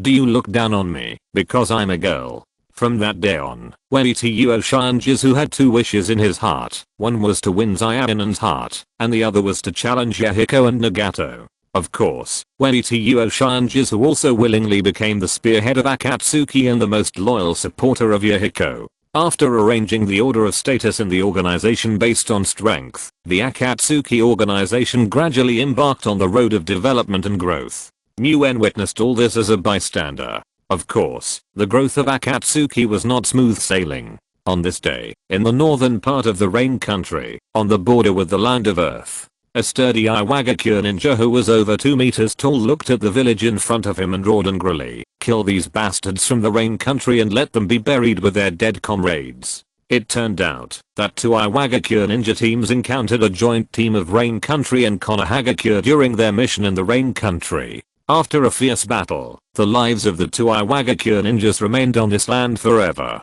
Just as the angry Iwagakure ninjas were about to massacre the civilians in this village to vent their anger, 7 ninjas suddenly rushed out of the village. They were all members of Yahiko's Akatsuki organization. At this time, more than 2 months had passed since the joining of Wenituo Shanji. The members of the Akatsuki organization increased by 3 again. One of them was called Daibutsu, bald, strong, holding a long staff, proficient in water escape, and was rushing to the front at this time, followed by Wenituo Shanji. The Iwagakure ninjas cooperated well, and the team leader rushed to the strongest side. His attack was powerful and his defense was like an iron plate. The remaining Iwagakure ninjas surrounded the team leader, on the one hand, luring or forcing the enemy ninjas to his front, and on the other hand, filling in the gaps in his attack and defense. The people of the Akatsuki organization soon fell into a disadvantage. Due to their lack of strength, the 2 new members were forced to the side of the Iwagakure team leader by the enemy's ninjutsu almost at the moment of the battle, and were knocked out by him. It was already uncertain whether they would live or die. Seeing this, Yahiko knew that he could not attack so disorganizedly, and said loudly, his weaknesses, that he is not fast and not sensitive. Don't confront him head on, clip his wings first. Hearing this, the people of the Akatsuki organization immediately knew how to deal with it. They were scattered on the periphery, cooperating with each other to avoid being forced to the front of the team leader by the Iwagakure ninjas, and at the same time, they seized the opportunity to kill the Iwagakure ninjas on the periphery one by one. The situation began to reverse. Half an hour later, with the cooperation of the Akatsuki organization, the Iwagakure ninjas died one after another until only the angry team leader was left. Then, it was time for everyone to besiege the Iwagakure team leader.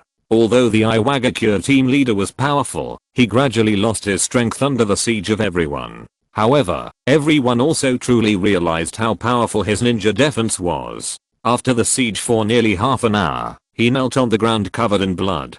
Seeing this, Xiaonen's tense nerves relaxed a little, and his movement slowed down. At this time, the exhausted Iwagakure team leader, who had already knelt on the ground, suddenly widened his eyes and grabbed Xiaonen. Yahiko noticed the abnormality at the first time, but it was too late to remind Conan. He had to come to Conan in an instant, and knocked Conan away, but he himself fell into the hands of the head ninja of the Iwagakure team. At this time, the head ninja of the Iwagakure team looked ferocious, as if he was going to kill Yahiko in the next moment. Seeing that Yahiko was about to die, Nagato on the side was angry and terrified, and the pupils of his reincarnation eyes contracted, but he saw that the head ninja of the Iwagakure team suddenly had a dull look in his eyes, and he was indeed dead. Nagato had lost all his strength and collapsed to the ground. At this time, Conan ran to Yahiko in a few steps and said nervously, "Yahiko, how are you?" "I'm fine."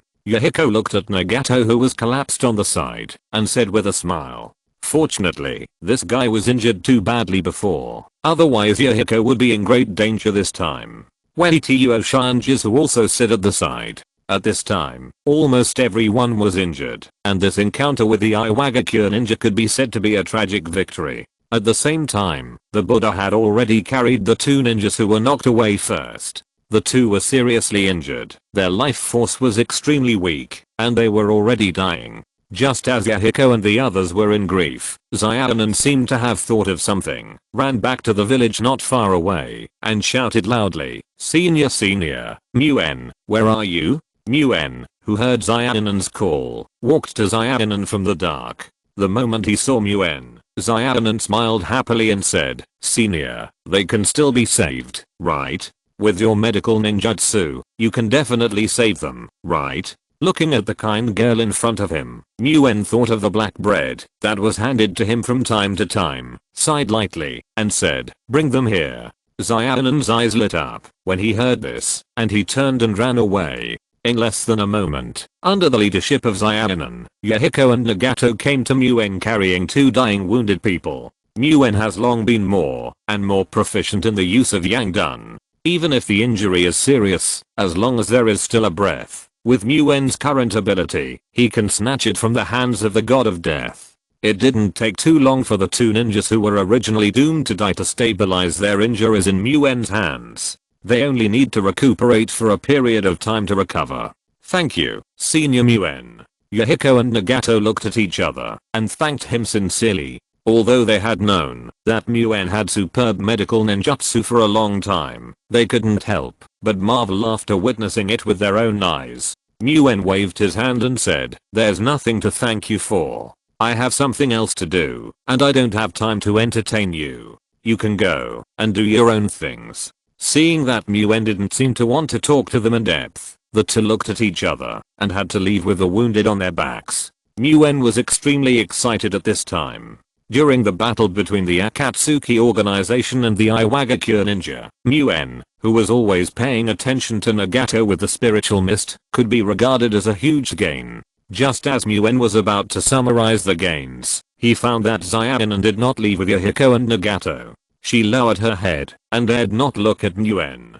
She poked her wrinkled clothes with her hands and said nervously, "Senior Muen, can you teach me medical ninjutsu?" Muen was stunned when he heard this. Before he could speak, He heard Xiaonan continue. When I learn medical ninjutsu, once my companions are injured, I can treat them. For Muen, Xiaonan's request should be regarded as an unexpected event. According to Muen's original idea, it would be fine to study the Samsara quietly, and there was no need to get too entangled with Yahiko and the other two. But the development of things cannot be controlled by people. When an accident occurs, just follow your heart to deal with it. From the heart, Muen did not want to refuse the little girl, so without thinking too much, Muen agreed to Xiaonan's request. Sure, when you have time, just come to me. Muen looked at Xiaonan, smiled slightly, and said. After getting Muen's response, Xiaonan looked up in disbelief, looked at Muen, and said excitedly, "Thank you, Senior Muen. No, thank you, Teacher Muen." After that, Xiaonan jumped away. In this way, Muen accepted the second student after Kaintang in the ninja world. Before today, if someone told Muen that his second student was not from Konoha, Muen himself would not believe it. On the other side, when Yahiko and Nagato carried the wounded with stable signs of life back, when Ituo Shanji Zhu and Afo were both shocked. They were sure that the two people had weak life breath before, and were already helpless. Who is that senior? When Ituo Shanji Zhu looked at Yahiko and Nagato in confusion and said, if we pull him into our Akatsuki organization, won't we be stronger? Yahiko and Nagato looked at each other, shook their heads, and said, he probably won't agree. Why? We can give it a try. When Ituo Shanji Zhu said in confusion.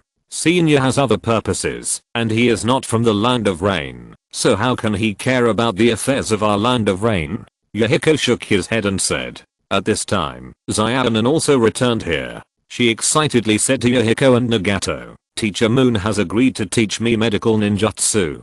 Yahiko heard this, and said with a face that was not confident, really? Really? Xiaonan smiled and said, I will definitely study hard, and provide good protection for everyone in the future. That night, Yahiko tossed and turned, and couldn't fall asleep. He was thinking about the possibility of Ituo Shanji's proposal, and the more he thought about it, the less sleepy he became. Gritting his teeth, Yahiko came to where Moon was. Just as Yahiko was hesitating whether to disturb Moon, Moon's voice came over. Come here so late, what's the matter? I don't know. When Moon was standing beside Yahiko. Senior Moon, can you join our Akatsuki? Yahiko looked at Moon and asked seriously. Muen was a little surprised when he heard that. After thinking for a while, he replied, no. Why? You have obviously agreed to teach Xiaonan medical ninjutsu, so why can't you agree to join Akatsuki? Yahiko said with some regret. Is it because you are from the Land of Fire, and don't want to care about the affairs of our Land of Rain? It has nothing to do with these. Muen looked at Yahiko and said, it's just that I don't agree with your way of doing things. I respect your ideals, but I don't think it would be a good thing to pin the hope of peace on a dialogue with Hanzo. Why? Yahiko said puzzledly. I know Hanzo is a hero of the Land of Rain, but your hero has long been corrupted, and now he only cares about his own status.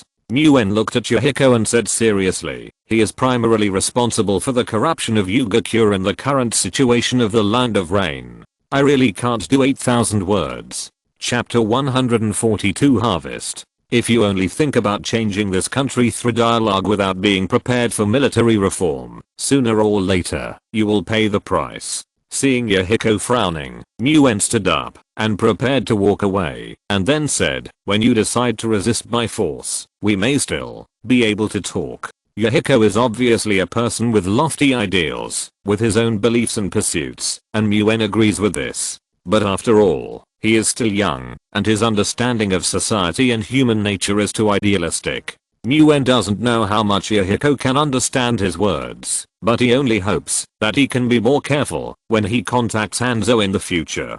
Due to Muen's understanding of Yangdun, Muen's medical ninjutsu has long been innovative on the original basis. In addition, Muen did not hide anything in his teaching to Xiaonan, and combined with Xiaonan's already very good talent, Xiaonan's medical level has improved significantly in a very short time. It has been a year since Muen and Yahiko met. Over the past year, Muen has been observing Nagato with the spiritual mist every moment, sensing the role of the Samsara in the operation of the body's chakra. Muen's research on the Samsara has also entered the right track, and of course some results have been achieved. From Muen's research, in addition to some powerful yin-yang escape techniques that come with the Samsara, the biggest function of the Samsara is coordination and conversion. The Samsara controls yin and yang, and derives more changes in the nature of chakra through the mutual conversion of yin and yang. This is also the reason why Nagato can skillfully master the 6 types of chakra nature changes, including the yang attribute, and the original owner of the Samsara, Uchiha Madara, can even master the bloodline limits such as storm escape with the Samsara. Muen, who has a deep study of yin escape and yang escape, has a deeper understanding of the changes in the attributes of chakra and the relationship between yin escape and yang escape in the process of studying the Samsara. This understanding has begun to touch the essence of chakra. One obvious change is that before this, Muen could only instinctively use the changes in the properties of chakra, including the changes in the properties of wood and sword attributes, without knowing the principles. Now, Muen already knows that the essence of any property change comes from the interaction between yin dun and yang dun. In the final analysis, all the changes in the properties of chakra come from yin and yang dun. From this point of view, all the existing ninjutsu in the ninja world can be called yin and yang dun. It's just that some techniques are simple and some techniques are more difficult. After realizing this essence, the first change brought to Muen is the further coordination and unity of body and mind, and the ability to sense and control chakra has been greatly improved. In the past, Muen's practice of spirit condensation technique, especially strengthening body technique, was both time-consuming and labor-intensive, and it was possible to fail in practice if he was not careful. Now, Muen can easily control it. Not only is it easier to practice, but the effect of practice has also been greatly improved. This alone makes Muen feel that this year has not been wasted.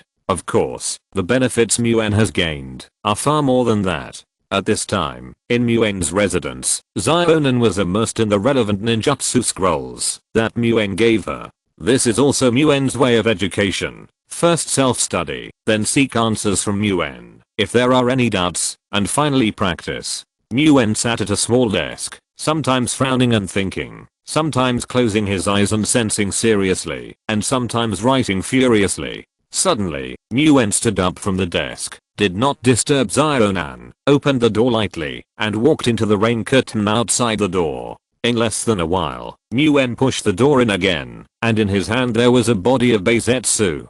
The body remained active, but Muen had withdrawn his consciousness. This is the second benefit Muen obtained. In the past, as long as Beisetsu sneaked within 10 meters of him, although Muen could occasionally vaguely sense his malice, he could not find his specific location. But now Beisetsu is no different from ordinary ninjas in Muen's perception. Teacher Muen, what exactly is this thing? You have caught a lot of these things recently, right? At this time, Zionin was finally startled and looked at the white zetsu in Muen's hand, and asked in surprise. It's a very good medical product. Muen did not answer directly, but said in a joking tone. And in the mountain cemetery, where Uchiha Madara was hiding far away, White Zetsu was also reporting relevant things to Madara. What a terrible guy. It seems that his strength has improved a lot again. Uchiha Madara said with great interest. Lord Madara, it doesn't matter whether he is strong or not. He won't be as strong as you anyway. White Zetsu said helplessly, but if he stays with Nagato, we won't be able to monitor him. Once the Samsara has an accident, it could be a big trouble. Haha.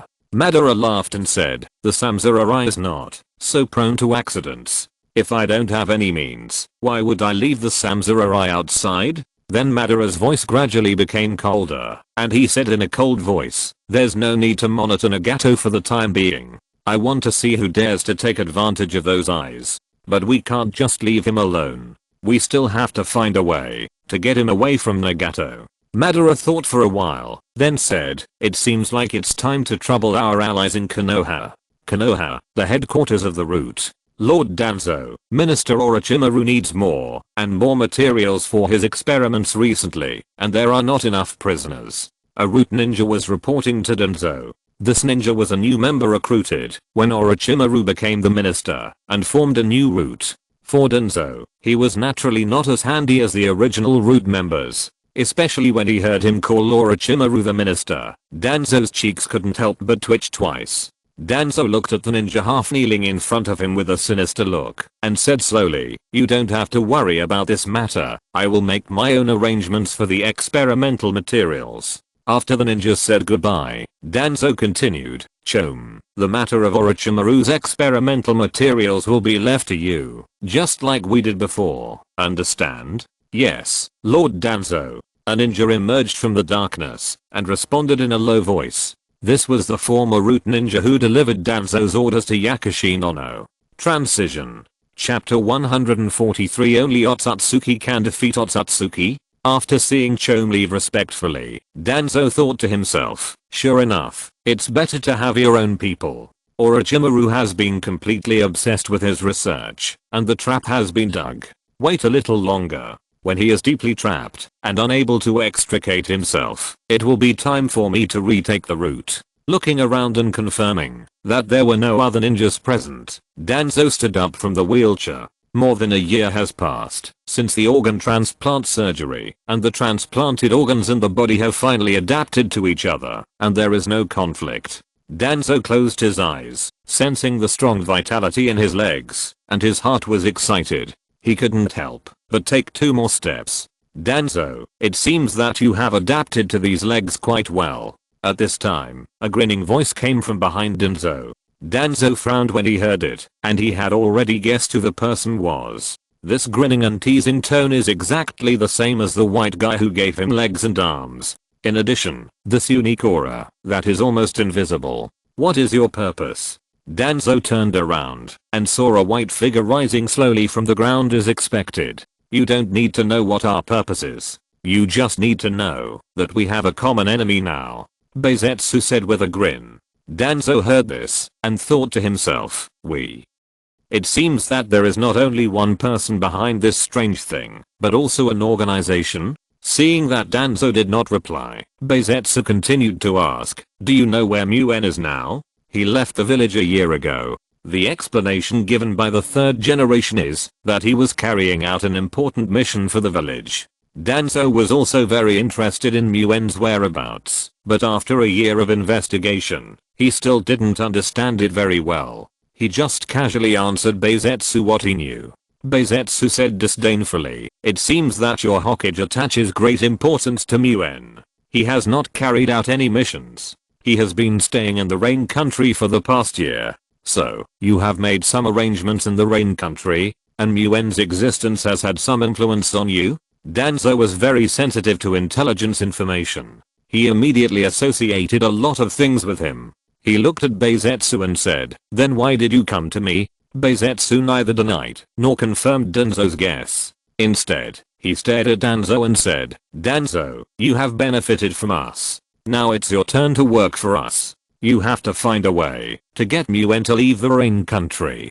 Danzo looked at Beisetsu calmly and said in a cold and stiff tone, "I didn't agree to be your ally. You should figure out your own business." Although Danzo was very jealous of Muen, he also knew that Beisetsu in front of him was definitely not a friend to him. Just watching them fight to the death was the best choice for Danzo. As for saying that you have to do things for the other party if you get benefits from them, that is completely a joke. After all, Danzo's initial decision was to only eat the bait and not swallow the hook. Hearing Danzo's refusal, White Zetsu smiled strangely, and his body began to slowly merge into the earth. He seemed to be indifferent and said, "Really? Think about it again. I believe you will make the right decision. After all, he is our common enemy, isn't he?" Seeing White Zetsu disappear in front of him, Danzo carefully sensed the surroundings, but still did not detect any trace of White Zetsu's existence. Shaking his head, he also felt helpless.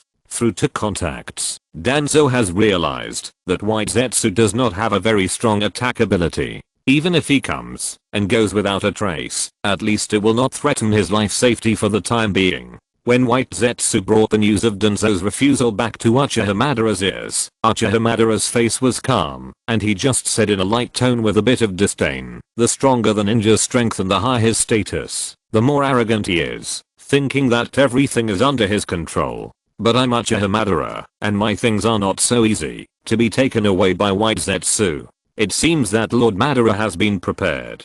Black Zetsu's voice came from the darkness. The most brilliant illusion in the world is to make the enemy fall into the illusion without knowing it. Uchiha Madara said lightly, from the moment Danzo chose to transplant White Zetsu's organs, he will never be able to escape my control. He will slowly change his original position until he is completely used by me. The most important thing is that during this whole process, he will not be aware of it at all. He will only think that this is a natural change. In the land of rain, in Muen's residence, seeing that the sky was getting dark, Xiaonan was ready to say goodbye to Muen, but saw that Muen frowned and didn't know what he was thinking. Teacher Muen, Teacher Muen. Xiaonan called softly. Oh. Muen woke up from his deep thoughts, looked at Xiaonan, and said, "It's Xiaonan, is there something you don't understand?" "No, teacher." Xiaonan smiled slightly and said, "I see it's getting late. I'm just about to say goodbye to you." "Is that so?" Muen looked out the window and saw that it was indeed getting dark, so he said, "Then you go back first." "Okay, teacher." Xiaonan saluted Muen and said, "Teacher, see you next time." Seeing that Xiaonan had already walked to the door, Muen looked at Xiaonan and suddenly asked, "Xiaonan, where do you think the chakra in the ninja's body comes from?"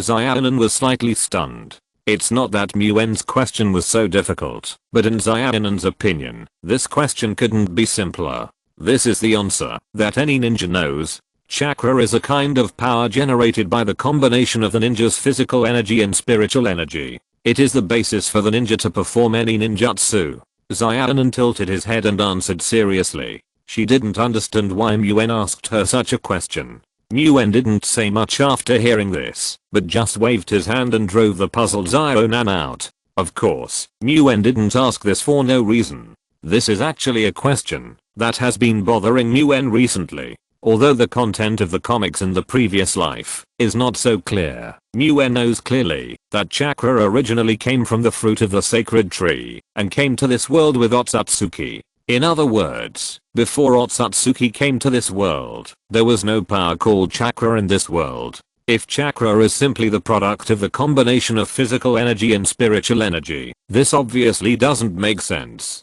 Didn't humans at that time have physical energy and spiritual energy? Why didn't humans at that time master chakra? The chakra that humans first obtained was passed on to humans by the Six Paths Sage in order to connect the human spirit, in order to achieve mutual understanding and eliminate war. However, in the subsequent development, humans gradually closed the connection between each other's chakras and began to rely on chakras to pursue powerful power. As Muen's research on the Samsara deepened, his understanding of chakra became deeper and deeper, and he came into contact with this essential question more and more. Why can humans combine physical energy and spiritual energy to extract chakra? Muen had a very strong intuition that when he could answer this question, it was the beginning of a qualitative change in his strength. With Muen's current ninjutsu ability, especially the effect of the spiritual mist, he could learn more than 99% of the ninjutsu in the ninja world. However, Muen did not do so, but chose to follow Nagato boringly, studying the Samsara and exploring the essence of chakra.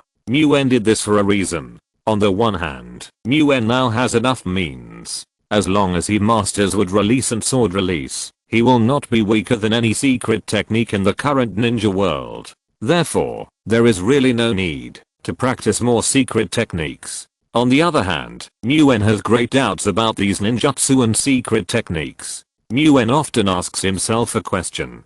After practicing so many ninjutsu and secret techniques, when the Moonai plan is really launched, can these ninjutsu and secret techniques allow him to avoid infinite Tsukuyomi? In other words, can these ninjutsu pose a threat to Madara or Kaguya or Otsutsuki who have the Samsara? The answer is no. With Muen's current understanding of illusions, Muen also speculated on the reason why infinite Tsukuyomi is so powerful. Infinite Tsukuyomi is launched by the Samsara Sharingan, which combines the power of Otsutsuki and the sacred tree. Therefore, the chakra that launches infinite Tsukuyomi is the ancestor of the chakra of ordinary ninjas, and has natural suppression. If you want to avoid infinite Tsukuyomi, your chakra essence cannot be lower than the sacred tree.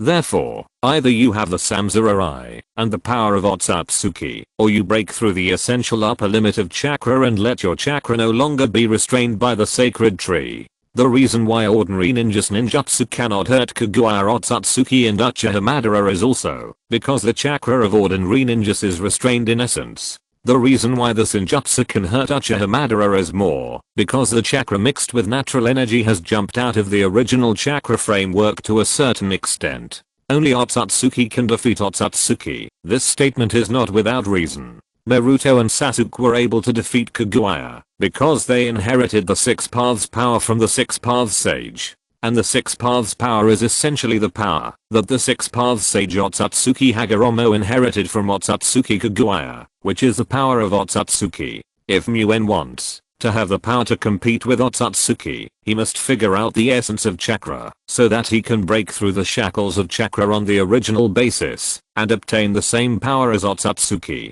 But now, Muen's research on chakra has come to a standstill on the issue of the source of chakra in the ninja's body. Chapter 144 Fierce Battle. Just 1 month after the second close contact between White Zetsu and Danzo, in order to deal with the increasingly serious threat of war around the village, the third Hokage Sarutobi Hiruzen summoned the heads of the major families of Konoha to discuss the dispatch of additional ninjas to the village.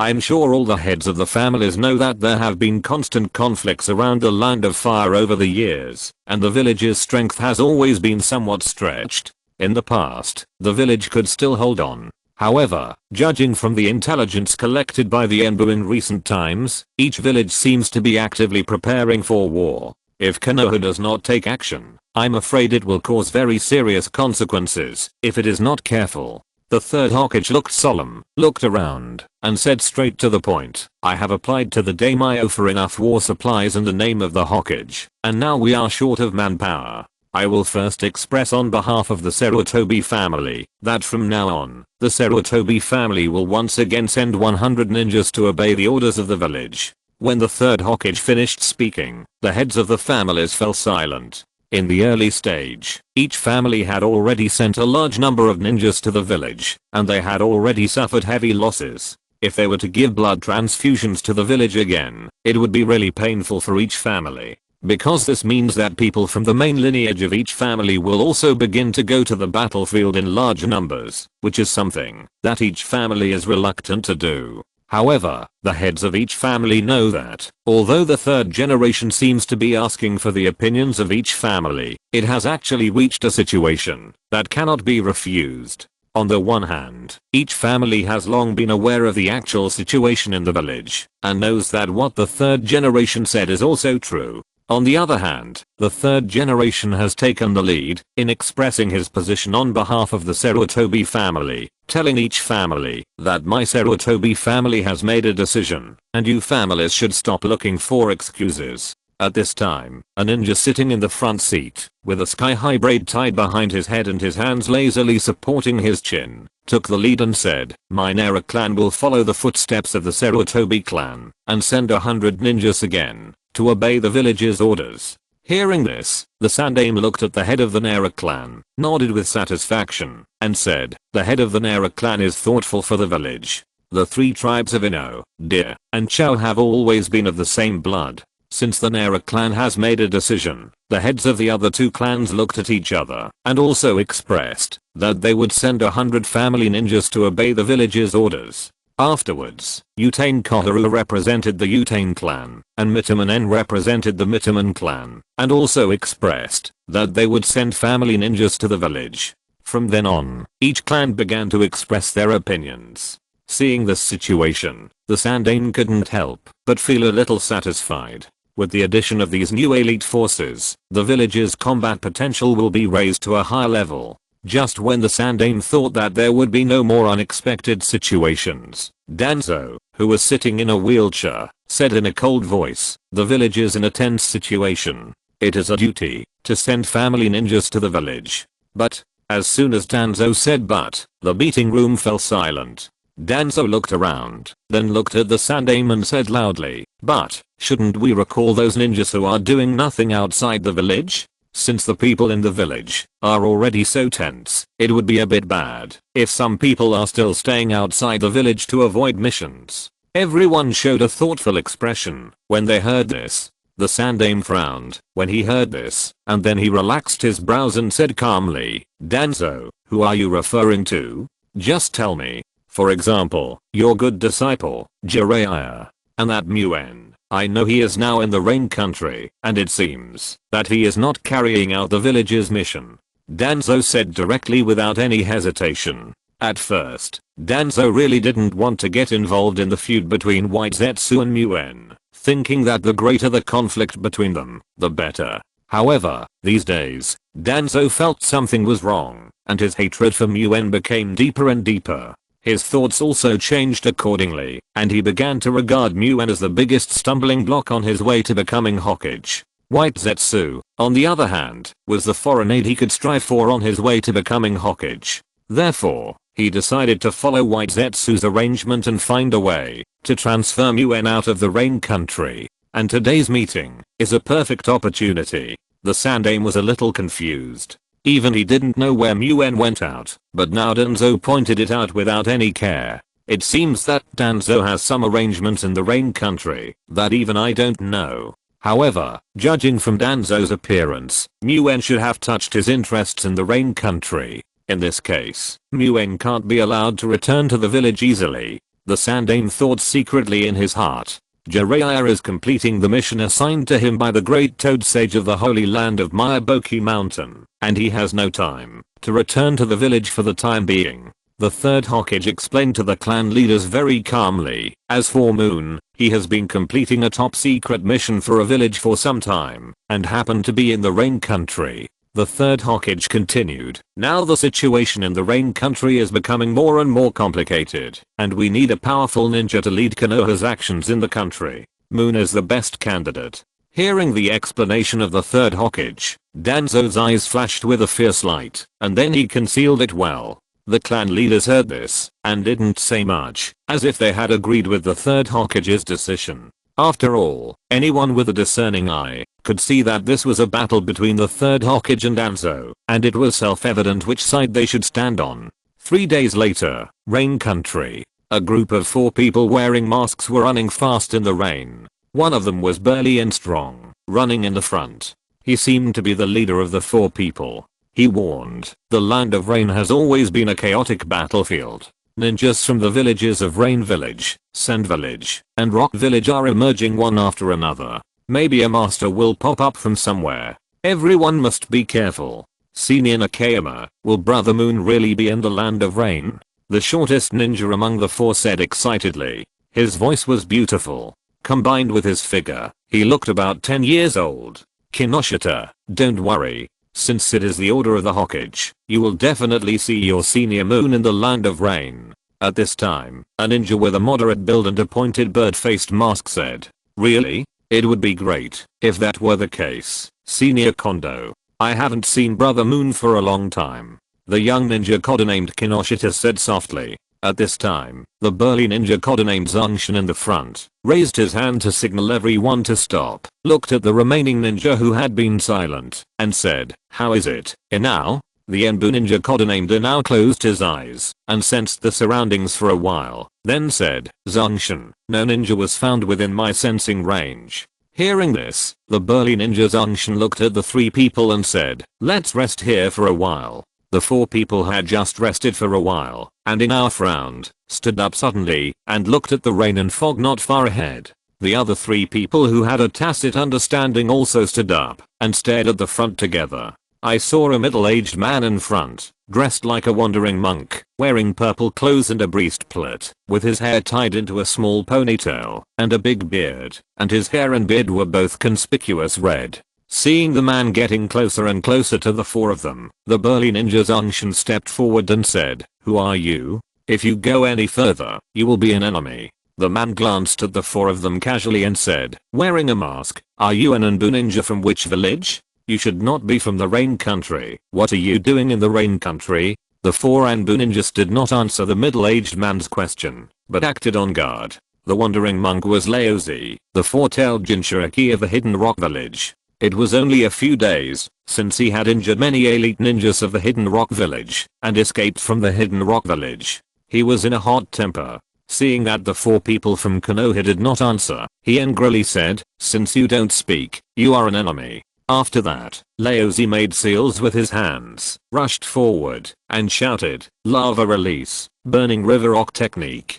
The middle-aged man spit out multiple magma balls from his mouth and rushed towards the four people. Waves of explosions came from the direction of the attack. When the smoke cleared, the four Anbu ninjas had already avoided the attack and were not hurt by the ninjutsu. At this time, Zangshin also began to fight back in anger. His right hand suddenly became extremely huge and he punched Laozi. Laozi did not fight hard, but flew back. At the same time, a tail suddenly appeared behind him. With the appearance of the tail, his whole body began to be covered with magma. As the raindrops fell on him and evaporated, the surroundings became a little smoky. From the moment the tail appeared, Zangshin was already shocked and reminded the other three, "It's Jinchuriki, everyone be careful." After saying that, he rushed up first. This time, Laozi, who was in the lava chakra mode, did not retreat in the face of the giant fist, but quickly formed a seal and shouted, "Lava granite." In front of Laozi, several walls of magma were erected.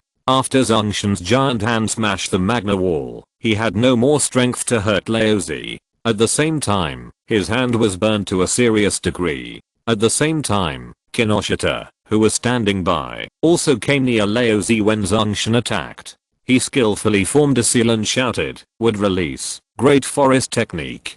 From his outstretched right arm, several wooden vines and branches stretched out and entangled Laozi. When Laozi heard the name of wood release, he was shocked. Wood release can be regarded as the nemesis of the tailed beasts. Just as he was about to dodge backwards, he suddenly found that his feet had turned into a swamp. It was the work of Kondo, who had already arrived nearby. It was this delay that caused Laozi to fail to escape the capture of wood release. However, when wood release captured Laozi, the magma on Laozi's body began to work, and wood release actually began to ignite. This also surprised Kinoshita. Seeing this, Laozi was also stunned, and then he said happily, "Your wood release is not as good as the god of ninjas, Hashirama Senju. Although it has some inhibitory effect on the tailed beast chakra, who made you encounter magma." At this time, a waterfall rushed towards Laozi, extinguishing the flames on his body, and also bought time for Kinoshita's new ninjutsu. It was the water release ninjutsu launched by the sensing ninja Inao. At this time, Kinoshita's new ninjutsu was also ready. He shouted softly, "Wood release thorn killing technique." A large number of vine-like wood appeared again to bind Laozi, and many wooden pillars appeared around him to form a cage, trapping him. Laozi could feel that the wood release on his body absorbed the chakra of the tailed beast, but this absorption was still within his control. Even so, he secretly sighed, "It's worthy of being called wood release. Even a child like this can use it to such an effect." However, he sighed in his heart, but said, "You want to defeat me with just this level, but it's impossible." After that, Laozi communicated with the four tails and began to release a large amount of tailed beast chakra. With the obvious outflow of tailed beast chakra, his body was still able to maintain a human form, but it also underwent obvious changes. The whole body was covered with dark red tailed beast chakra, and four tails grew behind him. Laozi, who had transformed into a tailed beast, waved his claws, and the vine-like wooden strips that were entangled with him were torn apart. At the same time, Laozi supported himself on the ground with both hands and shouted, "Lava release, flower and fruit mountain." With Laozi as the center, a sea of magma appeared. After a few seconds, magma gushed out of the magma sea and attacked the four people. The wood release cage was instantly destroyed. At the same time, facing the magma coming towards them, the four people of Konoha had to retreat in embarrassment. Seeing that his own side might be defeated immediately, in order to protect the other three from being attacked by the tailed beast Laozi, Zangshin shouted, "The technique of double transformation." Zangshin's whole body began to grow huge. As expected, this scene attracted Laozi's attention, and Laozi began to attack Zangshin. The Akimichi clan's gigantic growth not only improved their strength, but also greatly improved their defense. Facing Laozi's attack, the gigantic Zhongshan actually held on for a while. Seeing this, the other three who retreated also stabilized their position again, and cooperated with Zhongshan to attack. The half-tailed beast Laozi was obviously stronger, but the four members of the Konoha relied on tacit cooperation to resist Laozi's attack again and again. In this way, the half-tailed beast Laozi was unable to take down the four Anbu members for a while. However, it can be clearly seen that the four Anbu members were at a disadvantage, and it was only a matter of time before they fell. However, Laozi was not satisfied with the current situation. He believed that as a Jinkriki, he should win quickly. He once again increased the release of the tailed beast's chakra, and gradually, the figure of Laozi disappeared, and the complete form of the four tails, a huge red orangutan, appeared in front of the four people of Konoha. Now let you see the true power of the tailed beast. The red orangutan spoke in human language, somewhat unconvinced. Chapter 145 Muen Spiritualization Technique. The four tails was huge, yet agile. Before he finished speaking, it had already arrived in front of Zhongshan. Even though he had already used the double transformation technique, Zhongshan's body still looked a little small and exquisite in front of the four tails. Faced with the size difference, Zhongshan struggled to meet the four tails fist. The two fists collided with each other, accompanied by the splash of magma, and bursts of booms broke out. Unsurprisingly, Zhongshan only lasted 2 punches before he was blown away. From Laozi showing his complete tailed beast transformation to Zhongshan being blown away by absolute power, it happened almost in an instant. Captain Zhongshan.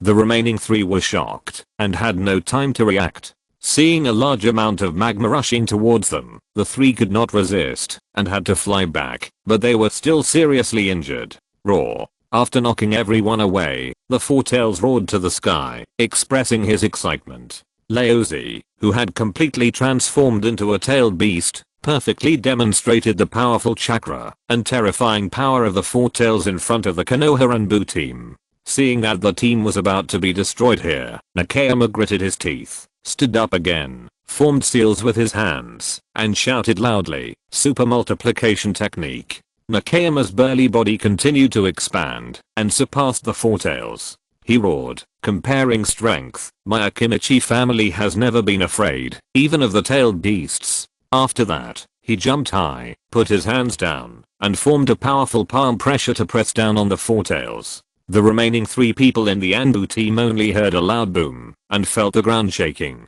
The four tails had been pressed into the ground by Nakayama. Feeling the surging power under his palms, Nakayama shouted loudly, "Kondo, you take the 2 of them and go first. I can't hold on for long in this state." "No, Captain, if we have to go, we go together." Kinoshita objected immediately. Kondo and Inao looked at each other and also stood behind Kinoshita, looking at Nakayama with a firm gaze, silently agreeing with Kinoshita's attitude. At this time, Nakayama had lost the opportunity to persuade him again. A huge amount of magma surged out from under his feet, and a violent force surged up from his palms, knocking his huge body to the ground. The four-tailed beast roared, and with a fierce look in his eyes, he attacked the fallen Zhongshan.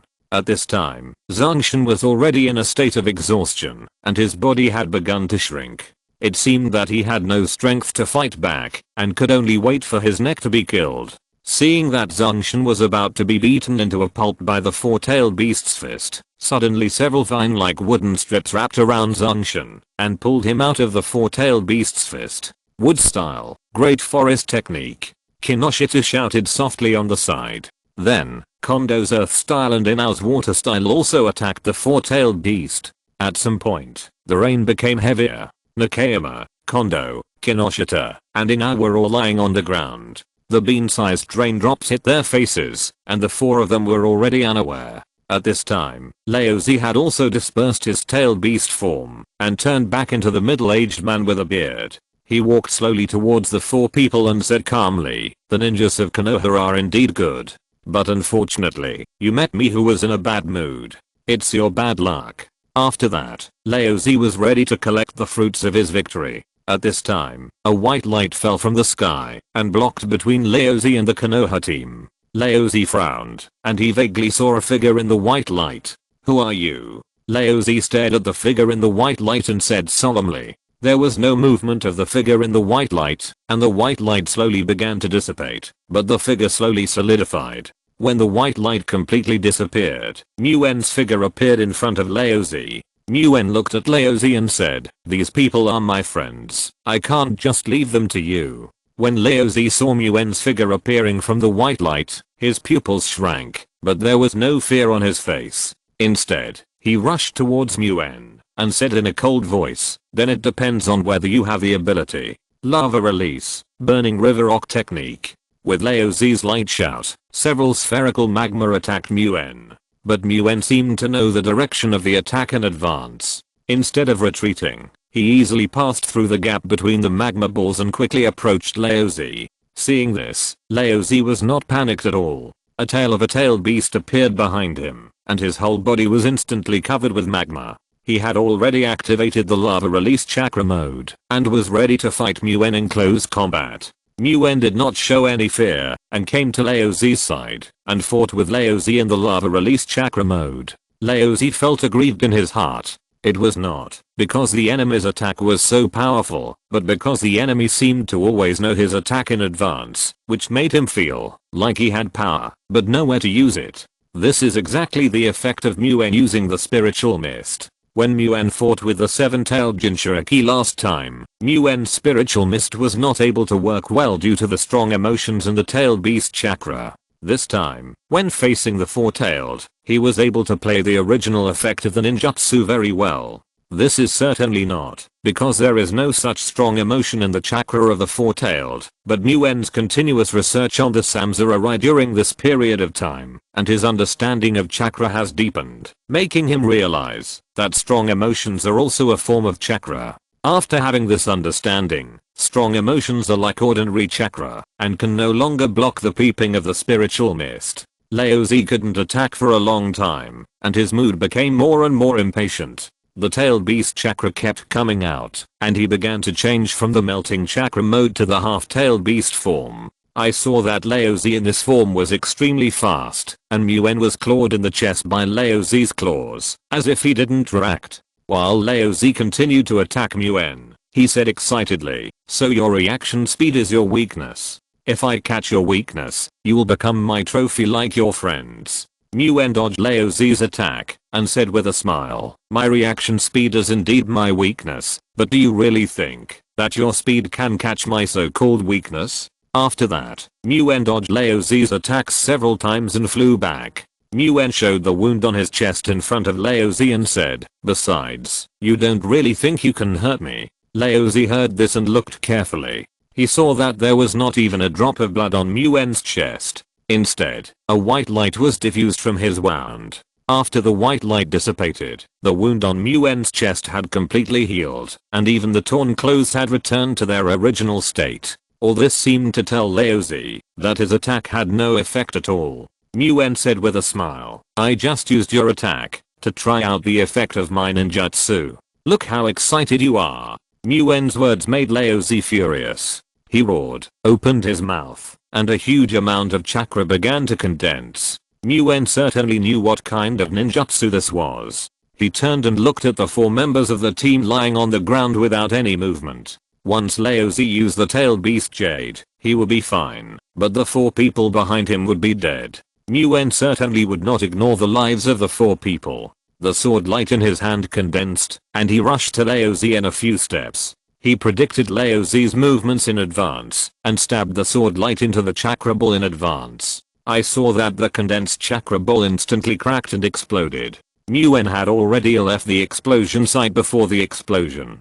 Unexpectedly, when the smoke and dust of the explosion dissipated, it was not Laozi lying on the scene that appeared, but a blood-red gorilla with four tails. The gorilla spoke in human language and said, "How dare you use me to test your ninjutsu? Now I will let you experience the powerful force of the complete four tails." The gorilla jumped up and attacked Nguyen. Facing the huge and flexible four tails, Nguyen dodged while forming seals with his hands and shouted, "Wood dragon technique." A wooden dragon broke out of the ground below him and entangled with the huge four tails. Seeing this, The Four-Tails was furious and said, another person who can use would release. Can you, Konoha, mass produce would release ninjas? But do you really think that would release can restrain the tailed beasts? After saying that, the Four-Tails grabbed the wooden dragon on his body with both hands, ready to tear it off from him. However, unlike what the Four-Tails imagined, this time's wood release was different from the previous wood release and was obviously more powerful.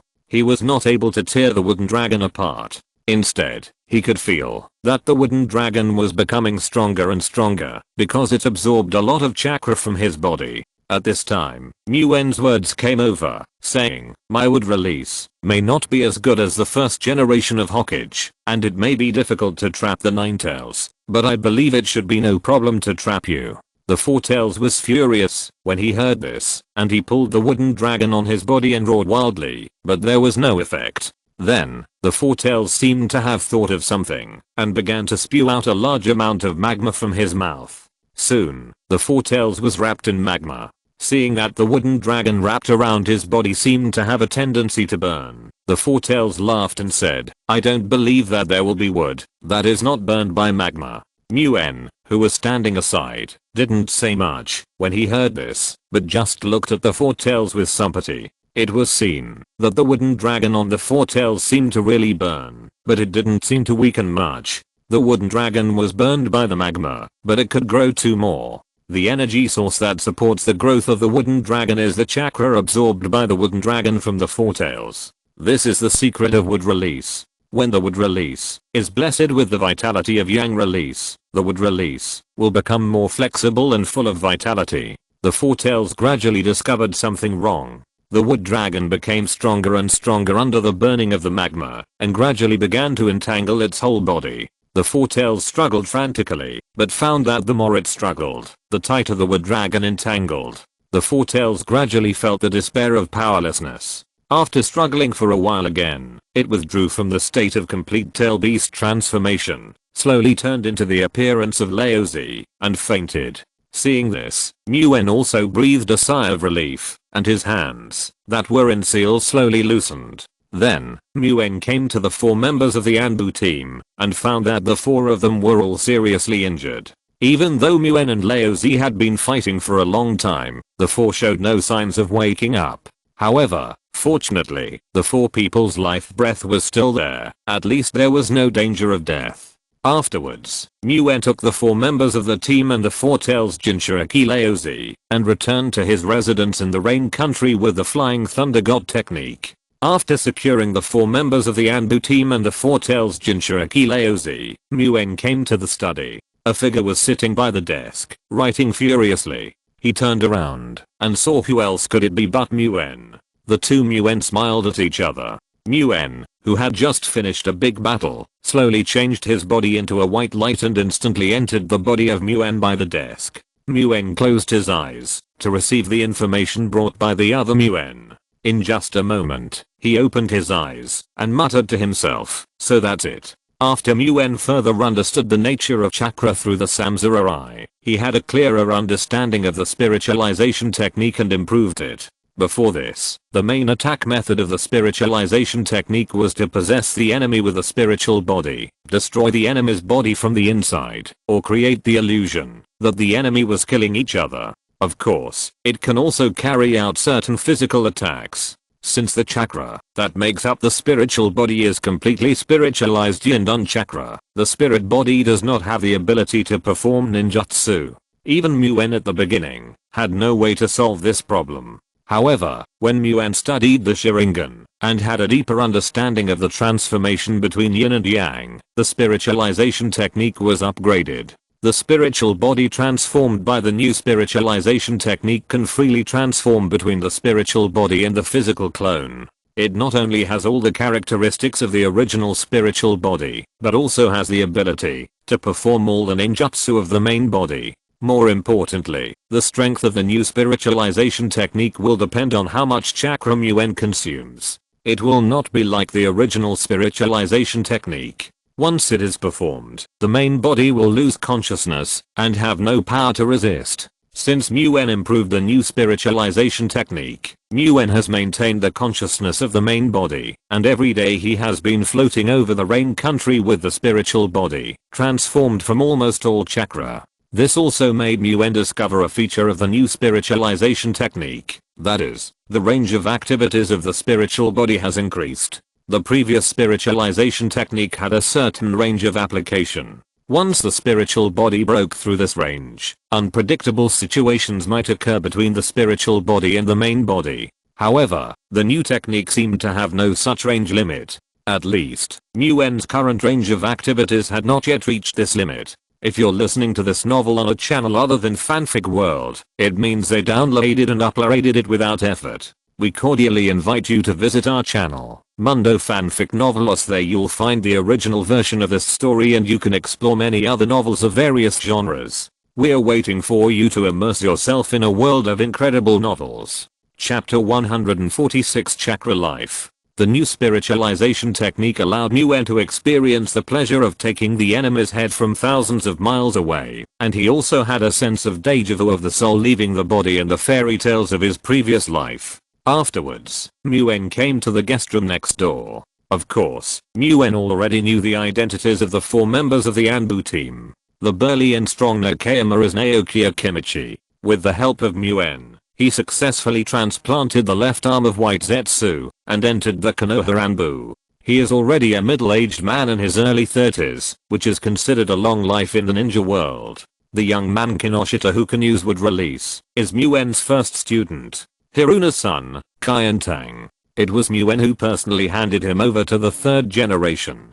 Kondo, who uses earth release ninjutsu, is Ito Hidego, who transplanted the White Zetsu organ together with Naoki Akimichi. Muen is not very familiar with Inao, another ninja with a sensory talent. At this time, the injuries of the 4 members of the team had long been healed under Muen's treatment. However, because the battle between the 4 was too tragic, although the physical injuries were healed, they were still too tired mentally and were still in a coma. Speaking of it, it was fate that Muen was able to save the 4 people this time. The new spiritualization technique was successfully transformed not long ago. In order to test and familiarize himself with the new technique, Muen has been patrolling over the rain country with a spiritualized body these days, and only then did he sense the chakra fluctuations of several people fighting. At first, Muen didn't care too much. The rain country was too chaotic, and such battles happened from time to time. Muen was not interested in intervening in such battles.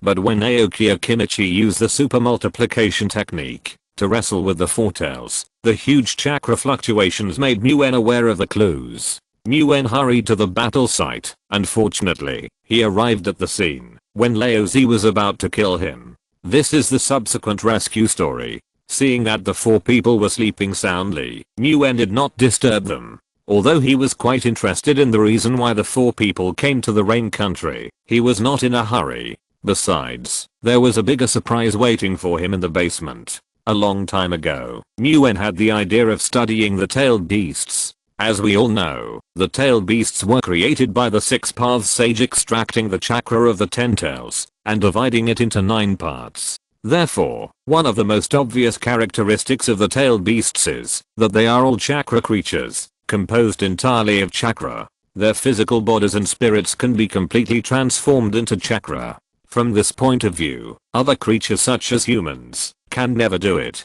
From this point of view, the spiritual body generated by Muen with the new spiritualization technique can barely be regarded as a half chakra creature. However, the difference between Muen's spiritual body and the tailed beast is that the tailed beast can obtain power from nature, and the chakra will not be exhausted, but will continue to grow. Muen's spiritual body cannot be replenished with chakra, but will disappear after the chakra is exhausted. When Muen first met the 7-tailed Jinchuriki, he had a strong desire to study where the tailed beast soul comes from, and how it obtains chakra supplements from nature. However, the surveillance of White Zetsu at that time made Muen mistakenly believe that there were enemies spying in the dark. Muen, who was in the enemy country, was afraid of unexpected situations and had to give up the opportunity. In the following time, Muen also made relevant requests to the nine-tailed Inkushina's body many times, but was angrily rejected and ruthlessly ridiculed by the nine-tailed. This time, Muen will never give up the opportunity to study the four-tailed. In the basement, Laozi was tied to a cross wooden stake with iron chains, his neck tilted to one side, and he was in a coma. Muen came directly to Laozi, lifted his shirt up, and saw two seal marks on his abdomen. One of them was the seal that originally existed to seal the four-tailed. The other one was a new seal added by Muen, 8 trigram seal, the purpose of which was to temporarily cut off the connection between Laozi and the four-tailed. Muen used his right hand to touch the seal on Laozi's lower abdomen, and with a strand of chakra, he successfully entered the sealed space of the four-tailed. In the sealed space, the magma flowed quietly, but the four-tailed was calm and composed.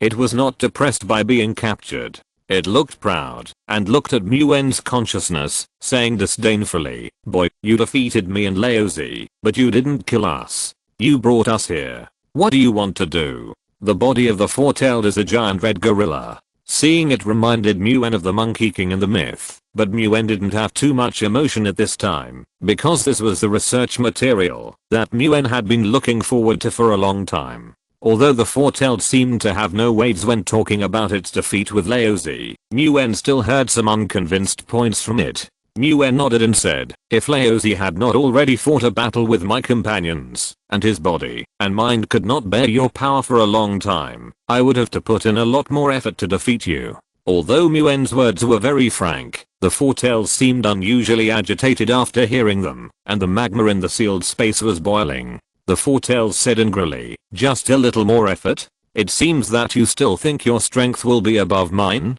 Upon hearing this, Muen said calmly, "I'm still very convinced of the power of the tailed beasts, but I'm not weak now. Even if you are not in the seal now, I believe I will win." Upon hearing this, the four-tails angrily showed Muen its powerful chakra fluctuations and oppressive force. Magma splashed in the space, and it said angrily, "Boy, if you have the guts, lift the seal, and we'll fight again." For Muen, who had experienced the oppressive force of the nine-tails, and fought with Uchiha Madara, the oppressive force of the four-tails did not move Muen. Moreover, when the four-tailed showed its powerful chakra, the 8 trigram seal appeared in time and completely suppressed it in the sealed space, without causing any impact on Muen's consciousness. "By the way, you just asked why I captured you?" Muen explained to the furious four-tailed, "I'm just curious about the tailed beast, and want to study you."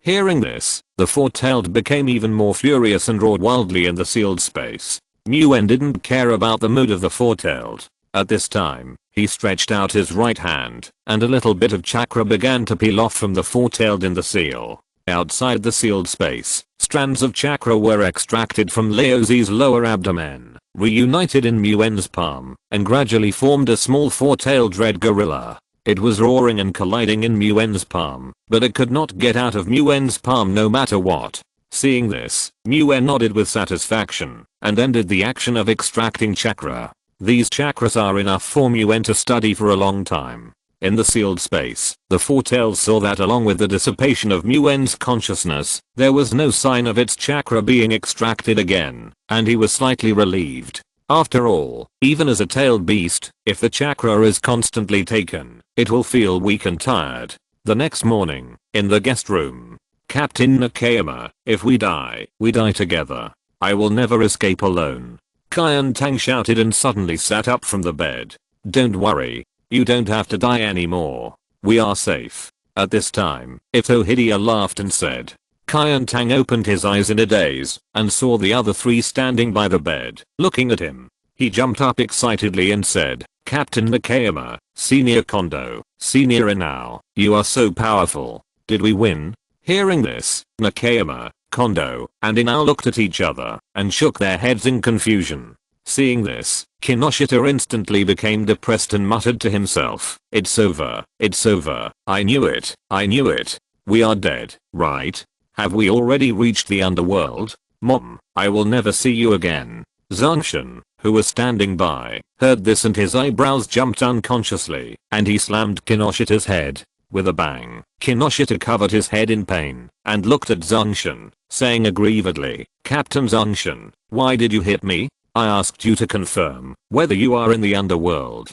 Zangshin said unhappily, "Look, you are in so much pain. Doesn't it mean that you are not in the underworld? We are still alive and well." "Really?" Kinoshita heard this, his eyes lit up, and instantly he felt that his head didn't hurt anymore. At this time, Zangshin looked at Inao and said, "Inao, can you sense the situation nearby? No ninjas were found." Inao said solemnly, "Who saved us? Why did they save us? Was it out of kindness or ill will?" Kondo frowned and said, "Or were we captured by the Four Tails?" At this time, Kinoshita raised his hand weakly and said, "I think they didn't have any bad intentions. They even healed our injuries completely." "Kinoshita, you are still too young. It doesn't necessarily mean they saved us. They might have some tricks." Inao said seriously, "Well, no matter if they are good or bad, since we have woken up, let's leave first." Nakama looked at the three people and said solemnly, "Don't forget, we still have mission to complete." Just as the four were about to leave, the door was pushed open from the outside. The four were shocked, especially Inao. As a perception ninja, he had always been conscientious in sensing the four directions, but he didn't notice the visitor at all. It seems that my estimation was correct. You really woke up. The person who came was Muen. Seeing the four surprised faces turning around, Muen smiled and said, "Naoki, Hideki, Kai and Tang, long time no see. Brother Muen." Kai and Tang shouted in surprise, "Muen, it's you." Naoki, Akimichi and Hideki Ito were also surprised. Only Inao, who was standing aside, reacted a little late and greeted with a confused face, "Muen, Jonin." Muen nodded to the four people. "Brother Muen, did you save us?" Kai and Tang said in surprise. "Otherwise," Muen said jokingly, "if it wasn't me who saved you, who else could it be? But you are lucky that I happened to pass by. Otherwise, you might really become a hero." Hearing this, the four people laughed a little embarrassedly. At this time, Muen continued, "What are you doing in the Rain Country? Do you have any special mission?" As soon as Muen asked the question, the four people all looked strange. Seeing this, Muen hurriedly said, "Is it a confidential mission? If there is a confidentiality discipline, there is no need to say it." At this time, Akimichi Naoki hurriedly waved his hand and said, "It's not a confidential mission. We were ordered to come to the Rain Country to find you, so you are our mission this time."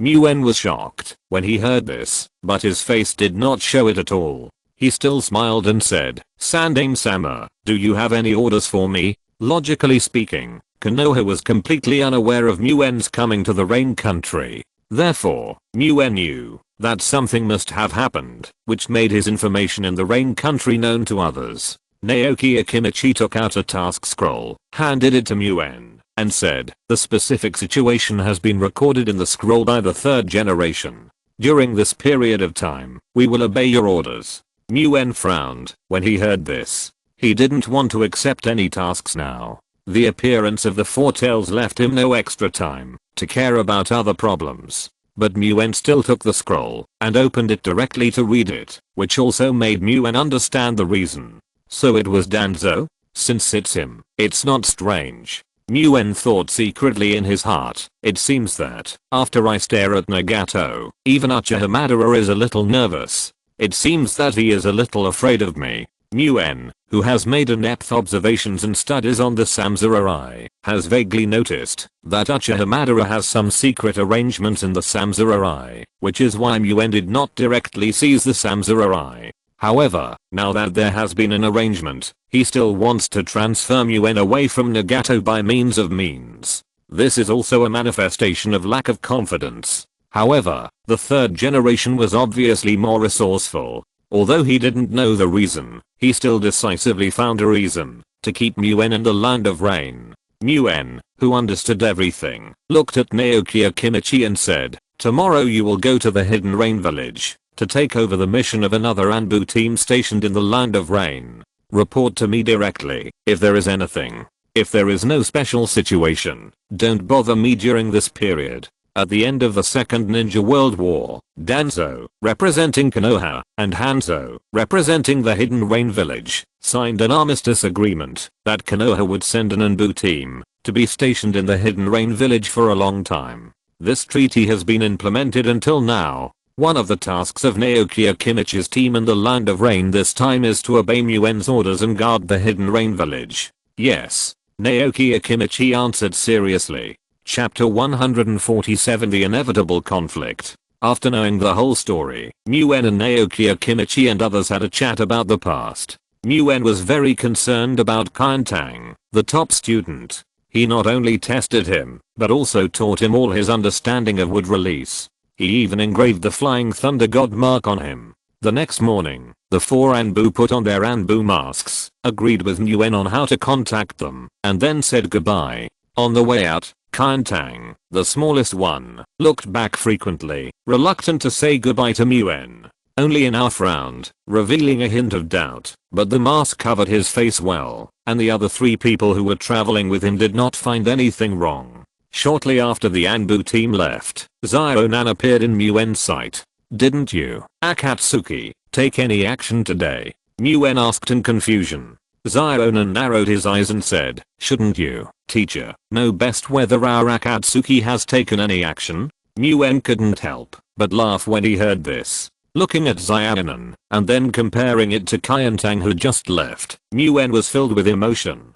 Although they were of similar age, Zionan and the other two were already the leaders of an organization, and they had to fight against fate every day, working hard to survive, and fighting for the fate of the country. Kaintang, however, was still rare in retaining the youthfulness that was unique to teenagers, and his future and fate were all arranged and escorted by his elders. Seeing that Muen did not speak, Zionan continued, "Teacher, who were those people just now?" "The Konoha Anbu is going to the Hidden Rain Village to find Hanzo." Muen did not hide it and said directly, "What do you think? Aren't you going to negotiate with Hanzo?" "I can help."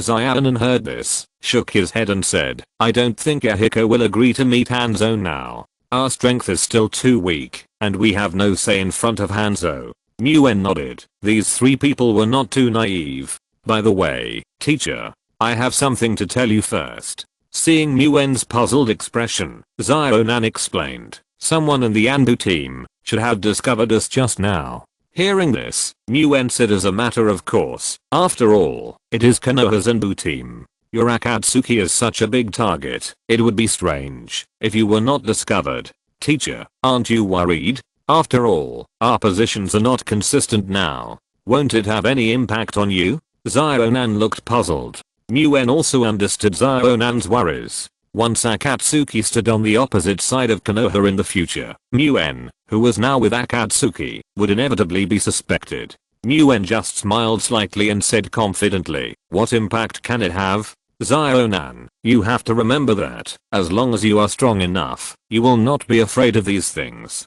Don't you really want to learn some other ninjutsu? Your teacher has a lot of good things here." Muen took this opportunity to tempt again. "No, teacher. Your knowledge of medical ninjutsu is enough for me to study for a long time," Zionan said without hesitation. "Besides, Yahiko and Nagato are here for fighting. I just need to heal all their injuries." Since accepting Zionan as a student, Muen often wanted to teach her more things and let her have more self-defense methods. But every time, she was rejected by Zionan. Sure enough, this time was no exception. But what Zionan said was not without reason. Medical ninjutsu had long been changed beyond recognition in the hands of Muen, who was proficient in Yangdan, and had long begun to deviate from the scope of the original ninjutsu. If you want to study it thoroughly, it is indeed not something that can be done in a short time. Since Zionan didn't want to, Muen didn't force it too much, and said, "Okay, what problems have you encountered this time?" Zionan immediately cheered up after hearing this, and began to ask Muen about medical ninjutsu. On the other side, Akimichi, Naoki and the other four soon arrived at the Hidden Rain Village and smoothly handed over to the Anbu team originally stationed in Hidden Rain. Afterwards, he immediately went to see Hanzo, the leader of Rain Village. Nearly 10 years had passed since the end of the Second Ninja World War. Hanzo had long lost his original high-spirited look and had become even older. However, what was even more tragic than becoming old was that his faith was also lost as his strength declined sharply. Back then, in order to preserve the land of Rain and Rain Village, Hanzo domineeringly gave the three of them the title of three ninjas in the battle with Orochimaru, Tsunade, and Jiraiya, and handed over the victory. He told everyone with practical actions that, even if Rain Village lost, he did not lose. But now, in order to win over the hearts of the ninjas in the hidden Rain Village, he indulged their behavior and ignored the lives of the citizens of the Land of Rain. He no longer had any principles and could do anything to keep his current position. Seeing Akimichi Naoki and the other three, Hanzo tried to act superior and wise, lying on the couch and said, "Oh, has Konoha changed again? I hope you will abide by our agreement and not interfere in the affairs of our Rain Village. Don't worry, we are just monitoring and will not interfere. As long as Rain Village does not do anything that harms Konoha, we will naturally not take any action." Akimichi Naoki's disdainful expression was hidden under the mask, and he said in a calm tone. After that, the two sides did not say anything more. The four people from Konoha said goodbye and left. Captain Nakayama, Hanzo is too pretentious. He actually received us while lying down. Kayantang said a little unhappy. He is no longer the original Hanzo, he is just pretending. Akimichi Naoki's tone was a little disdainful at first, and then he said with some emotion, "It often takes only a moment for a hero to become a bear. Who would have thought that Hanzo, who was once known as a demigod, would degenerate into this state in his old age?" While Akimichi Naoki was lamenting Hanzo's degeneration, Uchiha Madara, who was sleeping in the underground space of the mountain cemetery, woke up again. Madara, Danzo's attempt to transfer Moon out of the Rain Country was not successful. It was stopped by the third Hokage Sarutobi Hiruzen. White Zetsu's personality is still cheerful, or it can be said that he has no personality at all. Although the plan failed, he seems to have no regrets at all. Madara didn't care too much when he heard this, and said lightly, "It doesn't matter. It's good if it succeeds. It doesn't matter if he doesn't leave the Rain Country. I hope he can move his eyes so that he can solve a problem directly." "Any other news?" Madara asked. "The four-tailed Jinchuriki Laozi has also fallen into Muen's hands," White Zetsu said. When he heard the news, Madara opened his eyes wide. Involving his resurrection and the Moon plan, the reunion of the nine-tailed beasts is an indispensable link. Therefore, the nine-tailed beasts have always been under Madara's surveillance. Now that the four-tailed has fallen into Muen's hands, it will cause great trouble for his successor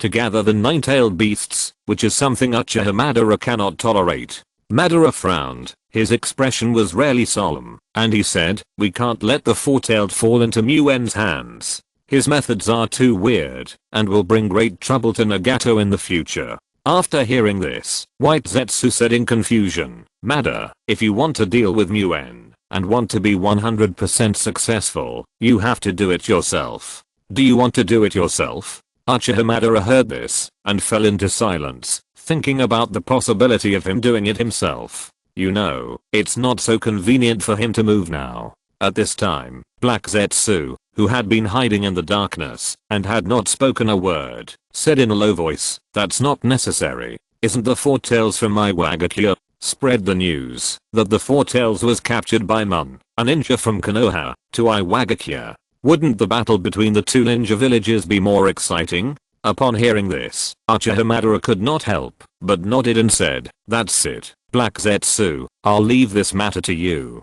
It would be best if it caused a war between the two villages to the death."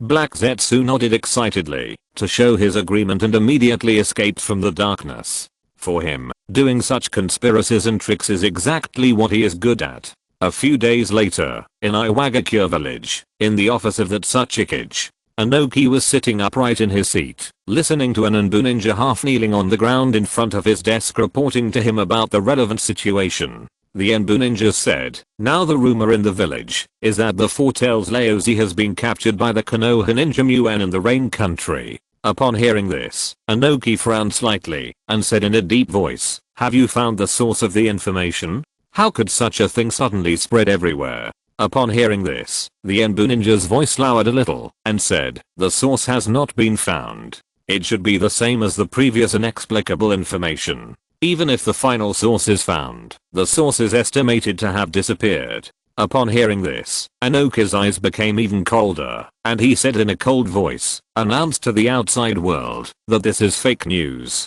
Upon hearing this, the Enbu ninja nodded his head, and then left the office. At this time, behind Anoki, a burly ninja in his 20s, couldn't help but say, "Father, old Murasaki is one of the most important forces in our Iwagakure. Although he has left the village without permission, he did not kill the ninjas who stopped him. This shows that old Murasaki still has feelings for the village. Is it really okay to just ignore him?" The person who spoke was Anoki's son Huangtu. Unlike Anoki's short stature, Huangtu was unusually tall. The only feature he inherited from Anoki was probably his huge nose. Upon hearing this, Anoki snorted coldly and said, "Leaving the village without permission is already considered a rebel ninja.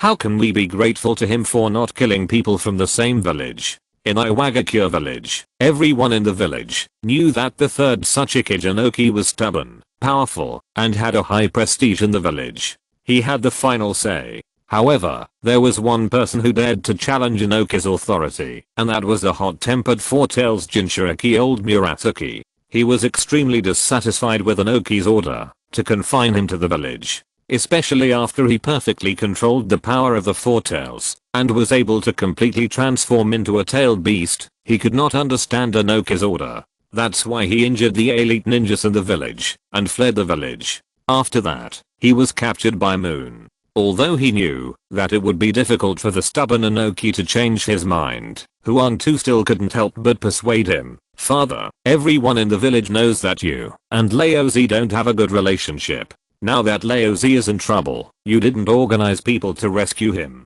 I'm worried that someone in the village will use this to discredit you." Upon hearing this, Anoki glanced at Huangtu, sighed lightly and said, "Do you think I don't want to save Laozi? But this matter has been weird from beginning to end." Anoki paused, stood up from his chair, walked to the window, and continued, "In the past few years, we have often received some intelligence of unknown origin, and each time the intelligence seems to be luring us into a big war. Although every time the intelligence is correct, we can indeed benefit from it. However, I'm becoming more and more uneasy. The hand behind the scenes seems to be manipulating the direction of the war. I'm unsure if I don't pull out the person behind the scenes. This is one of the reasons why I chose not to take action. Another reason is that we have too little information about our enemy Moon. He is one of the so-called two stars of Konoha. Although he has not fought many times, we can roughly guess his strength by referring to the Namake's Minato who is named after him. In the absence of information, if we rashly fight him, even if we can win, it will be a miserable victory. Moreover, even if we defeat him, we still need to face the revenge of Konoha. I guess this is the real purpose of the black hand behind the scenes." Huangtu heard this, and his expression became solemn. He nodded and stopped persuading Anoki. At this time, an Anbu ninja pushed the door open and came to Anoki's side in a panic. He half knelt and said, "Sandame-sama, Brown 2 took her team out of the village." Anoki was obviously stunned when he heard this and asked in confusion, "What? Why did she go out of the village?" She said that, since the Sandame-sama is unwilling to save old Murasaki, then she will go to save him. The Enbu ninja carefully observed Anoki's expression and spoke in a lower and lower voice. Sure enough, Anoki's face turned livid when he heard this, and by the time the Anbu ninja had finished speaking, Anoki's violent aura had been released. This surprised the Enbu ninja and Huangtu beside him. What everyone in the village knows is that unlike her father Anoki, Brown 2, as a daughter, has a special relationship with Laozi. Both of them have hot tempers and can be said to be like-minded. They are also rare friends regardless of age. Of course, Laozi is also very good to Brown 2. He even taught Brown to the lava release bloodline limit that he developed based on the Four-Tails chakra without reservation. There have been a lot of things going on these 2 days. I still need to send everyone a chapter of 4,000 words. Chapter 148 Life and Death. In order to ensure his own safety, Hanzo has specially equipped himself with guards who rotate 24 hours a day. Anyone who wants to see him must go through layers of inspection by the guards. Among these many guards, there is a special one. The Hidden Rain Village, where Hanzo is. Hanzo, lying on the soft couch, looked at the empty hall in front of him casually and said, "Uno, Danzo's life is not so easy now, right? But I heard that he is not only suspected by the Hokage, but also has a great loss of power. He has even fallen to the point where he can only sit in a wheelchair. There is not much strength left." As soon as Hanzo finished speaking, a ninja appeared in front of Hanzo in an instant. The ninja was about 30 years old, of medium build, with his head held high and his chest held high, and he said in a calm tone, "Master Hanzo, your intelligence work in Uin is really too behind the times. What you said happened several years ago, and Master Hanzo has long recovered." When Hanzo represented Konoha in the negotiations with Danzo, Hanzo and Danzo had already formed an alliance in secret. Hanzo provided external support for Danzo's struggle for power in Konoha, and Danzo provided help from Konoha for Hanzo's rule in Uin. And Uno was the root ninja that Danzo left beside Hanzo, specializing in the communication between the two. This was the root force directly under Danzo, and was absolutely loyal to Danzo. Even on the original root list, his name would not appear. He was a truly non-existent ninja. After Uno finished speaking, Hanzo did not rush to speak, but was seriously thinking about the truth of Uno's words. After the Second Ninja World War, the power of the Hidden Rain village declined sharply, and it was indeed unable to collect intelligence outside the village.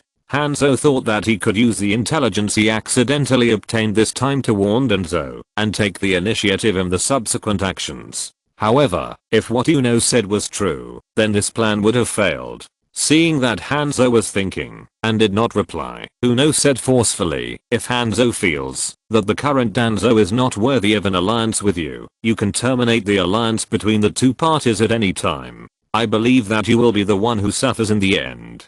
Hanzo laughed and said hurriedly, "I don't mean that. I just want to express my concern for my allies. I don't have any bad intentions." Hanzo certainly didn't want to end the alliance between the two parties just like that. Over the years, if it weren't for Danzo's help, how could he have maintained his current status and position? The Hidden Rain village would have been a different place long ago. Either Hanzo had been deposed in the face of opposition, or Hidden Rain village had completely become a vassal of Konoha. You have to know that over the years, with his perverse actions, there were people who opposed him, or even rebelled against him, but with the joint efforts of both inside and outside, these rebellions were suppressed smoothly and quietly. And with Hanzo's mediation, the Hidden Rain village successfully withstood the pressure from Konoha and maintained a certain degree of independence. Brown Earth is now 15 years old. He was born in the Land of Earth, a place with mostly desolate rock walls, but he unexpectedly has a pretty face.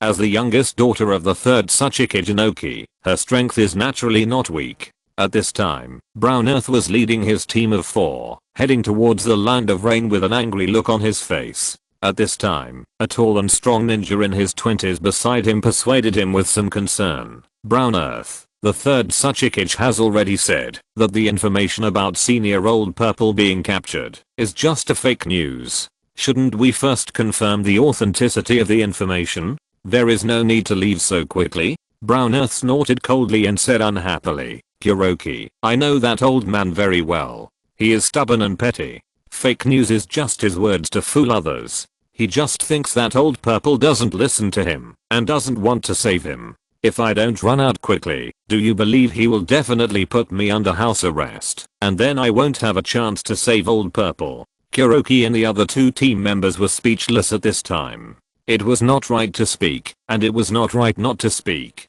Brown Earth was Inoki's daughter. It was okay for him to complain, but the 3 of them didn't dare to respond to Brown Earth's words. It was Heimu who changed the subject and said in a serious tone, "Hey 2, since you insist on rescuing Laozi, you must follow the instructions and avoid rash actions. You must know that the enemy can capture Laozi. I think you know how strong Laozi is." When it came to business, Hey 2 also became serious. After hearing what Heimu said, he nodded in agreement. Then, the 4 of them began to arrange tactics while rushing to the Rain Country. The 4 seemed to be very familiar with the place where Muen imprisoned Laozi. They didn't even stop on the way and rushed straight to the target location. 3 days later, the 4 of them finally stopped because they were very close to their destination. At this time, they should arrange tactics and strive to successfully rescue Laozi. Muen lived in an abandoned small village. With the chaotic situation in the Rain Country, there were many such abandoned villages. At this time, Muen was patiently teaching Zionan the knowledge related to medical ninjutsu and Yangdun. If you want to practice medical ninjutsu to a high level, it is absolutely impossible without understanding Yangdun. At this time, Muen frowned and had already sensed the four-man team. He then looked at Zionan and said, "Zionan, I have something to do here. You go to Yahiko first." Seeing Zionan's puzzled expression, Muen did not explain too much, but said, "Tell Yahiko that, no matter what happens, you Akatsuki should not be involved." At this point, Zionan probably knew what the situation was and did not ask any more questions. He hurriedly said goodbye to Muen and left. Muen thought about it and went directly to the basement. At this time, Laozi had woken up on the cross wooden stake, with his eyes open, but his eyes were dull. He no longer looked like the energetic middle-aged man he used to be. On the contrary, his expression was extremely haggard, like a sloppy old man. Moreover, he was now under the effect of Muen's curse seal, not to mention using ninjutsu. He couldn't even extract chakra. Moreover, due to the 8 trigram seal, he could no longer sense the existence of the Four Tails, let alone borrow the power of the Four Tails. Muen walked to Laozi, freed him from the cross wooden stake, and then tied his hands behind his back, pushed him out of the basement, and said, "I didn't expect someone from Yanayan to come and save you, and there was even a little girl. Didn't you say you defected from the village?" When Laozi heard that someone was coming to see him, his eyes lit up first, and then he seemed to have thought of something. His expression was very urgent, and he looked at Muen in a somewhat manic manner and threatened, "If you dare to hurt Zuntu, I will fight you to the death." Laozi had already thought of who would come to save him. Even though he was happy, he couldn't help but worry about the person who came.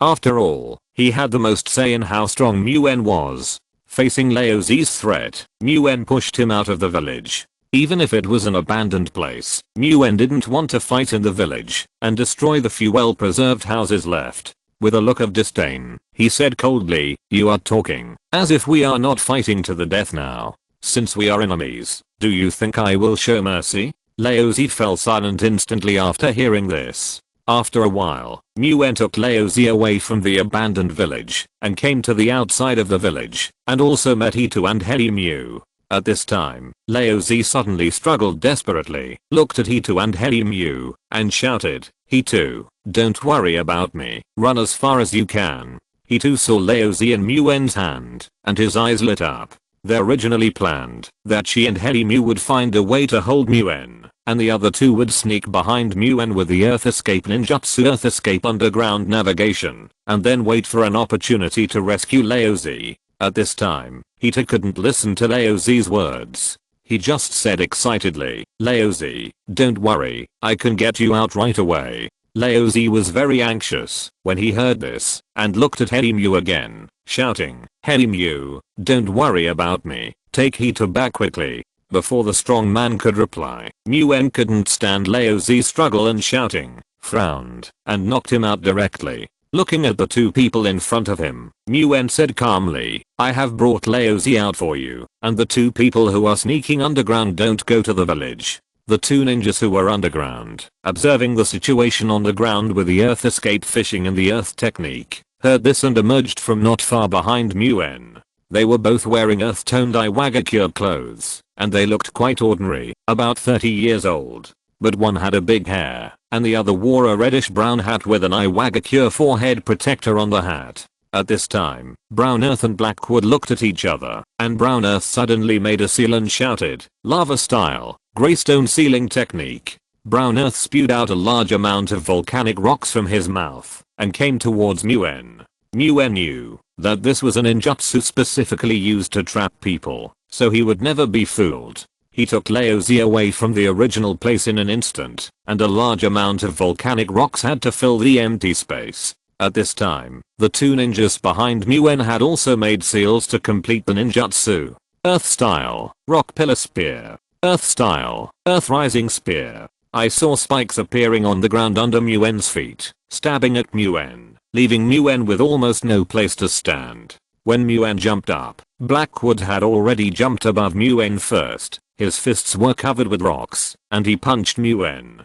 It was the ninjutsu earth style, rock fist technique. Of course, Muen would not be defeated so easily by several people. Even though he was holding Laozi in one hand, he was still able to perform his movements in the air without panic, and easily avoided the attack. Afterwards, Muen fought with the 4 members of the Iwagakure team. The 4 members of the Iwagakure team were all very proficient in various earth escape ninjutsu, and the little girl named Hitu even knew the melt escape ninjutsu. The 4 of them cooperated very well, and with the earth escape ninjutsu's excellent offense and defense, they fought back and forth for a while, and barely fought against Muen, who was holding Laozi with one hand. Earth escape earth and stone dragon. At this time, Helimu formed a seal again, and a large amount of earth and stone combined into an earth dragon with amazing momentum, and rushed towards Muen. Muen held Laozi with one hand, and was about to be swallowed by the earth dragon. The 4 members of the Iwagakure team were also happy at this time, as if victory was waving to them.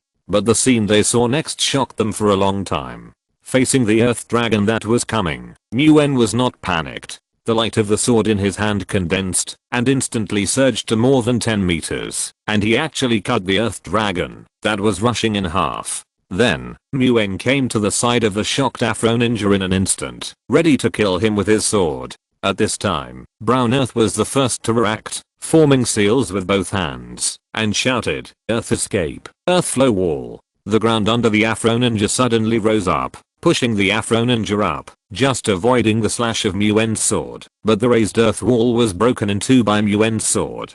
Muen looked at the 4 people who were already panting and said, "How is it? Have you shown all your ninjutsu?" With Muen's current strength, he could easily kill several people. The reason why he didn't do this was that he did it deliberately. On the one hand, he wanted to see what kind of ninjutsu these people knew, and learn from them by the way. On the other hand, he had already seen that the ninja girl named Brown Earth seemed to have a complicated identity, and perhaps catching her alive would bring greater benefits. Seeing how Muen lifted Laozi with one hand and easily resolved the siege of 4 people, and almost caused them to lose 1 person, the 4 people's hearts inevitably became heavy. He too also understood the difference in strength between the 2 sides, but she was not desperate at this time, but angry. With bloodshot eyes, she said, "Asshole, you dare to play tricks on us, I must kill you." After that, she was about to rush up and fight with Muen. At this moment, the Afro ninja instantly came behind Hitu and hit him on the back of the head with a palm, knocking him unconscious.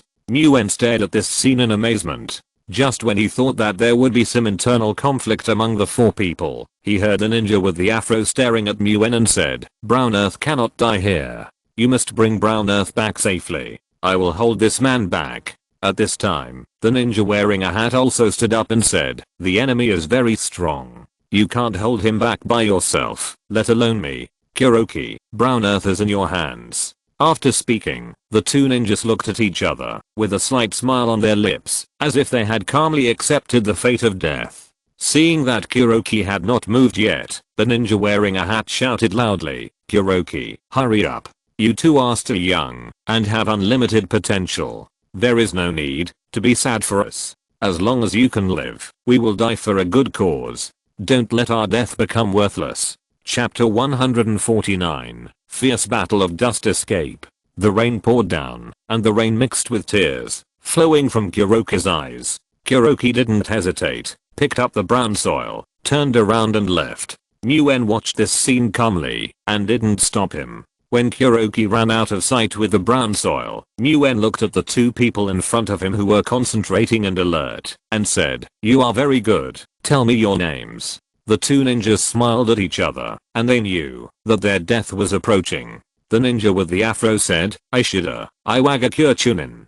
The ninja with the hat said, "Ishikawa, Iwagakure Chunin." Muen nodded and said, "Muen, Konoha Jonin." After that, the 3 rushed to the opposite side, and this time Muen didn't hold back. The sword in his hand flashed, and he didn't give the 2 any chance. In 2 breaths, he had already inserted the sword in his hand into their hearts. Muen looked at the 2 Iwagakure Chunin with blood on their mouths and blood on their chests, and he already understood the reason why Iwagakure was so powerful. Perhaps this is part of the will of stone of Iwagakure. Muen dispersed the sword light in his hand, formed seals with his hands, and the spiritual light permeated his body. It was the spiritualization technique that had been performed. The spiritual body Muen flew in the direction where Kuroki fled. Muen didn't want to let Kuroki and Brown Earth escape so easily, so it was better to catch them. Muen's body carried less than 10% of chakra, and he was holding Laozi, ready to leave here.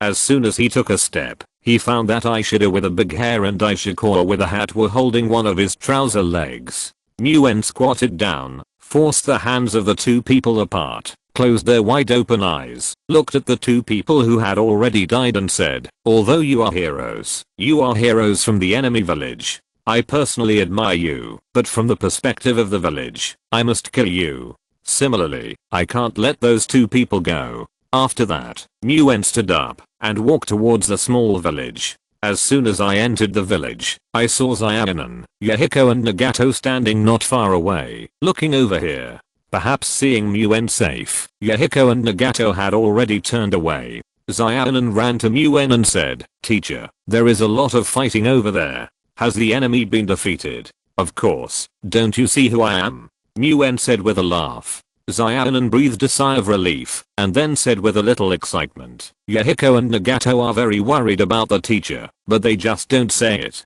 Speaking of which, in the past year or so, although Muen did not interfere with the actions and development of Akatsuki, he did help them a lot. At least, Muen used medical ninjutsu to successfully save several Akatsuki members, who were obviously on the verge of death. Muen laughed and said, "Really? It seems that I'm still popular." Here, Muen and Zayanan have returned to their residence, talking and laughing. On the other side, the spiritual Muen has also caught up with Kuroki, who is running at full speed. At this time, the unconscious Brown Earth had woken up on Herimu's shoulder, and was struggling to get Herimu to put him down. "Herimu, put me down quickly. How can we just leave Ishikawa and Ishida alone? I must go and save them." Brown Earth struggled to say. Herimu's arms were strong and powerful. No matter how Brown Earth struggled, he could firmly fix Brown Earth on his shoulders. Herimu said in a hoarse voice, "Brown Earth, don't you understand? The gap between our strength and the enemy's is too big. Even if we go back, we will only seek death." Before Herimu finished speaking, a white light flashed above his head and landed in front of the two of them. The white light gradually dissipated, and Muen's figure reappeared in front of the two of them. Looking at the figure in front, Herimu stopped suddenly. Brown Earth was carried on Herimu's shoulders, and his eyes could only see Herimu's back, so he did not see Muen's figure. At this time, he clearly felt that Herimu had stopped, and thought that Herimu had changed his mind under her persuasion, and said excitedly, "Herimu, what's wrong? Do you also think that we should go back to save Ishikawa and Ishida?" At this time, Herimu did not respond to he too, and his face was a little bleak. Looking at Muen, he said with some sadness, "How are Ishikawa and Ishida?" Muen said calmly, "Since I have appeared here, their fate is already very clear." At this time, he too, who was still on Herimu's shoulder, obviously understood what was going on. He did not struggle anymore, but patted Herimu's back and said calmly, "Herimu, put me down." This time, Herimu did as he was told, and put he too down. Then the sadness on his face disappeared, and he showed a resolute look. He too also looked at Muen with a firm face, ready for a big battle. Muen looked at the two people who were determined to die, and said with a headache, "Don't worry, you won't die. It seems that both of you have important identities. It is obviously more valuable to be alive than dead. Just surrender, so that I don't have to waste my time and effort. You bastard, you underestimate me, Brown Earth. As the daughter of that Hokage, how could I be captured alive by the enemy?" After Brown Earth said this, he had already made seals with his hands and shouted softly, "Melting release, lime solidification technique." Hearing that the little girl in front of him was actually the daughter of that Hokage, Muen was slightly stunned. In his impression, that Hokage did not have such a pretty daughter. However, Muen had thrown away this doubt in his mind in a blink of an eye. In such a chaotic battlefield, with the character of this little girl, it is also a high probability event to die on the battlefield. Brown Earth spit out a large amount of quick-acting cement from his mouth, and with the influence of rain, the range was quickly expanded. Of course, the place where Muen was also within the range. The cement solidified quickly, and it seemed to have trapped Muen in the ninjutsu. Heimu was overjoyed when he saw this. He quickly formed a seal and shouted, "Earth escape Earth Dragon Bullet." The mud around Heimu bulged up to form an Earth Dragon head, and a large number of mud bullets were spewed out from the dragon's mouth, shooting towards Muen, whose feet were fixed. Seeing that Muen was about to be hit, the smiles on Heimu and Hitu's faces were about to bloom, but Muen turned into a ball of light and escaped from the solidified cement. The Earth Dragon Bullet naturally hit the empty space. The white light turned into Muen again. Muen formed seals with both hands, stretched his right hand forward, and shouted, "Would escape big forest technique." A large number of vine-like wooden strips stretched out from Muen's forward right arm, tightly wrapping the two who were still in surprise. Seeing that the two had been trapped by him, Muen showed satisfaction. At this time, a conical barrier shining with white light shot towards Muen. Muen frowned and left the place immediately. He saw a huge explosion at the place where Muen was originally, and even a deep pit was formed under the ground. The vine-like wooden strips that were entangled with Heimu and Heitu had also been cut off from Muen, and Heimu and Heitu immediately took the opportunity to escape. When Muen saw this ninjutsu, he knew who the person was. He looked up and saw a little old man flying in the air with his hand stretched forward, as if he had just finished performing a ninjutsu. Heitu obviously knew who the person was, and looked at Inoki and shouted, "Father." Inoki snorted coldly, looked at Heitu and Heimu, and said, "I'll settle the score with you when I get back." Heimu led Heitu to retreat. Heitu obviously knew that he was in the wrong, but still said stubbornly, "Father, Ishikawa and I should have died in his hands. Father must avenge them." After that, he was dragged to the back by Heimu. Inoki looked at Muen and said coldly, "It turned out to be the inheritance of wood release. No wonder you were able to capture Laozi alive. Are you from the Senju tribe? However, no matter who you are, you will die here today." Muen frowned and saw a large army of more than 100 ninjas rushing towards him from a distance. In 2 breaths, they had already arrived on the battlefield and faced Muen from a distance. Muen formed seals with his hands and snorted coldly, "So many people want to keep me. Are you underestimating me too much?" After saying that, he rushed forward first. Earth Release Rock Stealing Stick. Earth Release Rock Cannon Technique. Before Muen rushed to the front of the army, he saw a large number of rock bullets and rock javelins attacking him.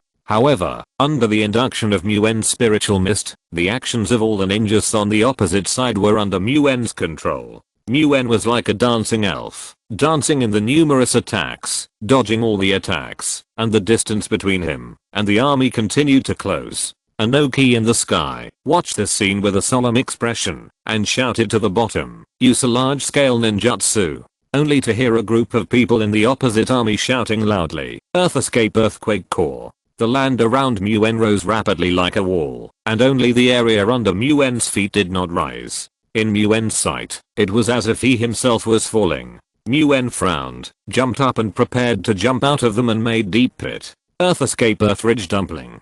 Huang Tu lifted a huge stone and threw it into the deep pit where Muen was. Muen, who had just jumped up, felt a dark sky above his head, and his heart was awe-inspiring. The sword attribute chakra in his hand condensed into a huge lightsaber and slashed down at the stone above his head, only to hear a loud boom. The boulder was directly cut in half and fell from the air. Muen just jumped up from the cut gap. Before Muen could breathe a sigh of relief, Daiki in the sky shouted, "Dust Release Original Realm Peeling Technique." Then a cone-shaped white barrier light shot down towards Muen, who was still in the air, and Muen, as if he had known it long ago, had some vine-like wooden strips emerge from his arms, which had already wrapped around a huge rock in the distance, and pulled Muen out of the range of the dust release technique. Muen, who had escaped from danger, did not stop at all. He formed seals with both hands and shouted softly, "Sword Release Sword Dragon Break."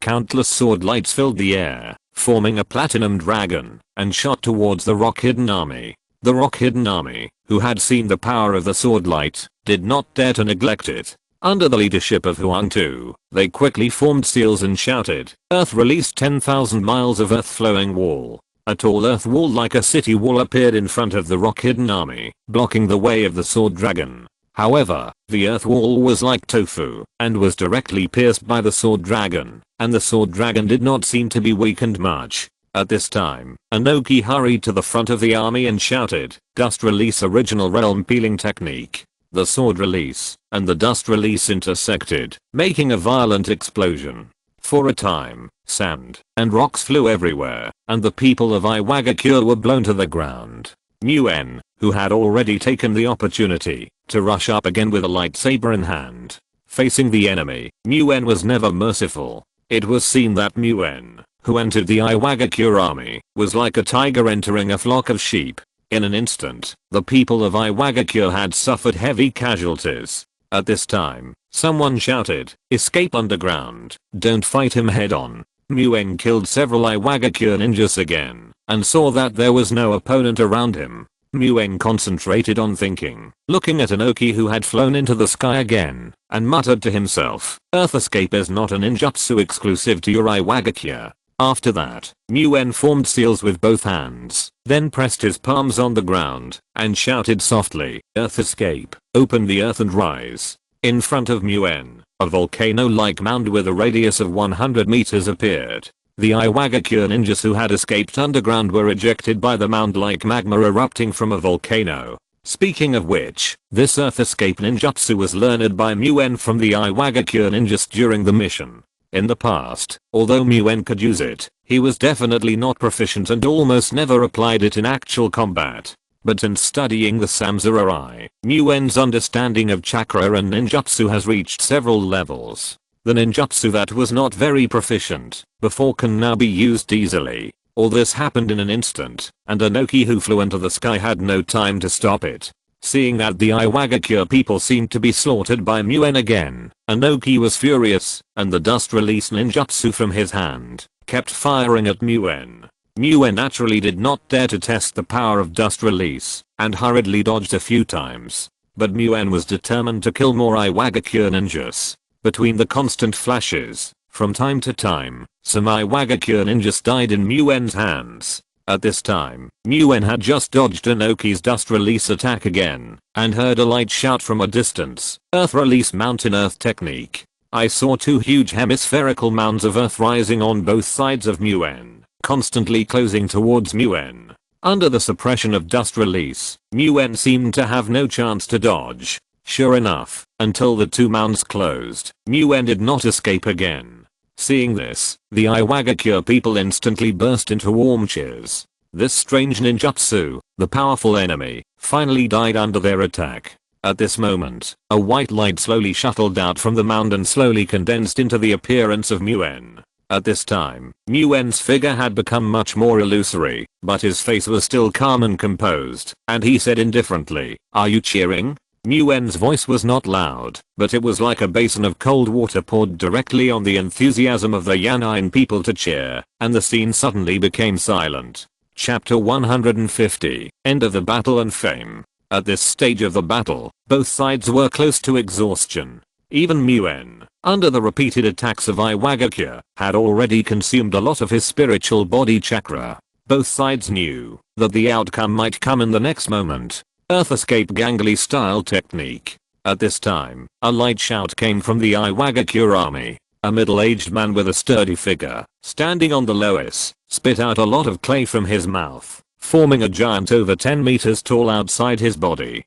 Under the cover of many ninjutsu of the Iwagakure people, the giant came to Muen into steps. Muen was not to be outdone. While dodging the ninjutsu attacks of the Iwagakure people, the sword light in his hand condensed into a length of more than 10 meters and slashed at the clay giant, but was caught by the clay giant with his palms clasped together. Seeing this, Muen quickly dispersed the sword light and flew back, but the clay giant began to chase Muen relentlessly. Because of Muen's spiritual fog, which gave him super close combat ability, the people of Iwagakure now dare not fight him in close combat easily. Muen formed a seal, while dodging the ninjutsu attacks of the people of Iwagakure. The lightning in his hand flashed to form a thunder dragon, attacking the clay giant. In the attribute restraint relationship of chakra, the thunder attribute restrains the earth attribute. Therefore, Nguyen believed that the thunder dragon would be able to easily defeat the clay giant. However, the fact stunned Nguyen. The clay giant caught the thunder dragon in his hand and swallowed the whole thunder dragon into his stomach without any intention of being restrained. Nguyen's distraction at this moment gave Inoki, who was flying in the sky, an opportunity, and he shouted, "Dust release, limit stripping technique." A cubic dust release barrier with a side length of more than 100 meters covered Nguyen and the clay giant. Nguyen quickly transformed into a spiritual body state, turned into a white light, and prepared to escape from the range of the dust release, but was directly blocked by the barrier. With no hope of escape, Nguyen looked around and found that he had unknowingly distanced himself from the people in Iwagakure. Is this the purpose of Iwagakure? Nguyen thought to himself. At this time, the effect of the dust release in the barrier was activated, and everything began to decompose and disappear, including Nguyen's spirit. At this time, the people in Iwagakure burst into warm cheers again. They didn't think that anyone could survive after being hit by the dust release. However, today's battle was a battle that broke cognition. After the dust release barrier disappeared, a white light slowly turned into Nguyen's appearance. Naturally, Nguyen's figure at this time was as thin as a puff of smoke, as if a gust of wind could blow it away. The ability of dust release to attack physical objects is definitely the best in the world, but the Nguyen here this time is not the real body, but a spirit clone, composed entirely of chakra. However, even so, the spirit Nguyen at this time almost consumed all his chakra under the attack of dust release. Nguyen was very glad that it was only the spirit that came. If it was the real body, the battle between him and Iwagakure would be even more tragic. The cheers of the people in Iwagakure on the opposite side stopped again, and they immediately became alert, showing a look as if they were facing a great enemy. From this, it can be seen that Iwagakure is definitely a well-trained force today. Unoki, who was flying in the sky, looked at this scene. His brows almost twisted together and said in a cold voice, "This is not your real body, but just one of your clones? But what kind of clone is this?" Unoki asked with a heavy breath. Obviously, this battle was not easy for him either. Nguyen certainly had no obligation to solve the puzzle for Unoki. He took a deep look at Unoki and said, "Let's stop here today, and the victory or defeat between us will be left for the future." Nguyen knew that there would be no more results in this battle, and there was no point in fighting anymore. After that, without waiting for Unoki's response, Nguyen's figure turned into a white light again, and shot towards the distance.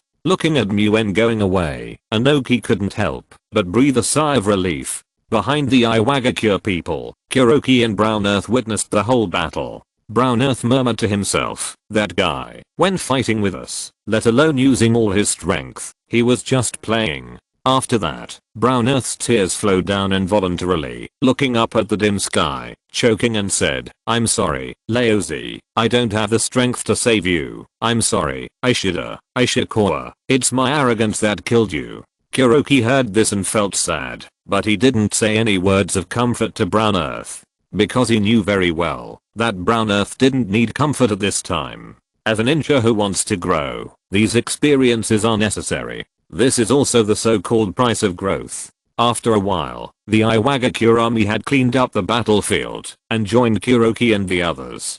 Compared with before, the number of people has obviously decreased a lot, and the remaining people are either exhausted or injured. Brown Earth walked to Inoki and Yellow Earth, lowered his head, choked up, and said, "I'm sorry, father." Inoki looked at Brown Earth. After all, she was his own daughter. No matter how willful she was, or how much trouble she had caused, he couldn't bear to blame her. All his emotions turned into a deep sigh. Yellow Earth walked to Brown Earth, touched the back of her head, and said in a rare gentle voice, "Let's go, Brown Earth. We will become stronger in the future." When the Iwagakure group rushed to the border between the Rain Country and the Earth Country without stopping, an unexpected incident occurred.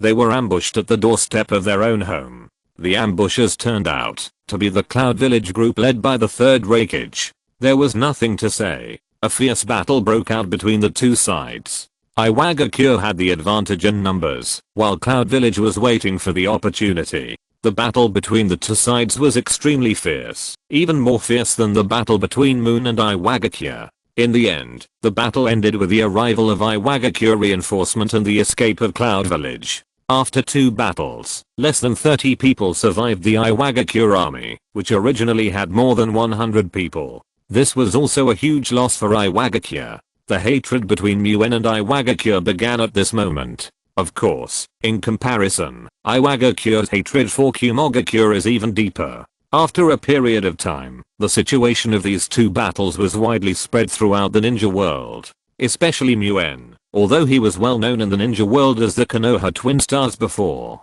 But after this war, Muen began to shock the ninja world with the name of Strange Ninja. The word strange fully illustrates the strangeness and changeability of Muen's methods in battle. Of course, Muen doesn't know these now. When the spiritual body Muen fought with Iwagakure, Yahiko and Nagato also rarely came to Muen's residence. The battle between the 2 sides was too intense and the movement was too loud. It is not an exaggeration to say that it was earth-shaking. In addition, the battle site was not far from the village, so Yahiko and Nagato almost sensed it at the beginning of the battle. This made the 2 of them think that Muen, who had just returned to the village, was fake, so they came to confirm it again. Xiaonan looked at Muen with a strange expression and said, "Teacher, didn't you say that the enemy had been defeated? What's going on with the battle outside now?" Muen was not embarrassed at all, and said thoughtfully, "The remaining 2 people should be easy to deal with. The current situation can only mean that the enemy's reinforcement have arrived, and it seems that their strength is quite good."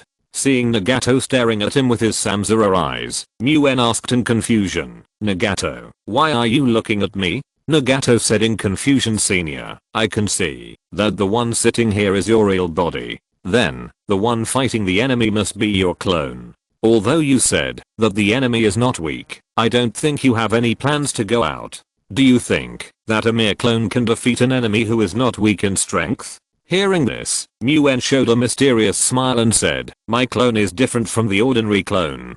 After that, he did not explain again. Instead, he talked about some other things with the 3 people. After a while, a beam of white light shot out from outside the house and directly entered Muen's body. Muen closed his eyes and received the information from the spiritual clone. In a flash, Muen opened his eyes again, looked at the 3 people, and said, "Don't worry, this battle is really over. You don't have to worry, go back first." The 3 people felt that the battle fluctuations outside the village had indeed subsided, and they were relieved, and then they said goodbye to Muen. The other members of their Akatsuki are still in a state of preparation. After the 3 left, Muen began to fall into deep thought. For Muen, there are still many things worth summarizing about this battle with Iwagakure. What Muen didn't know was that with the end of this battle, the information about him began to spread everywhere in the ninja world. Konoha, Hokage's office. Tsunade and Katoden have come here at the invitation of the 3rd generation. Tsunade had a rather hot temper. She looked at the Sandaime and said bluntly, "Old man, why did you ask me to come here? There are a lot of things going on in the hospital right now, and I don't have much time to stay with you. Of course I asked you to come here for something." The Sandaime shook his head helplessly, looked at the 2 of them, and said, "How much do you know about Muen?"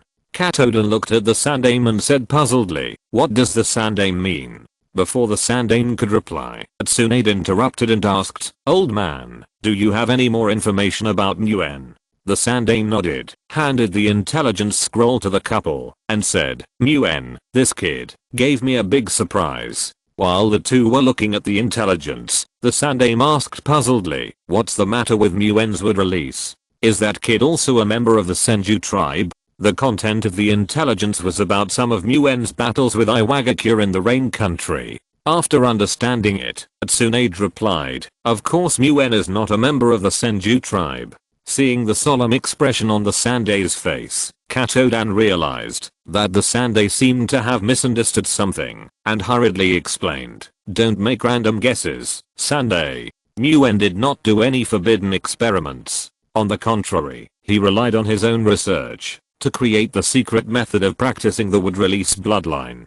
Seeing that the Sandai still seemed to be unconvinced, Tsunade said impatiently, "The Enbu member under your command, Muen's student, Qian Tang successfully awakened the wood release bloodline by practicing the secret method he researched. The Sandai was shocked when he heard this and thought of the scene when Muan brought Qian Tang to him. He already believed the couple's words. At this time, the third Hokage's eyes lit up and he said, "So, Konoha can use this method to train a group of wood release ninjas?" Upon hearing this, Tsunade quickly waved her hands and said, "Don't dream, old man.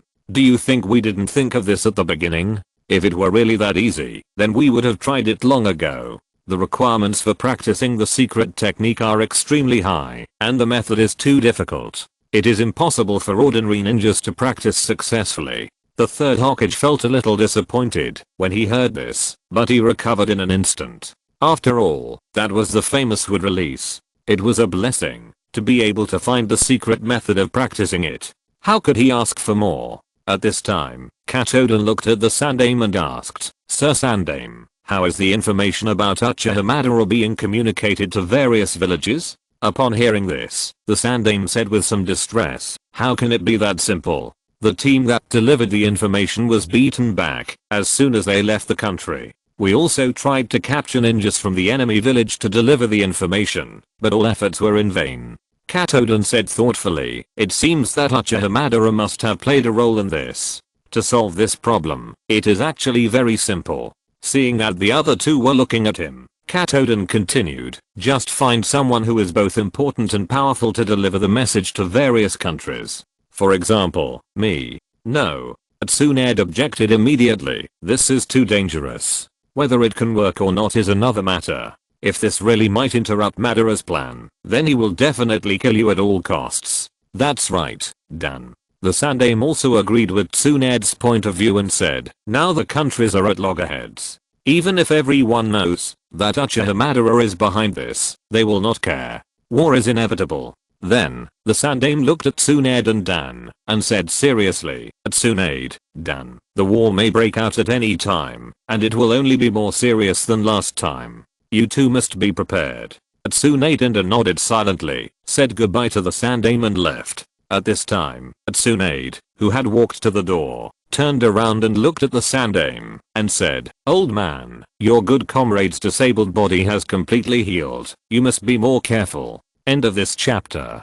Thank you very much for reaching the end. Don't forget to like. Looking for more exclusive content and immediate access? Subscribe to our Patreon. Remember, every like, subscription, or donation encourages us to continue. Thanks to everyone. See you in the next video.